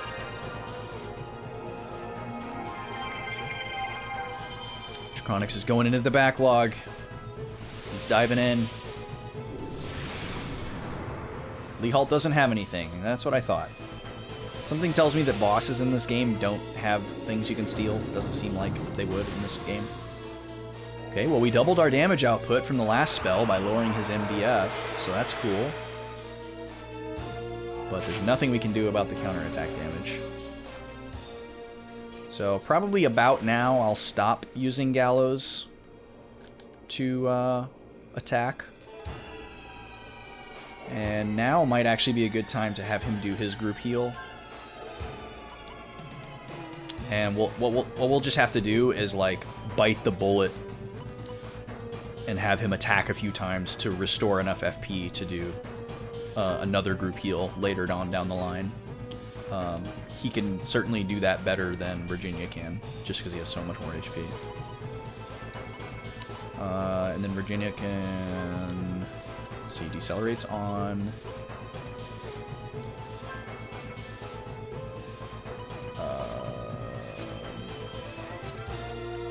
There's literally nothing I can have her do. Shield and Protect aren't doing anything. Nobody has a status effect. Reflect isn't doing anything. We don't want to use attack magic. He's already slow. I guess we could try to slow him down more. It seems like a huge waste to just defend. So I don't want to do that. Trying to maximize every action. Can't steal. Enhancing luck isn't going to do anything for me. No one's dead. His defense is already down. I guess we could try to stack Fragile, but I think it's just going to miss. Pretty sure that's how the debuffs work in this game. I bet he can't counter a summon, but I'm afraid to test it.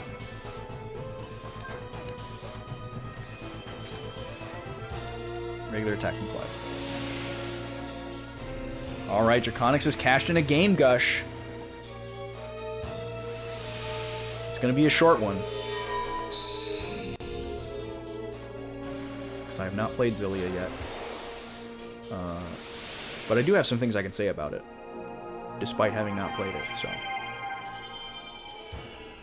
It won't be like a one-sentence game, Gush.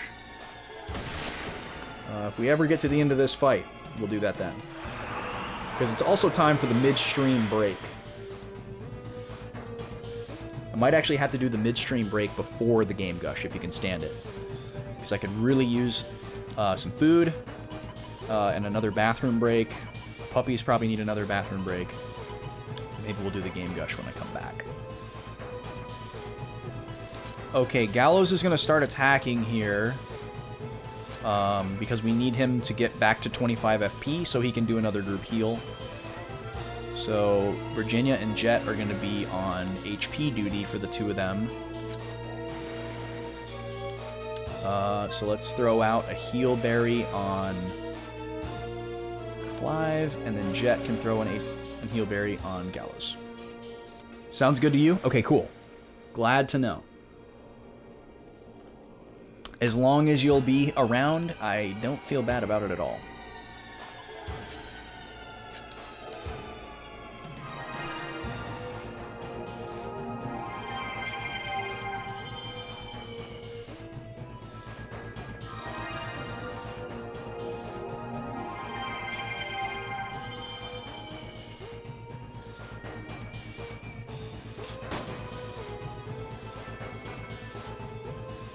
I'm actually glad that Gallows isn't doing a whole lot of damage, because we're not interested in doing damage with his attacks, really. We're just in it for the FP. So I'd actually prefer for Gallows to do very little damage. Clive, we want as much damage as possible. Thank you for the hydrate, Onimar. I do have some actual water here. So I'll shovel some of that in instead of the seltzer that I've been nursing. Okay, Gallows needs to attack again. His health is fine. But Clive needs another one.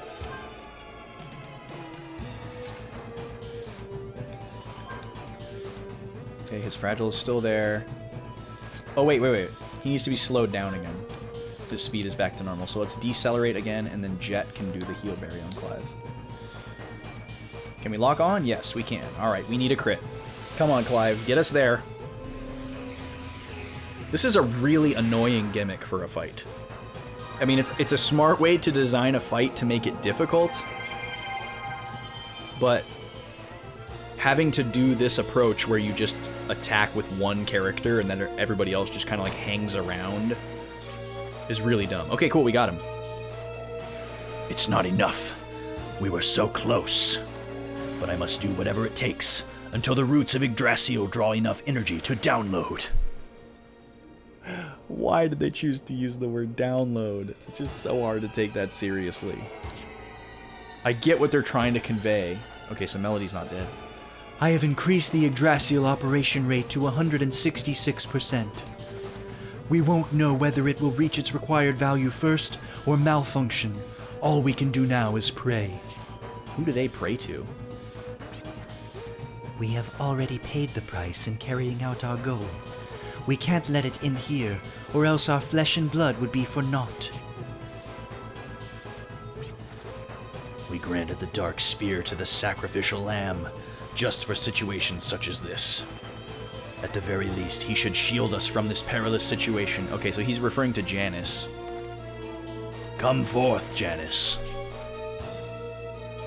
They gave him this, like, dark artifact, the Dark Spear, and it transformed him into this ghoulish form and gave him a bunch of power. So the loyal lapdog makes an entrance. But we all know that you're walking the wrong path. Janus Cascade, what are you conspiring with your wicked power? So Janus was kind of alluding to the fact that he was maybe finding his own kind of agenda here, and he was planning to, like, either usurp the prophets or betray them, or like he figured something out, or he thought he had figured something out. We don't know what yet. We don't really have an inkling, but it seemed like he was trying to allude to that. After acquiring the demon's power, everything just stopped. That's when it hit me. How boring unlimited power and everlasting life can be. Up until now, there was so much I wanted to do. I was so desperate and busy trying to cross everything off my list. But I have all the time in the world now. I can just put off what I could do today until tomorrow. I've attained transcendency. Each time I remind myself of this, everything I've wanted to accomplish all seem insignificant. That's why I've been devising something bigger. Bigger than you can ever imagine. It's not uncommon for a dog to bite the hand that feeds it. I don't mean to speak for the other blokes. Filgaia sure is a stinking messed up planet. And who better to fit the role of ruler than me? What do you think of that, princess? Another battle? Oh, wow. It just resumes our last action. That's very interesting. Okay, I'm going to take my break here, because this fight's probably going to take a while, and I don't think I can wait until the end of this fight to take another bathroom break and eat a little bit. We normally take the midstream break around 8:39. It's 9, so I'm going to take it now. I would say you guys are pretty close to hitting the bounty for an additional stream hour, which would take us from 11 to midnight. It's 9 a.m. this time zone now, if you're in a different time zone, so you can convert that. But I'm going to take a probably about 15-minute break here, give or take. Run some ads, cut down on the pre-rolls, eat a little something, take a bathroom break, refill my drinks, etc. Let the puppies go out for a couple minutes. I encourage you to do the same. Stretch your legs a little bit, rest your eyes from the screens. I'll put some tunes on you can vibe out to. You know, get the blood flowing. You know, take a layer of clothing off, put a layer of clothing on, make sure you're comfortable. Take those meds if you got them, all that good stuff. And I'll be back. Let's say 9:20. I'll be back at 9:20. I always try to do 15 minutes and it ends up taking longer, so I'm just gonna say 9:20. We'll see you back in a little bit. You won't miss any gameplay. We'll see you at 9:20. Thanks for being here. You guys are great.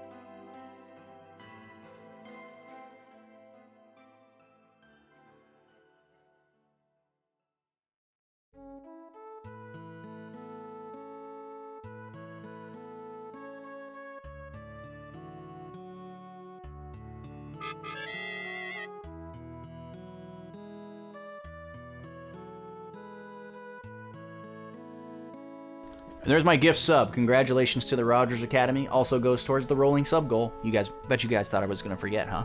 But I didn't.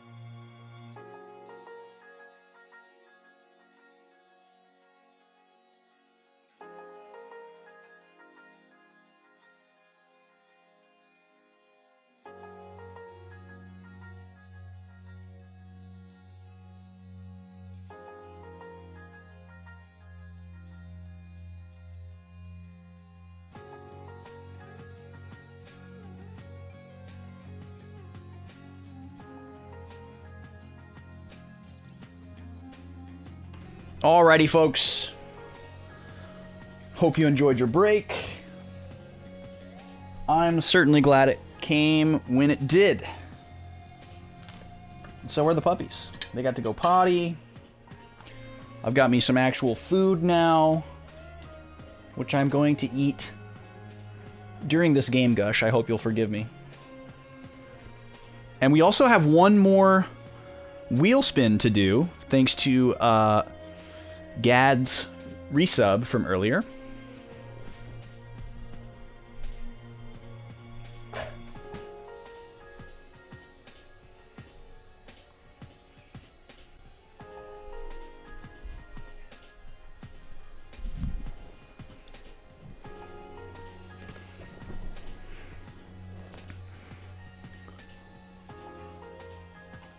All right, so we're going to keep the music rolling.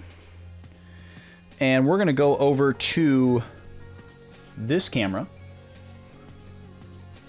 Got the little stream preview down here, just so you can see that we're still at the beginning of that boss fight. Yes, we are getting ready to do a Gush. I've got the game next to me. I got to get a few bites of this food in me here. I hope you'll forgive me. Whoa, it's me! Who's this guy? That's what Strimmer looks like? Wow. He has a face and everything. Alright. It's time for your favorite segment, where we reach into the backlog, the darkest depths. We pull out a game selected by you. We bring it down off the shelf. We show it off on the camera. We share memories, stories, feelings, and when applicable, we always keep it spoiler-free. We call it Game Gush. Tonight's Game Gush is brought to you by Draconix 1. The one and only, you might say. We're going to be talking about a game that I have not played, personally. Not even for, like, a microsecond. But, surprisingly, I do have a few things I can share about it. The game we're going to be talking about is Tales of Xillia. Or sometimes you'll hear it called Tales of Xillia. Couple interesting things about this game. Number one is, it's one of a very small number of Tales games that has a direct sequel, numbered sequel. There's not too many of those. Most of the Tales games are standalone adventures that aren't correlated to each other, much like a Final Fantasy. You know, they share similar items and mechanics, and they're all in the same spirit, but very rarely do they take place in, like, the same world or have any of the same characters or anything like that. But there is a Tales of Xillia 2. Tales of Symphonia has a direct sequel, although it's not called Tales of Symphonia 2, or at least not in the US it's not. I think in Japan it is. And then there's Tales of Destiny 2, which is actually not a sequel. It's a totally separate game called Tales of Eternia, but for some reason, I guess for sales purposes in the US, they called it Tales of Destiny 2. Or it's really confusing, because I think there's an actual Tales of Destiny 2 as well. There's something going on there. Somebody that knows more will have to correct me. Maybe, did they switch the names in different regions? I don't know. And then I believe that's it for Tales games that have sequels. But this game came out. Tales of Zestiria has a prequel. Interesting. Is it called Tales of something? This game came out while I worked for GameStop. So that means it was 2013, probably. Yeah, 2013. This game came out in 2013. When I was working for GameStop, obviously a number of things happen. You spend a lot of your money that you earn in the store because you're surrounded by games. You know everything that's going in and out of the store and the inventory. You know exactly when new things are coming in. You kind of get, like, first dibs at everything. It's actually a genius plot by the company, probably, to you know, pay you even less than the starvation wages that they already do. So naturally, while I was working there, I bought a lot more games than I ever had before. Because you were always on the up and up of what was coming out. And if there was any, like, you know, special bonus collectible stuff, you knew what it was going to be. And you got to decide if you wanted it or not. All that kind of stuff. So, I was a fan of the Tales series long before I ever got to GameStop. But when this game came out, it was, I think, kind of the first Tales game in a little while. And it was definitely the first one that released while I was there. And they had this little limited edition version, which is just an outer box and an art book. And that's it. There was a huge, like, collector's edition, which, by the way, Tales series, love it or hate it, is one of the craziest series for collector's editions. Pretty much every time a new Tales game comes out, they have, like, a huge, crazy collector's edition that'll come in, like, a massive box that has, like, figures or, like, weird little extra stuff in there. And I'm rarely interested in it. But I always gotta hand it to them with their ability to create collector's editions. Same with Guitar Center? Yeah, I could imagine. Oh my god. Yeah, that would be even worse. Kids with the band's gonna make it energy? Oh man, I feel that so hard. You're cutting to the core of me, Tofu. But yeah, I bought this right away because I wanted to get the little collectible stuff because, you know, that sounded like fun. And I had no plans to play it right away, but I knew that I wanted to buy this. So it comes with the game, a music CD, a costume DLC, which I'm not 100% certain on this, but the costumes look like they are costumes of other characters from other games in the series. And then what they call this a character book, not an art book. So I think it's just art of the characters. The music CD is in here. And this is still sealed. I've never opened this. And I don't know why I don't have it with my my other game music CDs. But maybe I'll change that tonight. And yeah, I've never played this game, but it's interesting because the game came out, and I bought it right away. Knew I wasn't going to play it, put it on the shelf, but I did open it right away.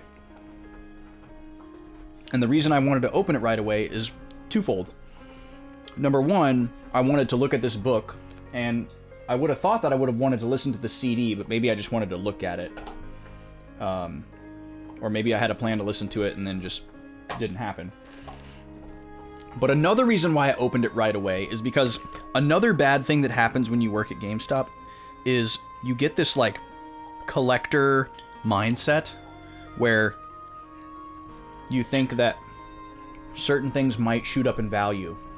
So you'll see a lot of GameStop employees, like, pre-order a collector's edition that they have no intent of keeping or playing, and then they'll just sit on it, you know, to see if, like, it goes up in price on the secondhand market. And then if it does, they'll flip it, which is obviously 100% against the company's policy, but nobody cares, and there's not really a way to enforce it. And then what they'll do is there's like a safety net, because if it ends up not going up in value, you might be able to convince your store to take it back as a return, since it's, you know, sealed and they trust you as an employee that it's not like fake or tampered with or anything. And then, you know, you find some random person who's like super excited to buy it because the game has been out forever and they found a new collector's edition, and they'll just like slap it out on the counter and be like, hey, somebody buy this, you know, and somebody will end up buying it. Or somebody else on the team might want to buy it off of them for what they paid or slightly less or whatever. So people would do that kind of stuff all the time, and you kind of get in that mindset when you're working there. You're like, oh, maybe I'll just buy this because maybe it's limited and it'll go up, you know?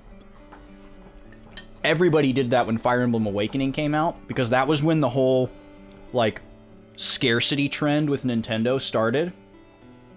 was Fire Emblem Awakening. I don't know if people remember that. Everybody knows Nintendo now with this reputation of like scarcity or false scarcity, where like a new Nintendo game or console comes out and it's sold out everywhere, and so that drives up the hype and everybody thinks, oh, it must be really, really amazing, but it's actually just due to like a small run, you know?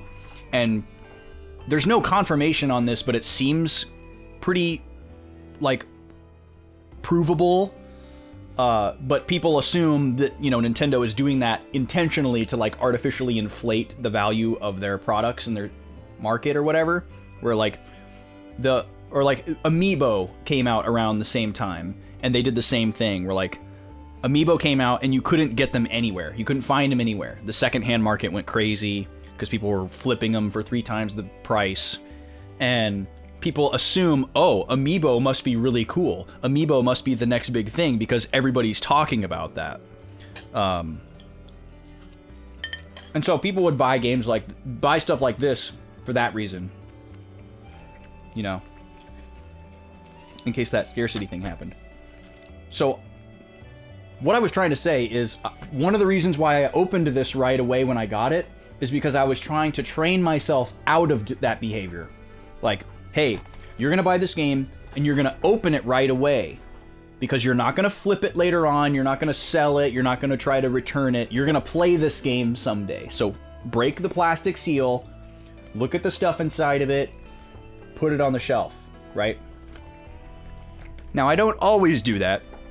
I have plenty of sealed games on my shelf, but I made a point to do it with this one since it was like something that I paid extra for, kind of like a collector's edition, even though I think it was only like $10 more or something. It actually may not have even been more expensive. But I made a point to do that, even though I knew I wasn't going to play it right away. But let's look at this art book here. It's got a table of contents, which is hilarious because it's just characters, and it tells you what page they're on. But this is pretty cool. This is like an expanded version of what you would expect to see in like an old school manual. You know, like there's a couple pictures of the character, their name, and then like a backstory synopsis of them. There's a couple of quotes. But there's like several pages dedicated to each character instead of like a half a page. So there's a big thing in Tales games is skits, where their character portraits pop up and there's dialogue. Sometimes they're voiced, sometimes they're not. And instead of like a fully animated model, like in a cutscene, there'll just be these more like comic manga style single frame images of characters making different expressions. So it's got a bunch of different expressions for each character featured in here, which is a cool idea, especially for Tales fans. And there's a lot of art in here. This guy's the main character, so he probably has more than anybody else. But yeah. And then Mila Maxwell. I think there's 2 main characters in this game, and you get to choose. Yeah, the characters in the Tales games are always really stylish and crazy designs. Like they have impossible hairstyles, impossible clothing, impossible body proportions, impossible eye colors. You know, pretty much impossible everything. But as a result, they're very cool. I guess that's just an anime trope and not a Tales trope. But yeah, that's about all I can say about Tales of Xillia. I do plan to play it one day. And it's funny, I have Tales of Xillia 2 right behind me in the plastic. And the reason why I didn't buy the special edition of Tales of Xillia 2 was because I couldn't justify it to myself. I was like, you haven't even played Xillia 1 yet, and you're buying the sequel. Just buy the regular edition, you crazy person. So I did. And here I am, almost 10 years later, and I still haven't played Tales of Xillia, but I will play it someday. I will play it someday. I got a lot of Tales games backlogged, to the point where I actually don't plan to play all of the Tales games. I have kind of like looked up cursory information about all of them and kind of decided which ones I plan to play and which ones I will probably skip. And if I ever get to a point where I have played all the ones I plan to play, you know, maybe I'll go back to some of the other ones from there. But with the amount of time it takes me to get through an RPG, I would need to either like somehow become like self-employed with a ton of passive income where I had way more time to play games than I do now, or I would have to become a professional streamer, because there's pretty much no other way I'd have enough time to cruise through a bunch of, you know, 40 to 100 hour JRPGs. So it's a slow process. All right, we're gonna spin the wheel one more time, and depending on what that lands on, we're gonna go back to the game here. Let's give it a spin. This is from Gad's resub earlier. Yo, Socks, what's up, dude? Backlog to the point where we made a whole Twitch stream dedicated to playing through them? Right, exactly. That's why we're here, so that I can at least get through as many of them as I possibly can. That was just my water bottle. Another gift sub? Okay, we're gonna implement the 2 in a row rule as we usually do. I already gifted you guys a sub tonight, so we're gonna spin again. If we land on something else and then gift sub, I'll gift another sub, but we don't do 2 in a row on this wheel. I'm not making an exception just because that costs me money. Do the same thing if it was a soda. We landed on gift sub again. Okay, I must be spinning with the exact same strength. Let's change it up. That was a little bit lighter. A little bit lighter. Boys lore. Okay. We're going to do a little bit of boys lore here. Just got to get those YouTube ads and Twitch bots. YouTube ads? No way, man.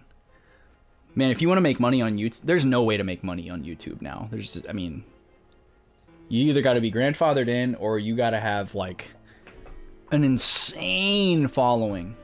You can't even monetize on YouTube until you have 1,000 subs. It's insane. 10K a day in passive income. The amount of traffic you would need for that level of income is absolutely monstrous. I'm glad you're here too, Socks. I actually have a piece of boys lore picked out.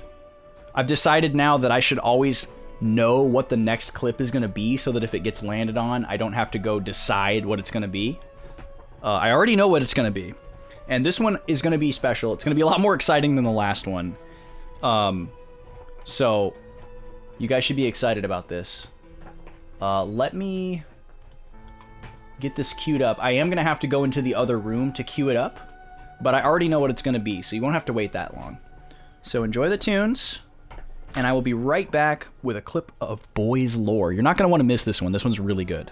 This is actually a super special piece of boys lore because it's actually not something that happened in the episode, or it's not something that happened between episodes that I kept for posterity. It's actually a behind the scenes in an editing process of an actual episode of something that came together way better than it ever should have.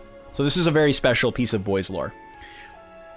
And you're gonna need to turn your volume up pretty high in order to hear part of this clip. And I'm not baiting you, by the way. I'm not gonna destroy your ears. I'm not gonna destroy your headphones or your speakers. You're gonna want to turn your volume up a little bit for this one. Or you're gonna want to like ride your volume fader, because I'm gonna say something at the beginning, and then there's gonna be something really quiet that you're gonna have to listen to. So get ready for that. All right, let me go cue this up. I'll be right back.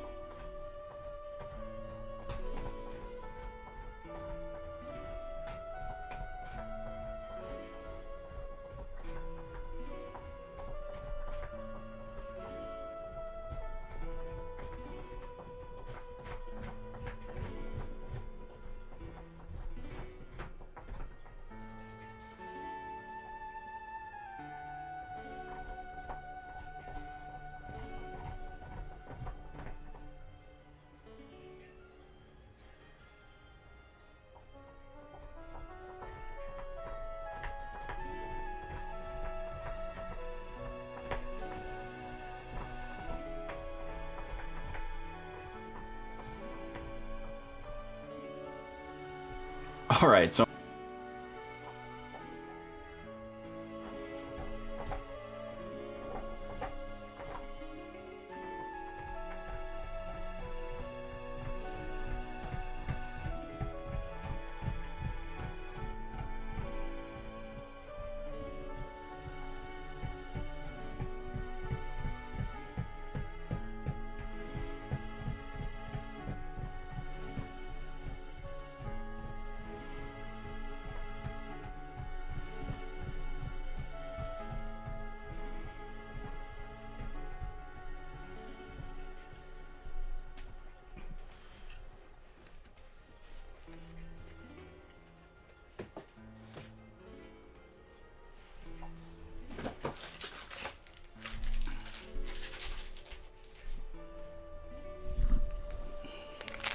okay. Sorry, you didn't miss any talking there. I just had to switch over to that layout to get the clip properly set up. Okay. So, to further introduce this clip, first I need to turn off this music. Yes, we're getting some Suikoden music right now. I know I really want to play Suikoden for the first time, Onimar, so I would love to play it on stream, but I'm committed to playing games that win the poll, and I can only put so many games on a poll. It's hard to choose what to put on a poll. But yeah, I have all kinds of plans to play Suikoden. I've even picked out the order that I'm going to play the games in. Spent time researching that and figuring that out. So I have every intention of doing it. And you know, if you can save up 25k channel points, then you can add it to the poll and force the game to be in the poll. So that's always an option too. Okay. So, to further introduce this clip, this is a clip. This is actually a video that I made, a little behind the scenes video that I made about Vaughn and I's Subspace Emissary series. We played through the campaign mode of Subspace Emissary from Super Smash Bros. Brawl co-op together as a YouTube series. And it was super, super fun. We're both huge fans of Subspace Emissary. Brawl is still my favorite Smash game. I don't care what anyone says. I think it's the best one for all kinds of reasons, but especially because of Subspace Emissary. That was such a cool mode. That was like the inspiration for the lore story behind my video game band when I started it. So super, super attached to Subspace Emissary. Anyways, I took a clip. There was like a dumb bit that I did while we were recording the episode, and I like quoted a song because it just came to me like in the moment when I was seeing a certain scene, and I was imagining this like rock and roll AC/DC song over what was happening in the game and how it would change the tone of the scene. And I just did it as a dumb bit. And when I went to go edit the episode, because I had to, you know, manually edit the episodes in Sony Vegas and, you know, get them ready for YouTube and schedule the uploads and all that kind of crap that I don't miss doing at all. And I was just for grins, I was like, oh, like, let me see if I can like sync up a little clip of the song to the bit that I was doing and see if I can make it funnier. And I was expecting to have to like chop it up and like pitch it or whatever to like match whatever I did with my voice or whatever. And I just dropped it in and synced it up. And I was exactly in tune with the song from memory and the right speed as well, just like from memory. And I couldn't believe that it matched up. I was completely blown away. And what's crazy about this is the song is Highway to Hell by AC/DC, which I'm sure you all either would recognize or just know of from like rock and roll lore. And what you probably don't know is that whole record, Highway to Hell, is actually slightly pitched up. So it's not at like A equals 440. And basically, if you don't know what that means, it just means like A equals 440 is like a agreed upon standard for musical pitch. So that like when you play an A and somebody else plays an A and like all the, you know, electric pianos of the world play an A, that it's all the same hertz frequency, you know? It's like an agreed upon standard for the tuning of music. And some people use different standards of tuning in other countries, or in different time periods we use different tuning standards. And then really commonly when records were cut to tape, sometimes the tape would speed up or slow down a little bit, or when things were pressed to vinyl, there'd be slight changes. And so the whole record of Highway to Hell by AC/DC is a little bit sharp. So that blows me away even more, that just from memory, I was singing in like A slightly sharp. Like it's between A and B flat. So I'm not trying to like toot my own horn here. I don't have perfect pitch at all, but I do have really good pitch memory for some reason, whatever that is. So anyway, that's enough introduction. Here's the clip. Make sure your volume is up. The parts where I'm not talking are very quiet. So here we go. Alright, so I'm working on the first episode of Subspace Emissary here, and I can't believe this, but here's the original clip. Which is really funny on its own, without the dialogue. Like, the sound of him is like his wings and like his clothes, when you're like, yeah. Here we go. Well, it looks like it's time for me to learn how to fight for the very first time. Guess I'll go save the world. See ya! Like, and acrobatics level over 9,000. I'm on a highway to hell. Highway to hell. Totally changes the tone of the cutscene. Look how fun this would be, though. Dude, flight soaring through the sky. So yeah, just a stupid little gag, but it just so happens that I was singing in the right key and the right tempo, so that when I actually drop the track in there, we get this. World, see ya. Like, and acrobatics level over 9,000. I'm on a highway to hell. Highway to hell. Totally changes the tone of the cutscene. How fun this would be. Dude, soaring through the skies. I can't believe that. It really does make that cutscene completely different. Anyways, in a fantasy setting, yeah, flight. Thought you guys might enjoy that. There you go. There you have it. Yeah, I can't take credit for that. I can't be like, oh, see how good I am? Like, I can't. That's just like, I don't know. I guess I just listened to that song enough times to like, yeah, that's not, no pitches changed whatsoever. I swear to God. I didn't repitch the song. I didn't repitch my voice. And I wasn't even like, I wasn't like trying to like sing accurately. I was just trying to do like a bad imitation of Bon Scott. It was squealing. But it just happened to be the right tempo and the right slightly sharp pitch. I couldn't believe it. I couldn't believe it. And I love how the clip turns out too. Like when you throw the song in there, it's so cool. I was just cracking up to myself and I couldn't resist like making that little video. And I think I put it on like our Facebook page or something like that, and nobody saw it. I actually had to go and rip it from our Facebook page to get it on my hard drive because I didn't have like the original copy of it from like my phone that I had at the time or whatever. So there you go. There's your boys' lore for the night. Thank you so much, Holy Gad, for getting that wheel spin in there. Let's get back to this game. We've done a lot of not playing the game tonight, which has been really fun. Don't get me wrong. The tier list was really fun. That was a fun little trip down memory lane. The game Gush, everything. It's been great. But let's play the game. Play the game, kid. Who knows what that's from? I bet nobody knows what that's from. All right, I got to get back into the game because there's no audio besides my voice, and it freaks me out.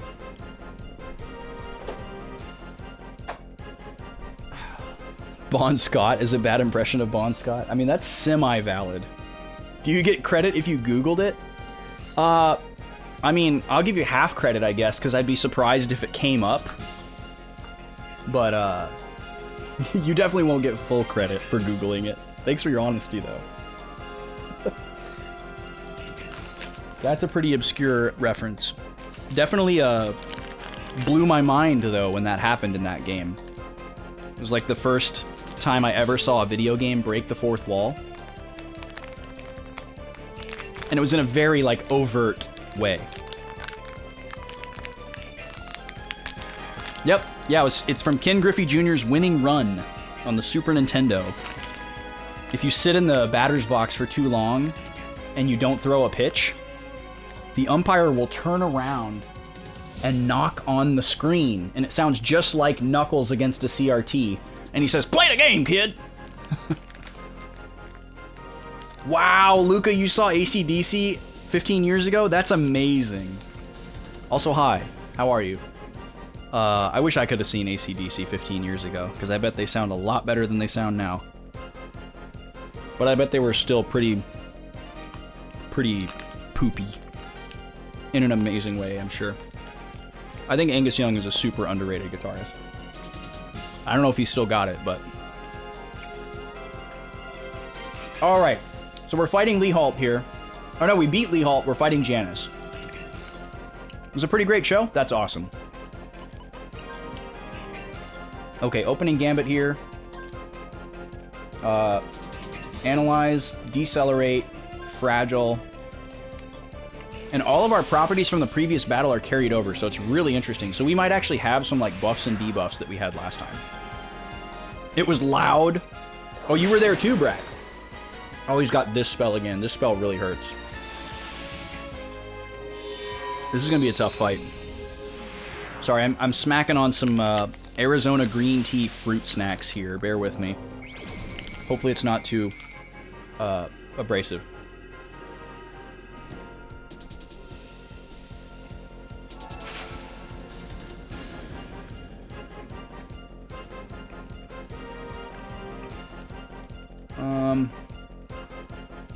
Yeah, let's go ahead and heal.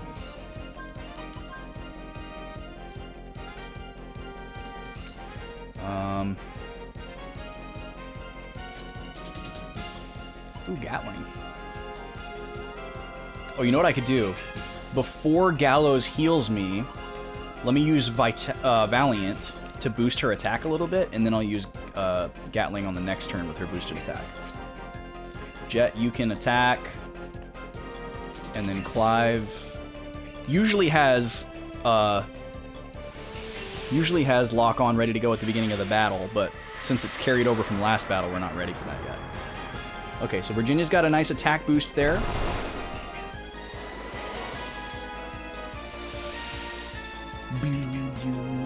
There's a big inflatable woman that was very suggestive. Wow. That sounds extremely AC/DC. Angus Young went down to his underwear? Oh my god, that sounds amazing. That sounds amazing. That sounds very AC/DC. Okay, now we're gonna do Gatling. Hopefully get some big damage there. We definitely want to just do as much damage as we possibly can to this guy and try to like outpace him. Hopefully I don't regret not healing this turn. But he's only doing about 400 damage, so we should be okay. Nice, we got a crit with Jet. 1,300, that's huge. 95. It's okay, I'm only attacking with Gallows because I need more FP. I don't expect him to do a lot of damage. Okay, good. Attack my highest HP character. Great, love it. Okay. Now we need a heal.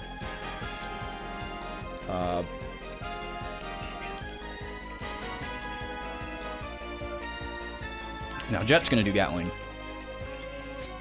5 still can't do lock on. That's okay. We're doing a ton of damage to this guy really quickly, so that's good.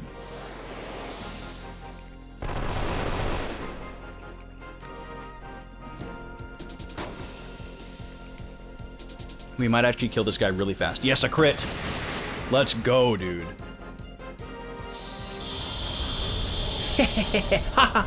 My body's overflowing with light. Show me the light and guide me as the ruler.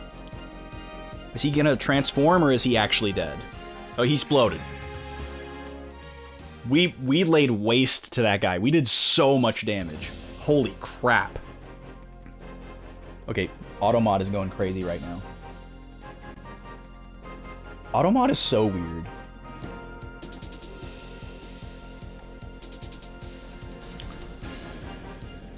He has been defeated, along with his evil intentions. But The evil swirling around Yggdrasil still remains. So is Janus really dead this time? I mean, I hope so, because we've fought him like 6 billion times. It's hard to imagine that there's going to be another fight after this, but I'm going to go ahead and heal just in case.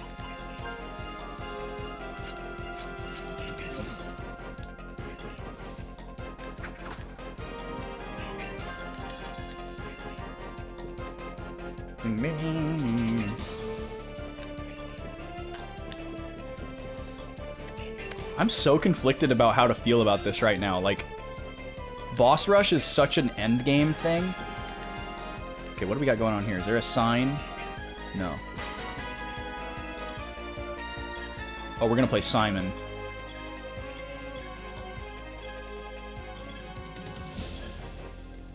Whew, that's a long pattern. Okay. How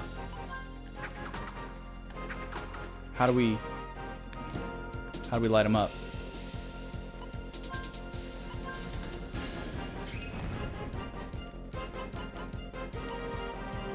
Ice? Steady doll? Oh, it's changing the pattern every time? Oh, great.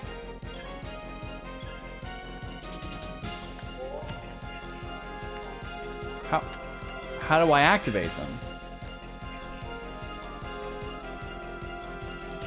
Haven't eaten tofu in a while. Soon, though. You got a block and a ramen stir-fry kit. Is it a bomb? No.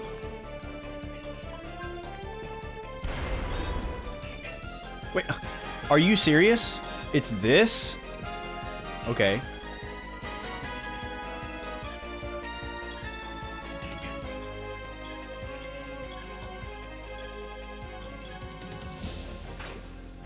Jeez. I don't know if I'm going to be able to do this without writing it down.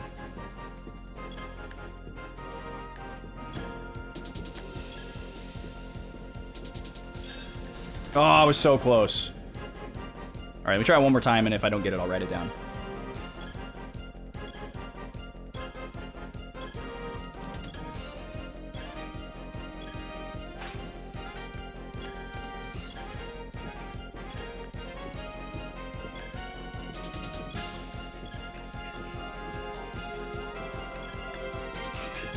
All right. Whew. That's a long sequence.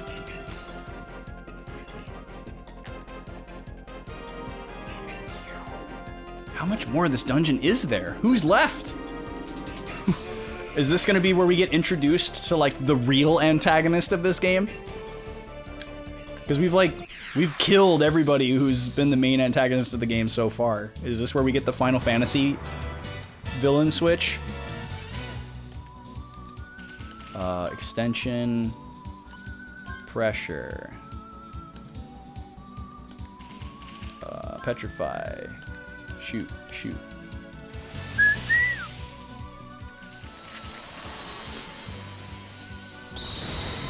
Bye, birdie. I wonder if I should change my passive skills around again. I don't really know what to expect now. Leehalt didn't use status effects.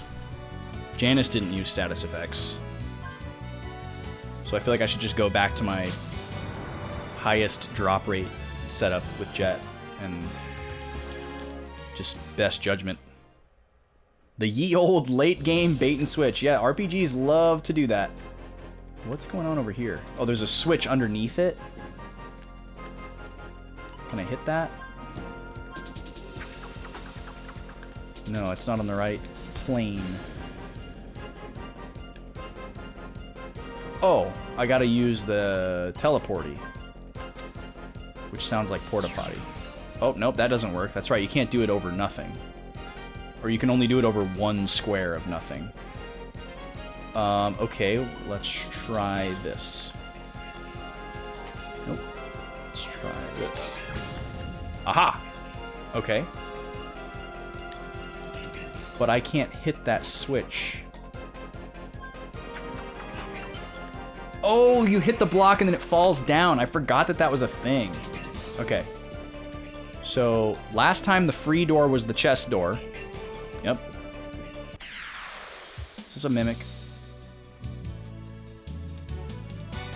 4 mimics. Oh, boy. Oh, these guys are in a group. Excellent. Last time they weren't in a group. So we can hit them all with a magic spell. That's very fortunate. Everyone else will just shoot, I guess. Just shoot it, Fox!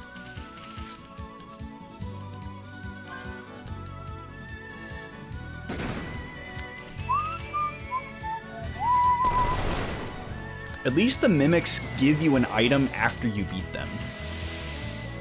That makes it worthwhile. Like, the idea that the mimic is guarding an item is so much more welcome than just, haha, there's nothing in here, B. It's just a hard fight. That's how it is in Dragon Quest. It's not like when you beat the super hard mimic, then you get some good item as a reward. You just get screwed by the mimic instead of getting an item. The mimics in Dragon Quest III are really scary. They're super strong, and if you try to run away, you'll fail every time. I don't even know if I've ever successfully ran from one. Yeah, I said B. Pretty silly, I know. Yeah, I mean, I in general, I like them as a concept. 10,000 Gela. Man, someday we're gonna spend this money.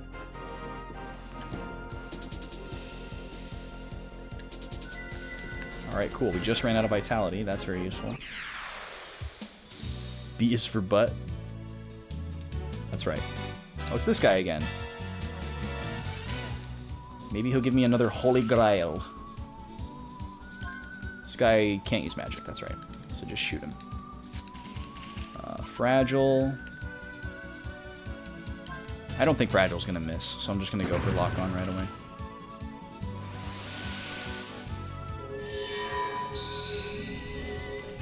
Oh, it did miss. Eating my words. Caloric sphere. What is that, like a meatball?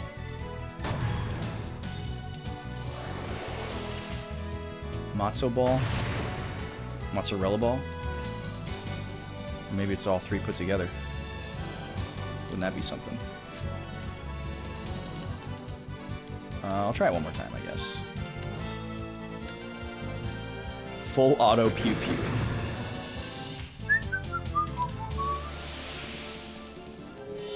It was on fire, you're right, so it'd be a spicy meatball. I do like a spicy meatball. When Jim Carrey says that in The Mask, is he referencing something, or is that originate from there? Whenever I saw that as a kid, I watched that movie like 1,000 times as a kid. And whenever I would see that scene and he would say, "That's a spicy meatball," whenever he would say that, it always registered to me as like, oh, that's a reference to something that I don't know about. I don't know the source material, but it just struck me as a reference. And still to this day, I don't know if it was a reference or not. It's just yeah, it's just like a, yeah, okay. But like, that's not the origination of the trope, right? Like, people referred to things that weren't meatballs as spicy meatballs before 1993? For sure? Okay. Because I can't specifically think of another instance of that, but I know they exist. But because I can't think of one specifically, I don't know if I've seen one that predates that. But it's also interesting to me that even as a kid, I was like, okay, that's a reference to something. I don't know why or how that registered in that way, but it absolutely did. Alka-Seltzer's spicy meatball commercial originally debuted in 1969 and became an instant classic with its timeless catchphrase, "Mamma mia, that's a one spicy meatball." Okay, that might be it. Nicely done, Onimar. That might be it. 69. I mean, that's pretty early. That might be it. Ooh, we got a duplicator chest up there. That might be it, y'all. Oh, God! Okay. I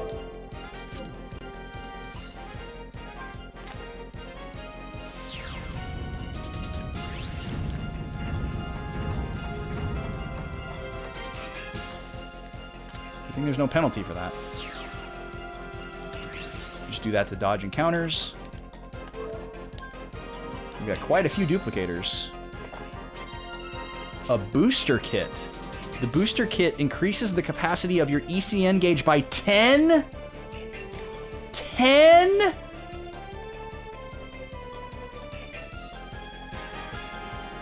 Wow, dude. I didn't even know it was possible to extend the ECN gauge. First of all, the ECN gauge's max is currently 10, and it has not gone up the entire game. And now it's going to double. This is huge. This is huge. The ECN gauge is the thing that we use to dodge battles. So essentially, we can now avoid twice as many encounters before we're forced into one. That's insane, dude. Do I have to use it, or it's just applied? Wow. Now it's 20 instead of 10. That's insane. Wow. Okay, so that makes me wonder if there's more than one booster kit. Because if there's only one, it seems like something that they would maybe give you late game. But it could also be something they give you mid game. All right, we got another cutscene here. What is this going to be? Daddy! Please don't make me fight Werner. Please tell me he's still a good guy. The Yggdrasil system was constructed to rejuvenate the environment on Filgaia. It was the collective efforts of science, magic, the wisdom of Hyades, and technology spanning over a 100-year period.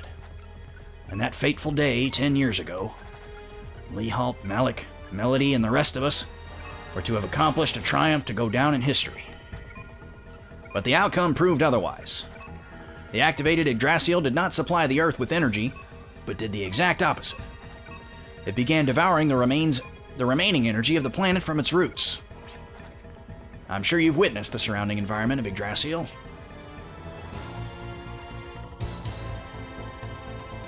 This music does not bode well.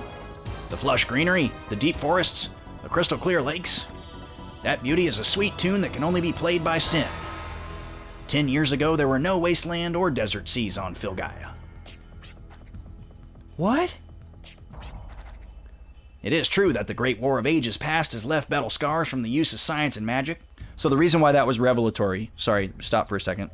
The reason why that was revelatory is because all the books and lore and everything that we've read so far didn't explicitly say the contrary, but kind of led us to believe that this deterioration of the planet either happened a really, really long time ago or over the course of a long period of time and completed the transformation before a period of heavily recorded history.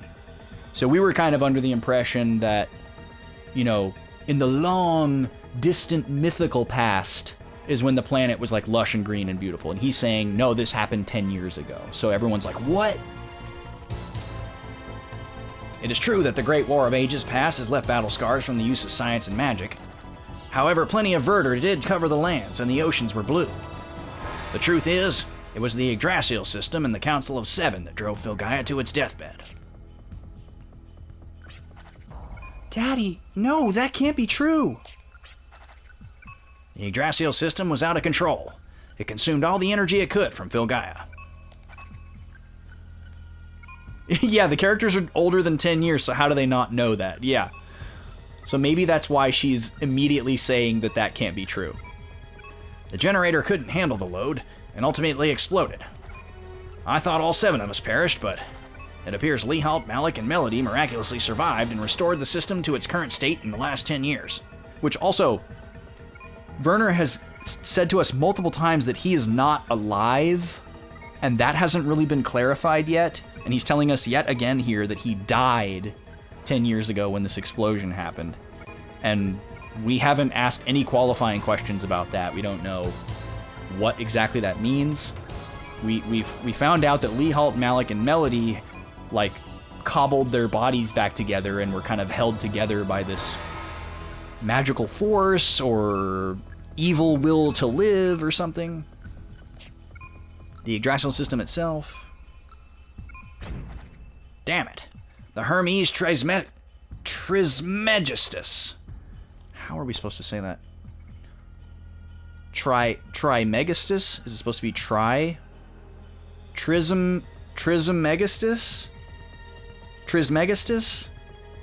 Trismegistus? And that's a mouthful. Pretty clever, Leehalt.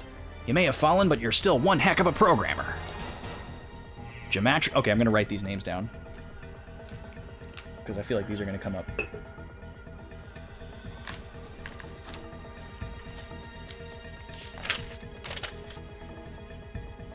I'm also just going to take some diary notes, like I said I was supposed to, and like I didn't last week. Today is the 25th. Okay, so what's happened so far? We awakened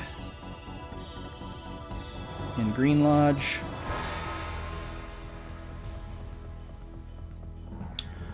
Virginia. Sick/injured. Found verdant lands with trees / grass / etc. Party. Stunned. Entered Yggdrasil Tower. They call it a tree, but it looks like a tower on the map. Defeated Melody, Malik, Leehalt, and Janice. Janice exploded.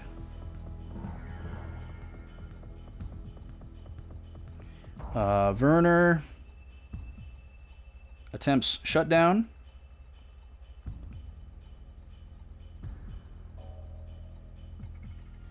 Finds kill switch.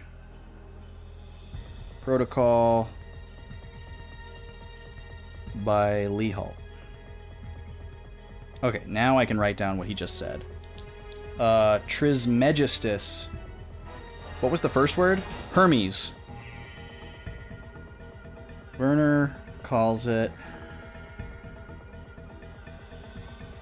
Hermes Trismegistus. What a ridiculous word. And then he says Gematria.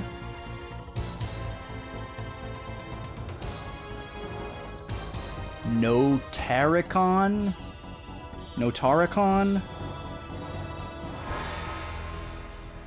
Temera.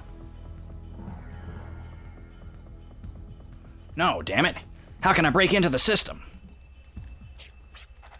At this very moment, just as the time of the accident, Yggdrasil is still ingesting the last remaining energy of Filgaia. The area surrounding Yggdrasil is the only place where water and verdure are preserved, because that is where all the planet's life force is focused. We can't afford to wait any longer.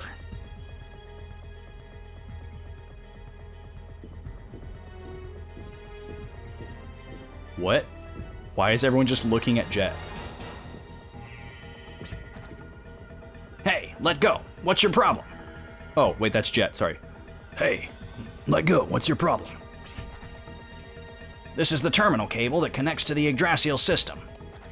The makeup of this machine differs considerably from other arms. It's the same system as your ergot lamb. It is an arm that only you can operate. Okay. Squeeze this terminal cable tightly and yearn for Filgaia. Huh?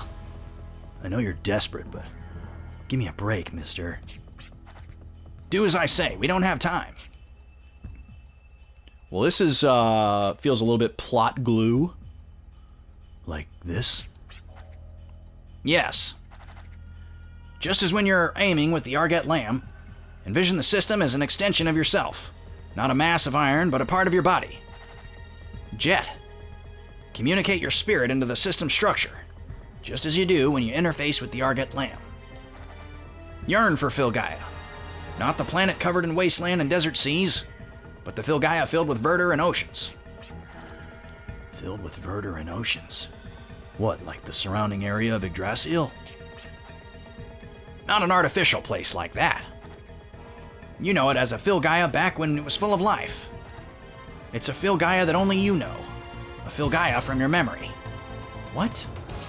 That's right, he did interact with Jet early on, and he kind of seemed like he knew something about him, so he must know more about Jet than we do.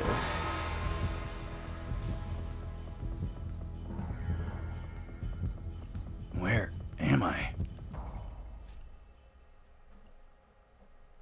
These words. Ooh, this is pretty. What the? Why does it look so familiar? Where have I seen this? From a distant memory? Memory? I don't have any memories. I don't need them. How can I have a memory I don't even know about? This guy is something else. Why? Why? What's going on? Who the hell am I? Here we go. Trope, trope, trope, trope. We have been waiting for this payoff for a long time, though, so. We were able to override the system. The reprogramming worked. Jet! Jet! Are you alright?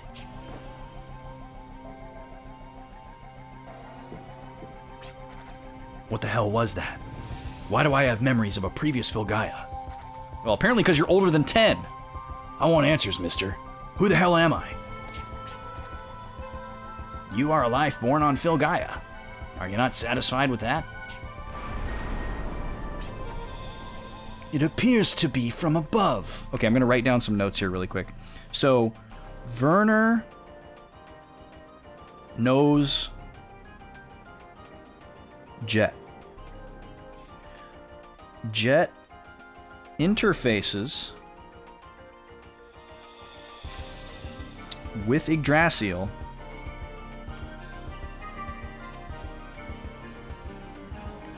remembers Verdant Planet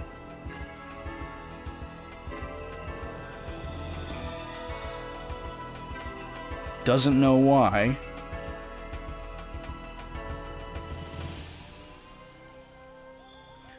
but it stops kill switch protocol.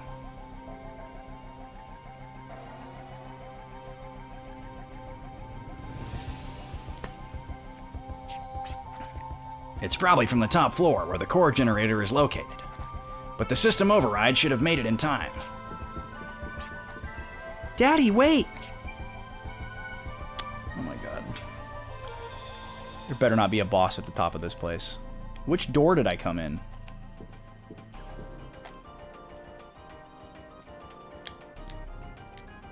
Okay, this one. Did Jet click his heels and get transported back to Kansas? It kind of seemed like it. Had a little no place like home moment. Can we... A large console is placed in front of a strange, organic-looking sphere floating in some kind of liquid. Oh yeah, we didn't comment on that before, did we? I have no idea what it is, but I sense evil from it. It kind of looks like a heart, doesn't it? Yeah, it's shaped like a heart. It has like valves and stuff coming off of it. So it's like a big giant cyborg heart. I guess that's the heart of Yggdrasil. Okay, beautiful. Get to boost up our new ECN gauge. Oh, we got ambushed though. 3 cockatrice. Not worried about these guys, they don't do status. There's no way this is the end of the game. I think this is like a... This has got to be some kind of like either a midpoint or like a 2/3, 3/4 point. And like something big is gonna happen after this that like opens up the rest of the world for exploration. There's so much of the map that we have not explored yet, and we know there's an airship. There's no way this is the end of the game. It just doesn't feel right. I'm also still holding on to the prospect that there are 4 more mediums to fill those extra slots that we have and make ourselves super powerful. And they may be optional, you know? Like, we have to work really hard to get them. I would not be surprised. What are these guys weak against? Wind. Okay, we don't have wind, but I'll just use an all spell anyways because I can. But wait, they resist something. Okay, they don't resist ice or water, so... Just breathe on them really heavy, yeah. We're like Looney Tunes when they're trying to put out like a stick of dynamite. Clive will probably do more damage with this gun than with the wind spell.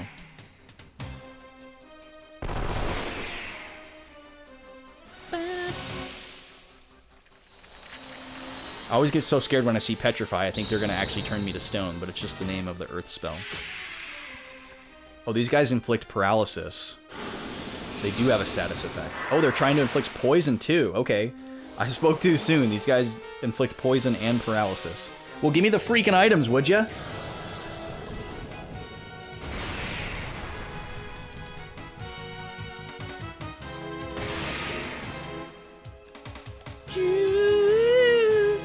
I need to put Jet's luck set all the way back on to try to maximize these drops.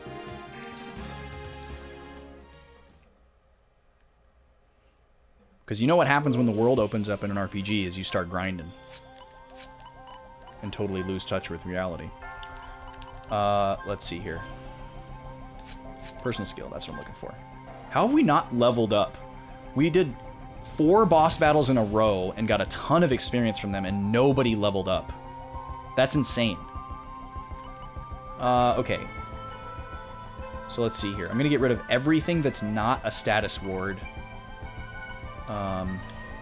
Well, actually, no, I shouldn't get rid of attack blocker or FP save, because those are really good. Alright, so almost enough to max out all of his status resists. Virginia, what's going on with you? Okay, get rid of that. Get rid of that. And SOS Invisible is really good for her. So is Initiative. But it's so expensive.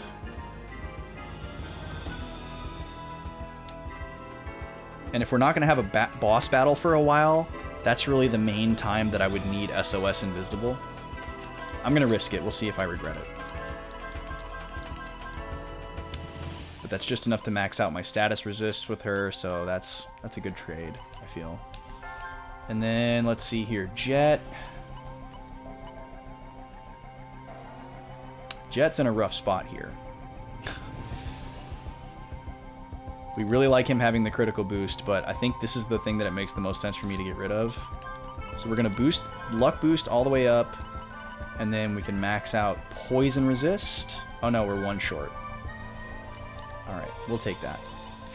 And then how about you, Clive? Oh, Clive is easy. We'll get rid of these wards. There we go. And then just arbitrarily do those. We haven't had a lot of people send elemental attacks against us, so. We do have quite a few status ward items here, but we don't have any that correspond with statuses we've seen in this dungeon, so. I'm not going to worry about those, not going to spend those. What do we got here? Can I just go around? Or is this a blackout thing? Oh, it's one of these. Okay. Link's Awakening.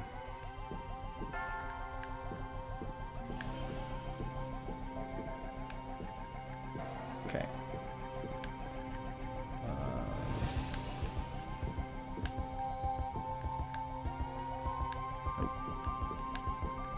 Okay, I think I need to reset it.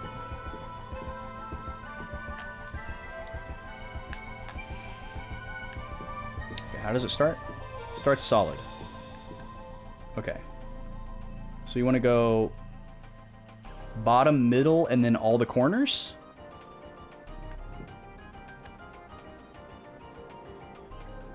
Oh, but then I can't get out. So you go like this.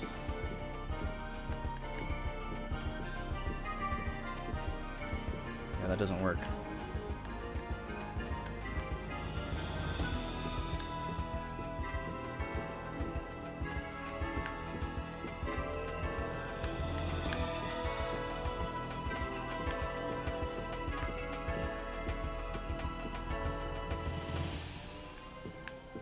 Now let's hit all the corners again.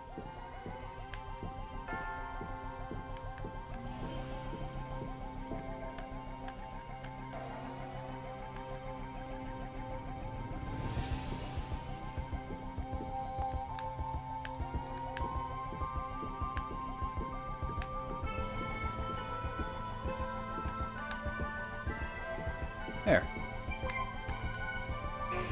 I'm sure there was a more efficient way to do that, but that works.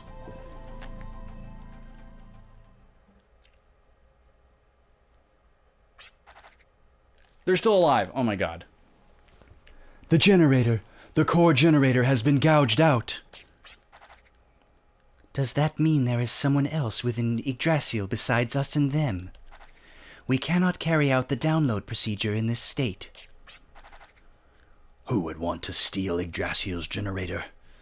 This is a product bestowed by Hyadas, understood only by us. Do you mean to say there is someone else who has access to the forgotten wisdom? Leholt, what did you...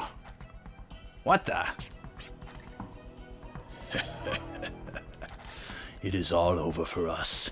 All our hopes have been severed. There is no future. However, Werner, there is still one duty we must carry out. That is revenge. I was always envious of you. Your work, the fruits of your research, you were always one step ahead of me. And you even took from me Ekaterina, the only woman I ever lost my heart to. Oh, of course, there's a love triangle. I won't let you say you didn't know. By stepping all over me, you were flaunting your superiority. You did it all for self-gratification. That's ridiculous.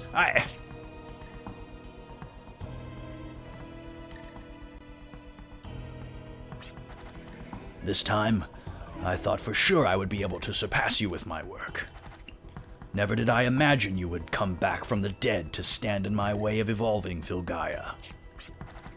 Stop being so selfish. Don't force your distorted reasons and excuses onto my father. The true reason you're so warped is because you're just weak and insecure. Got him. The offspring of Ekaterina. Too bad you look just like your father. Your mother was beautiful. Dang. You had to come back for that one. It's all over. We have nothing to lose. So let's get started. Even if my body should decay from the Panikia fluid, I will at the very least carry out my revenge. I do not care if I am nothing but a fleeting shooting star. I do not need a tomorrow. We shall fight solely for the moment. Yo mama had a great booty. I mean, that's basically what he said, right? So here we go, we're fighting all of them together. Wow. This is spooky. I almost don't want to analyze them. It's going to take me 3 turns to analyze them all. I highly doubt they're going to have any elemental affinities.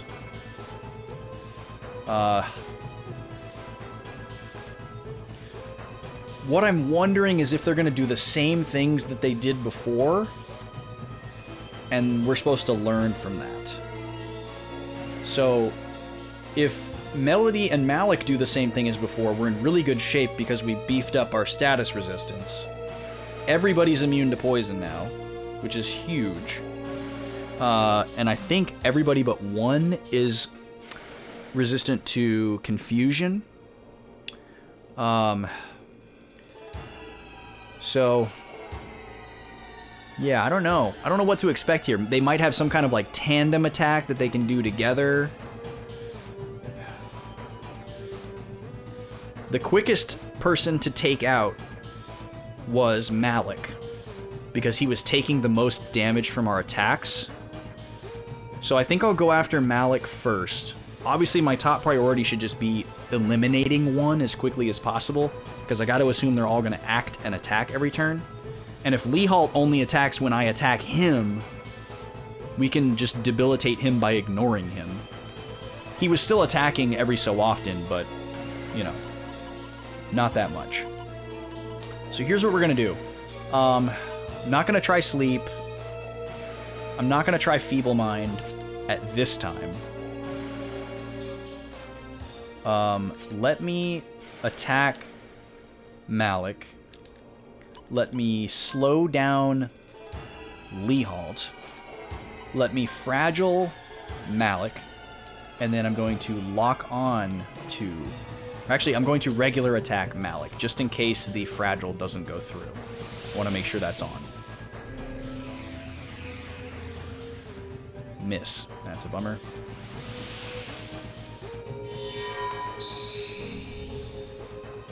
See, this is very conflicting here, because like if this isn't the end of the game, that either means that these guys get away again, or if they die, there's just no villain left. And some new villain is going to have to show itself for whatever remaining portion of the game there is. So this is very conflicting here. I feel like the most likely scenario is that they just leave and escape, and they continue to be a problem.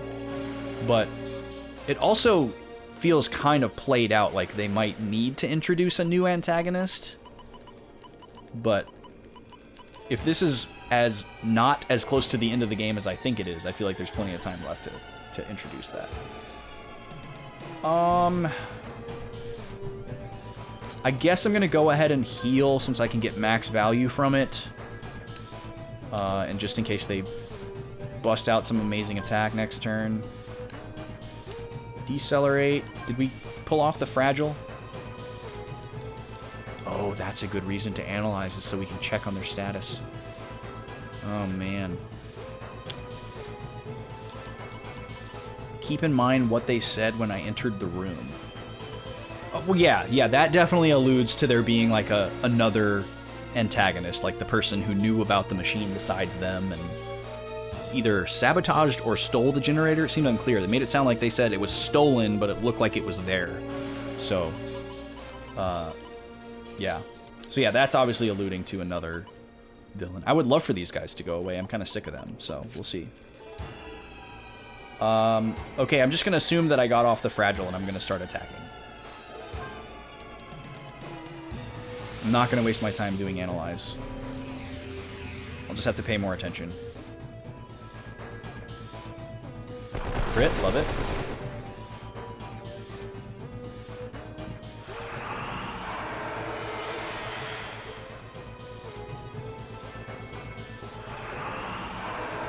So they're all using this eliminate scanner attack.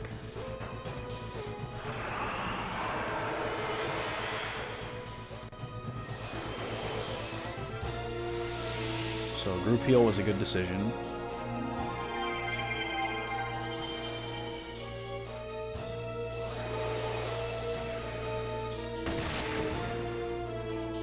So yeah, we definitely want to reduce their damage output as quickly as possible. Let's have Gallows attack, so he can get set up for another group attack. I don't think I want to try to decelerate again. Let's just focus on the damage output.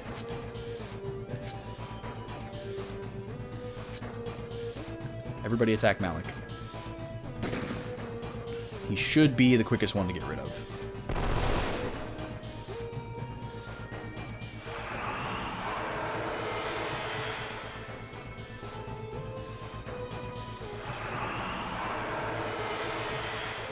If this is all they do, at least for a little while, this is fine.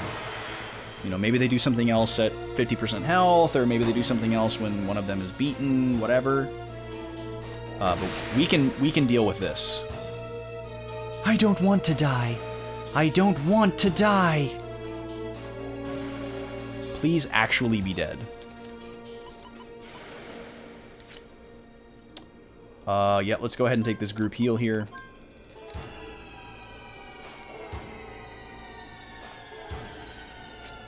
And... oh, this is good. Yeah, before he heals me, I can pull off this Valiant. Let's Fragile Melody. She'll be the next one we take out. Clive's got to reload.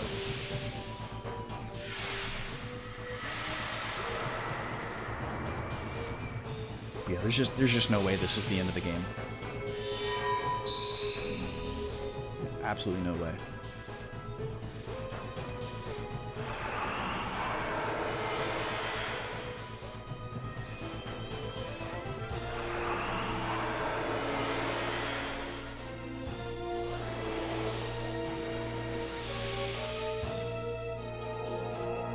Alright, we'll try to go as long as we can without having Virginia heal, but I want to make sure I keep her set up for a heal if we get into trouble, because she can heal everybody 1,000, which is super useful. So now Gallows needs to start attacking again to get his FP back up. I'm going to give up on Decelerating and Fragile and just focus on damage output. Gatling on Melody. Lock on Melody. Woo! Man, we got to start using that Valiant ability more. That is a great ability. It's really, really good. I don't know why I didn't catch on to that sooner. I guess I didn't think that it would raise my attack by that much, but it makes a huge difference. It makes her basically the strongest character. Her regular attacks are doing as much as like Clive's crits or like boosted attacks. It's insane. And then if she gets Gatling after using it, then she hits twice. So it's pretty nutty. Health looks fine. Keep boosting. And here's her Gatling. So this will be huge damage to Melody. It might be enough to kill her. They seem to have about the same amount of health as they did last fight, judging by how quickly they're going down. Yeah, now imagine if Clive had it. Exactly. Holy crap! No! Don't look at me! Don't look at my ugly self! I'd love to don't look at you. Now, is he gonna counter? Okay, he's not countering. Thank God.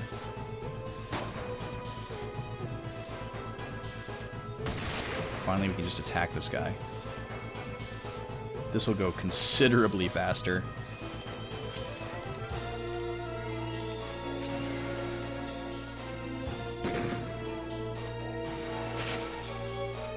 One thing that's nice about giving that ability to Virginia, she may not be nearly as strong as Clive, but she has the most shots.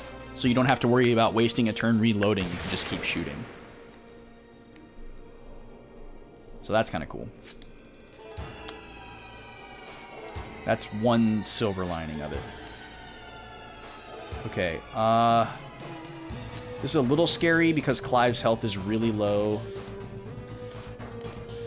I'll have Jet heal Clive,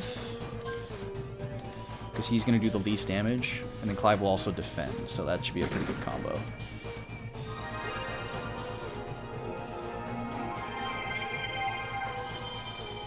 Alright, nobody's in kill range, unless he has a new skill we haven't seen yet.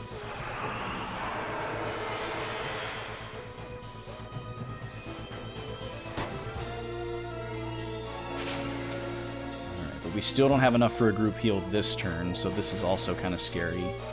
Gallows is sort of in kill range. Let me just have him heal himself. And then everybody else should be out of kill range. Virginia can't attack. That's a bummer. Jet can attack. Clive can attack.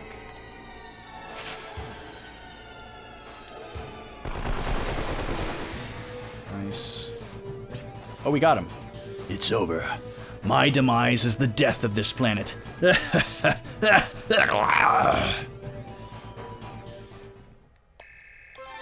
got a carrot. Finally, some level ups. Without any hope for tomorrow, You can't win for today. Yeah, very clever, Virginia, but he's not here to hear it. It's really sad when you have to hurt people just because you can't accept the future. Virginia is the GOAT. Whoa. This is artsy. You're not going to say it's all over, are you? I understand that it was you and the Council of Seven who made this world into a wasteland, and that the tragic accident happened just 10 years ago. It was only 10 years ago. Why doesn't anyone remember? Well, this sunset thing is really cool. Sunset thing we got going on right now. The environment was withering into a wasteland right before our eyes.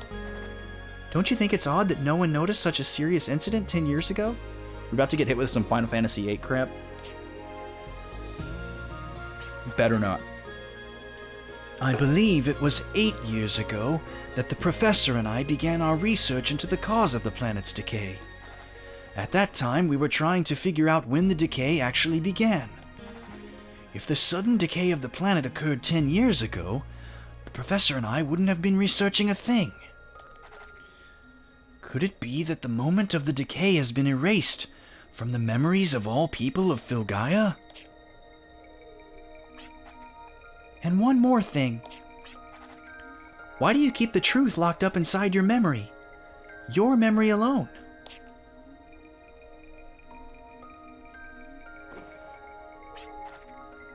You are under the influence of Lehalt's nanomachines. I've given you antibodies to ward off the effects, but you must rest for them to take full effect. You fought well, so you must rest. Even a drifter must rest her wings. Daddy! I still want to know why or not why, but how is he dead? Oh my god, they're not dead yet. Looks like we were able to escape from that battle. But we used such excessive reckless power, our bodies may disintegrate at any moment.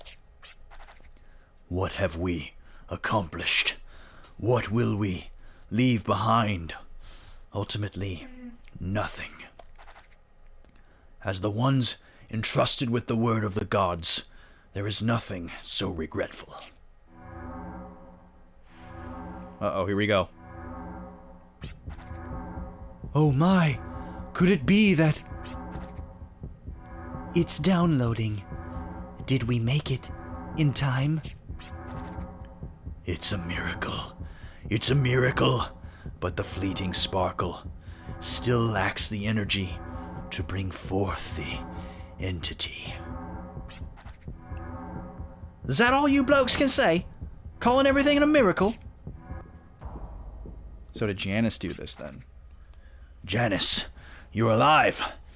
But how? Yeah, really, honestly, how? You freaking exploded, dude. During the battle with the drifters, I pretended I was dead, allowing me time to fission my body. What the hell does that mean? Fission his body? What the drifters thought they defeated, and what you thought was dead, was just my duplicate figure. So, even we were fooled by the sacrifice's allegiance? I will not let him betray us. Gius, crush him. Kanda Estrata Ma. It's not working, paleface. Out of magic, huh? Gius can't help you now. We were to exploit the sacrifice, not the other way around. The sacrifice bested us all. Sacrifice. Shut up! What do you mean by that? You're the ones I use as prey in order for me to become the ruler. You can all die in peace now. The future of this planet lies in the good hands of Sir Janus. The sacrifice. Is it here? So is this the eternal sparkle? Are they related? Huh? What's this slug doing here? You blokes crack me up. You shorten your lives just to summon this slug. Why is he calling it a slug? So, it is you. You must be the sacrifice. He about to get yeeted? Is that a kiss?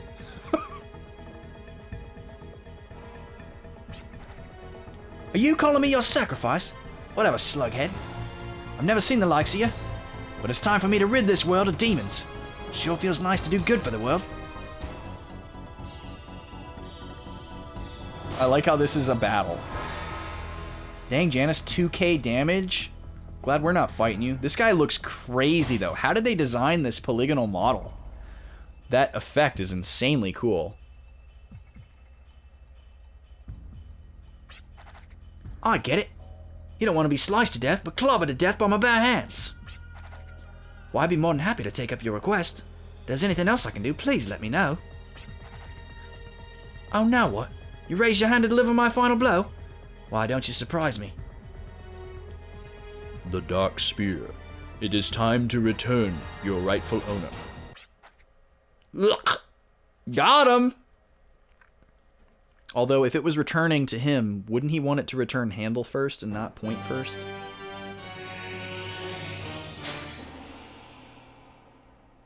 Just a little kiss. Yeah, he really went in for a peck there. That's what that looked like. His hands weren't extended. Nothing. I don't get it. I don't get it at all. You were the chosen sacrifice from the very beginning. Every time you would swing the Dark Spear, you were gathering energy from the inside.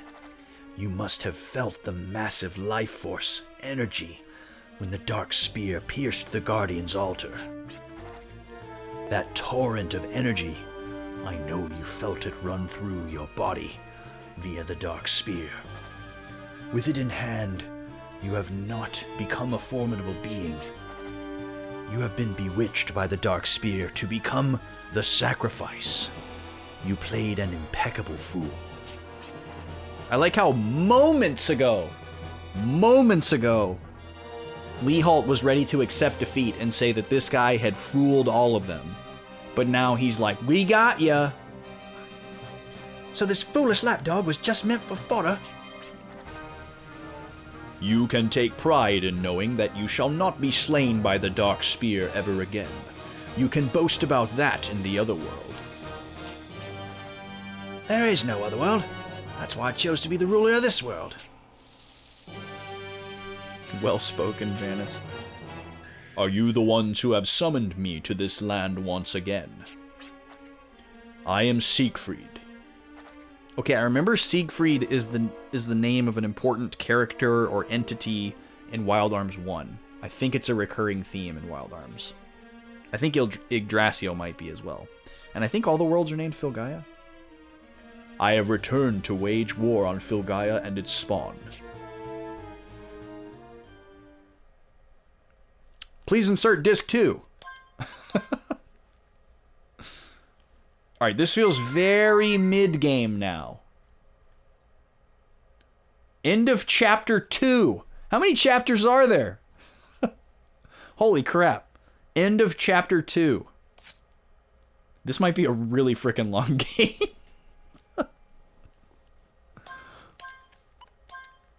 I'm a bit alarmed that this is referred to as the end of chapter 2. Unless there's like 4 chapters. These are some long chapters. When did chapter 1 end? What was the end of chapter 1? When we got all 4 of the first mediums? Daddy, Daddy!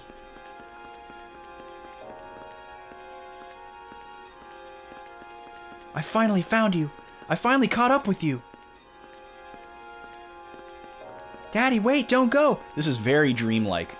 Where the person you're chasing is only walking and you're running, but you're not catching up to them. Daddy?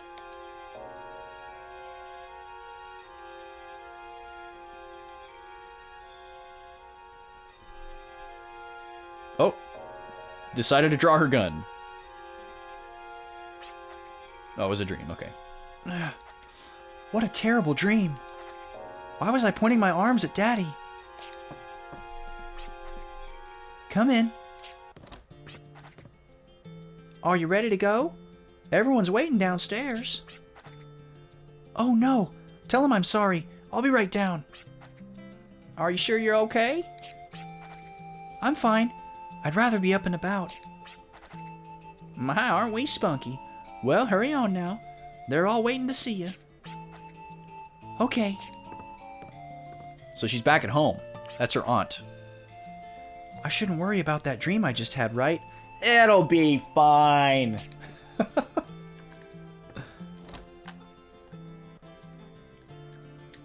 All right, we are back in this town. With our familiar town music.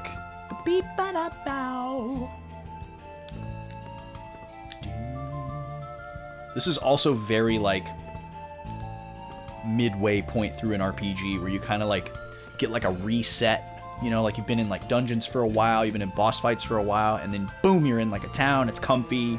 It's familiar. Sorry to keep you waiting. Wait, is that Jet just laying on the ground? Hey, it's no big deal. We've only been waiting for a week. A week? Oh, he's sitting. Okay. Your skills better be up to par. You seem to be your old self again. I'm glad we waited for you to recover before we took on our next mission. Next mission? What is it?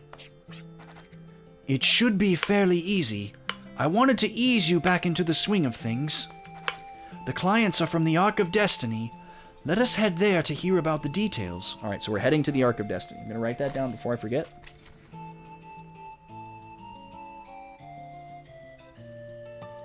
Because I will forget. Boom, doom, doom. Today sure is a great day to take flight. Full speed ahead to the Ark of Destiny. Heh. Aye, Captain.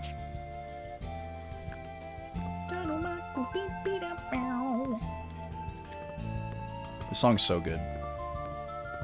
It's got nice syncopated rhythms.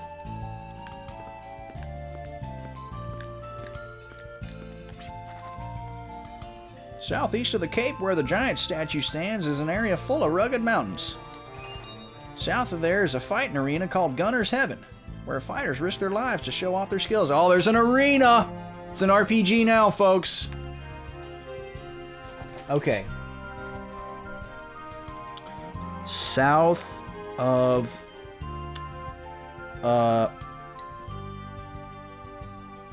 Sword statue... near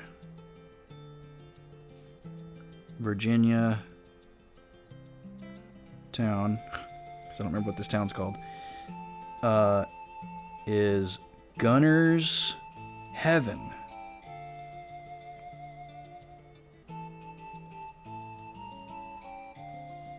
Arena. Okay.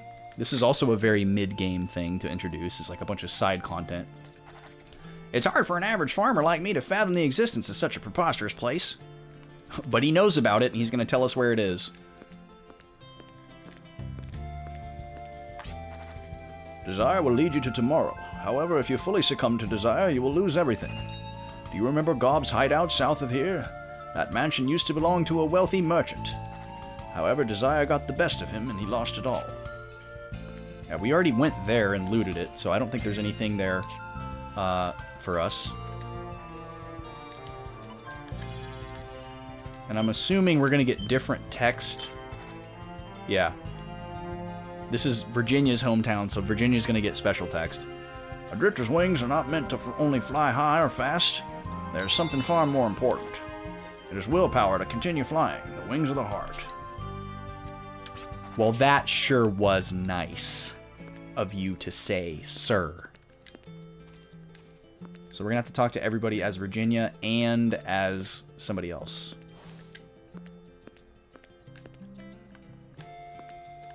Excuse me, sir. What? Do you move around? I can't walk on his crops. Okay. Is Aunt Shelty still in here?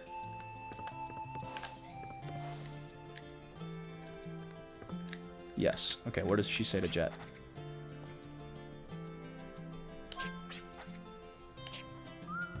Oh, we can just sleep here. Okay. I was assuming that's what stay meant, but that seemed weird, so I tried it.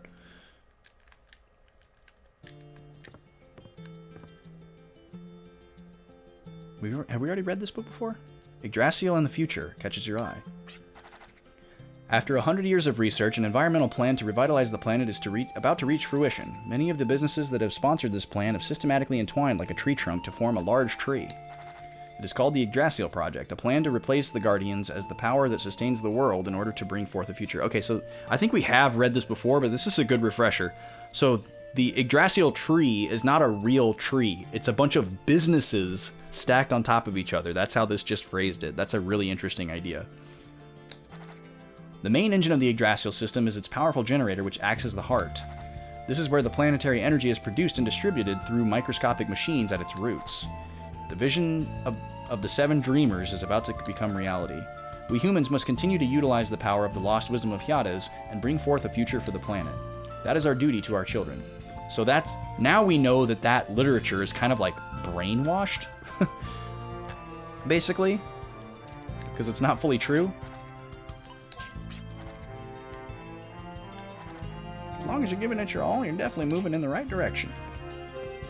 Well, that's a nice sentiment.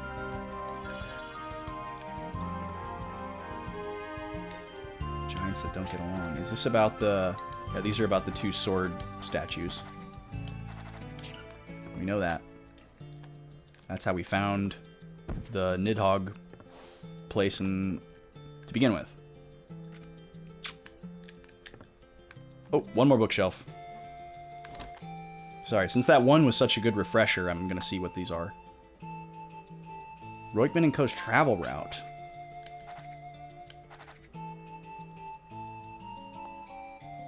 Oh, okay, so this is a list of where the traveling merchant goes. Is it a rotation? I thought he was just in all of these places. Balak Rise, that's a new place that we haven't been to. Boot Hill, that's the name of the town that we're in. Laxus Land, that's new. And Gunner's Heaven. I may be traveling back and forth between the following 6 locations. Baskar Colony, Boot Hill, Humphreys Peak, Jolly Roger, Laxus Land, and Gunner's Heaven.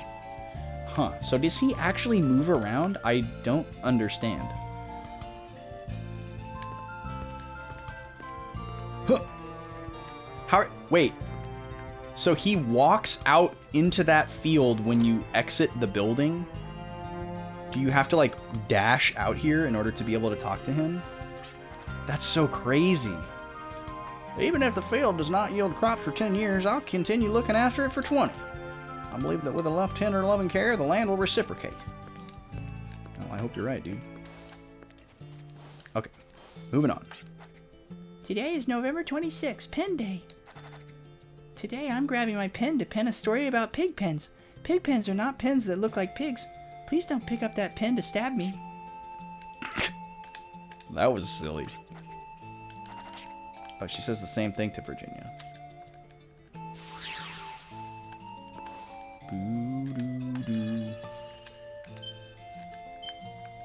Can you pick up the crate, please? Why can I not pick this crate up? Whatever. That's a man? They've been saying this planet will fade away someday, ever since I was a kid. But that won't happen in my lifetime, right? What do I need to worry about? If I had wings of my own, I'd be saying see ya to this boring village too. Speaking of wings, have you heard about this dragon that has metal wings? Apparently you can fly anywhere on it. That's our airship. There's been a lot of rumors about it in a town called Laxus Land. There we go. Laxus Land has info about flight. We definitely want that. Even if it's optional, we will do whatever it takes to get it, because the boat sucks. I hate the boat. If I had a choice between a drifter's wings and a dragon's wings, I'd take the dragon's any day. Yeah, why don't you focus on walking again before you think about flying, my dude? Oh, there's a bookshelf in there. The stagnant world. I'm just gonna skim this.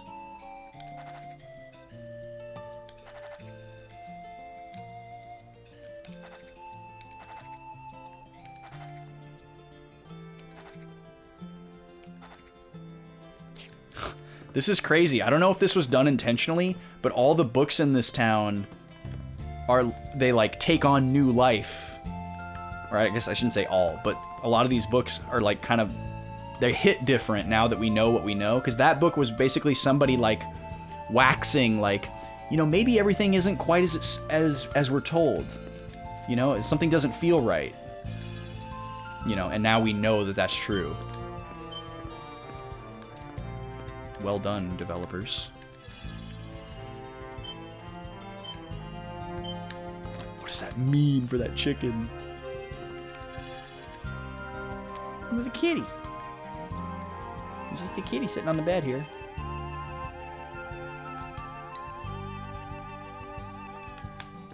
And boy, can he meow. Dune Canyon.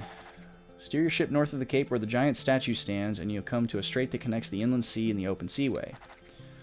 This is all the hunting ground of Balakuo Naga. Yep, we went there. We beat Balakuo Naga.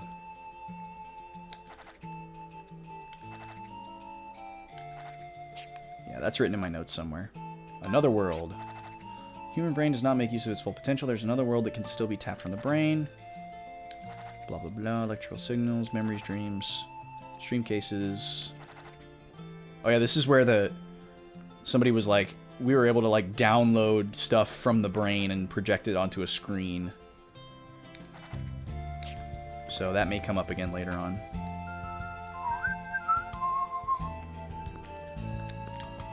There's Roikman.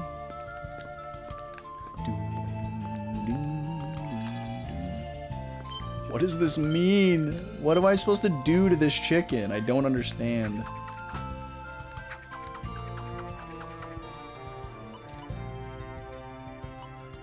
I feel like I have all the tools, you know? None of these seem like tools that would interact with a chicken or any other animal. We've had so many animals that come up. I know I can burn the chicken, but it's just like a gag. It doesn't actually do anything. He doesn't like die or cook or anything. But that's it.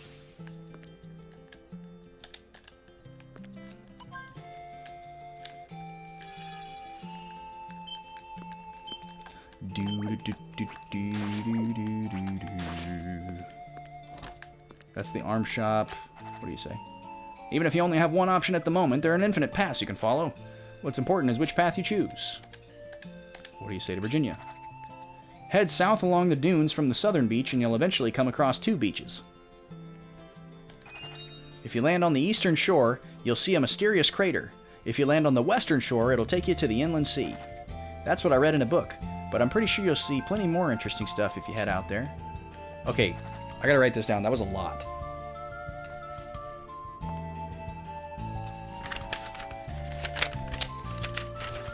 This is a very confusing sentence as well. Okay, from Boot Hill. That's important. Head south along dunes from the southern beach.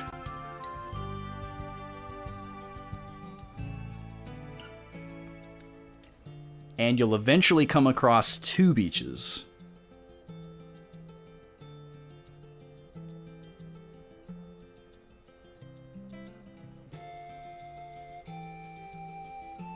Okay. Eastern shore.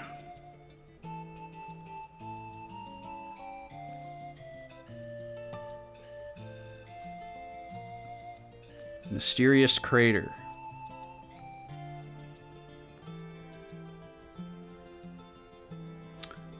Western shore.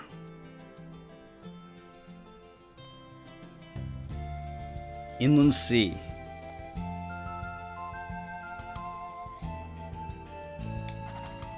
That's what I read in a book, but I'm sure you'll see plenty more interesting stuff if you head out there. Okay. So this sounds like more potential side content. I don't think a bomb is going to do anything to this guy. I think he has the same reaction as the fire. Yeah. Yeah, it's just a meme. Got any new items for me? No. But we are short on a couple of these, aren't we? Yeah, we need some more peppy acorns.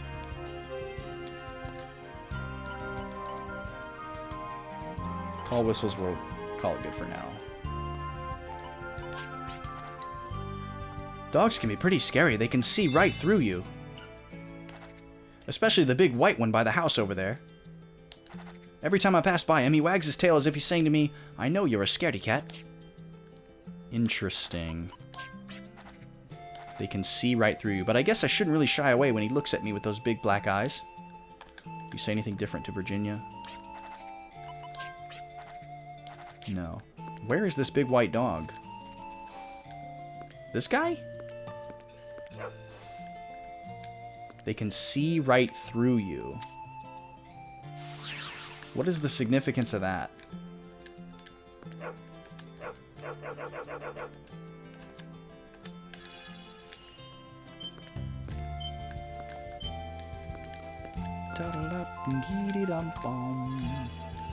We already found something in there.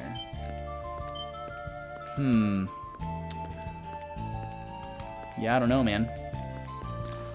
I feel like all this is pointing towards there's going to be something that allows us to communicate with animals. That's the most logical thing I can think of. Is Eastern Shore going to have Ultima Weapon waiting for you? God, I hope not. I mean, there's definitely going to be some kind of super boss in this game. We've already fought one. This is that critical moment, chat, where I have to decide if I'm going to stream for an extra hour or not. This is where I would normally stop on a Friday night. And this is like kind of a good stopping point. So, I don't know. Oh, and a horse is here for me. How nice is that? Doo-doo-doo. So we are, but my boat isn't here. I wonder where my boat is. Oh, it's the blinking white thing, or is it the... Are we the green dot, or is the ship the green dot? Oh, the green dot is what I'm highlighting. Where's my dang boat? Please don't tell me I have to backtrack all the way... Well, there's no way I could. There's no way I could backtrack all the way to where I left my boat last. So it's got to be at, like... Maybe it's back at Jolly Roger? An extra hour of Pokemons? Well, it doesn't really matter what I play. It's more so that, like, I'm tired. And I usually only stream the extra hour if, you know, we hit some kind of, like bounty on, like, bits or subs or whatever. To motivate me. Because I guess that's the best way to motivate me.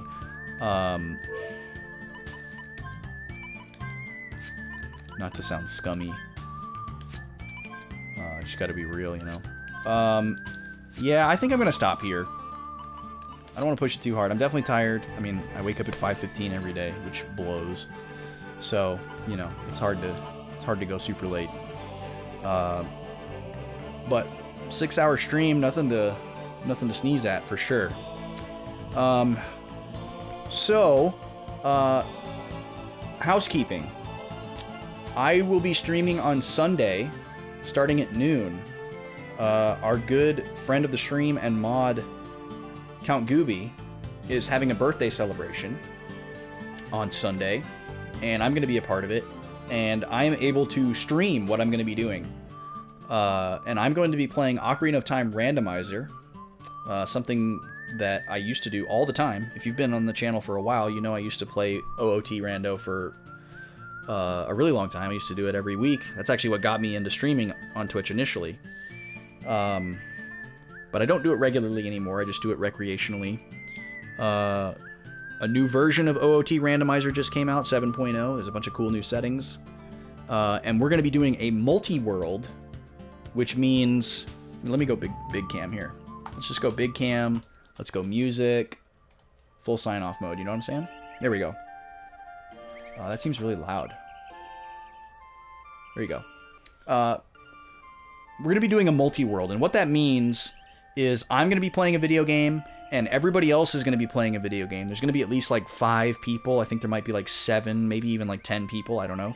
And everybody's going to be playing a different video game on an emulator, and we're all going to be connected through this program, and all of our randomized item checks are going to be spread across games. And they're all different games. So like I'll be playing Ocarina of Time, and I'm looking for items that I need to beat Ocarina of Time. But some of the items that I'm going to find in my game are going to be from Super Metroid, or Donkey Kong Country, or other random stuff. And then other people playing those games, they're going to find items from their game and stuff, but they're also going to find items from my game and other people's games and stuff like that. So it's all shuffled across games, and we all have to work together to complete our games. And obviously the goal is for as many people to complete their games as possible. A normal Ocarina of Time seed with the settings that I'm going to use would take me like 4.5 hours, depending on RNG. So I'm not sure how long this will take. I'm allotting 7 hours. I'm giving myself all day Sunday to do this, but it might not take that long. I don't know how long it's going to take. I think sweet spot would be like 4 or 5 hours, but we'll see. We'll see what happens. We're not committed to all finishing. We're just committed to having a good time and stopping if we need to. So we'll see. I haven't personally tested it yet. Gooby and I tested the functionality to make sure that our games linked together. Like I generated a seed and he generated a seed, and we linked up with the software and everything was working that way, but we didn't like play the game. I think him and some of these other folks that are going to be participating have done some of these before, but it's my first time using this program or doing a multi-world. But I feel confident based on what he and I tested, and we're going to do some more testing and setup stuff tomorrow to make sure everything's ready to go. But I have all confidence that it's going to work based on what I've seen so far. So I just got to figure out how to get my controller set up properly, because I haven't used BizHawk in a while, and I will be using a real N64 controller because I refuse to play OOT any other way. So as long as I can get that rolling, and as long as it's compatible with a 7.0 seed, we should be good to go. So we'll see. I may not be able to use 7.0 settings. That's the only drawback. I may just have to use the settings that are built into this program, Archipelago, which is what we did when we tested it. And that's totally fine. It has most of the same settings. But it's going to be a blast. We're going to start it around noon on Sunday. I'm really excited about it. You should be too. Now, I haven't forgotten. You guys earned 2 bonus streams last week. One for clearing the wheel in the course of a single stream when I did my 12-hour Pokemon stream, and one for filling up the rolling sub goal of 25. We did 1 bonus stream last Sunday, which was more Pokemon, and it was great. The one that we're doing this Sunday, I'm not counting towards that, because I was going to do this anyways. So you guys have another bonus stream coming the following Sunday. Not 2 days from now, but a week and 2 days from now. December 5th, I believe it is. I'm going to throw up a poll in Discord on what that's going to be. I'm going to have some more interesting options than last time, because last time was heavily skewed towards Pokemon, because I really wanted to play it. Pokemon will be one of the options, but you'll have some more interesting, cool options than you did on the last poll. Mainly, I'm going to include Banjo-Tooie, in case you guys have been missing that one, because I have. So you'll have an option to vote on what we play December the 4th. Thank you, Onimar, for the date check. So, bonus stream on Sunday, another bonus stream on December 4th, and then obviously normal schedule next week, Pokemon on Tuesday, and this again a week from today. So I'm super stoked on all of it. You guys have been great. Streams have been super fun lately. I'm really settling into this new space and the routine and everything. I just need to discipline myself to not get so antsy about these upgrades that I'm saving up for. I'm just really excited about them, and I can't wait for them to happen. Where is my phone? I need to search for a raid target, and I have no idea where my phone is. This happened last time. This happened on Tuesday, too. Well, we're just gonna guess. I have one guess. I saw somebody who was on during the break. Let's see if they're still on. Nope. Oh man, B's playing Pokemon. Alright, maybe we'll just raid B. So B picked up Pokemon. This is her first time ever playing a Pokemon game, which is absolutely mind-blowing in and of itself. But imagining someone's first Pokemon game being Scarlet Violet is just nuts for so many different reasons. So we're going to go raid in on her. B is a wonderful human, excellent streamer, super chill, super cozy, super fun to hang out. I will probably jump online and play with her. That's what we did a few nights ago. It was really chill and really fun. Multiplayer in this game is super chill because you basically play your own game, and then if you want to join in on like a raid with somebody, you can just like hop into the menu and jump to them, even if you're on a completely different part of the map. It's really fun. So we're gonna go hang out in there, see what's going on. She's a late night streamer, so she'll be probably streaming for a while if you guys are gonna be up. Great place to hang out. If you're not following her, please give her a follow. But thank you guys for hanging out tonight. I had a blast. We made really good progress in the game tonight. Super happy with everything that happened. Feels like we definitely reached a big milestone. Like if this was a PS1 game, we would have changed the disc tonight for sure. But anyways, let me queue this up for myself here so that I can see the stream. And then I'll see you guys over there. Have a good night.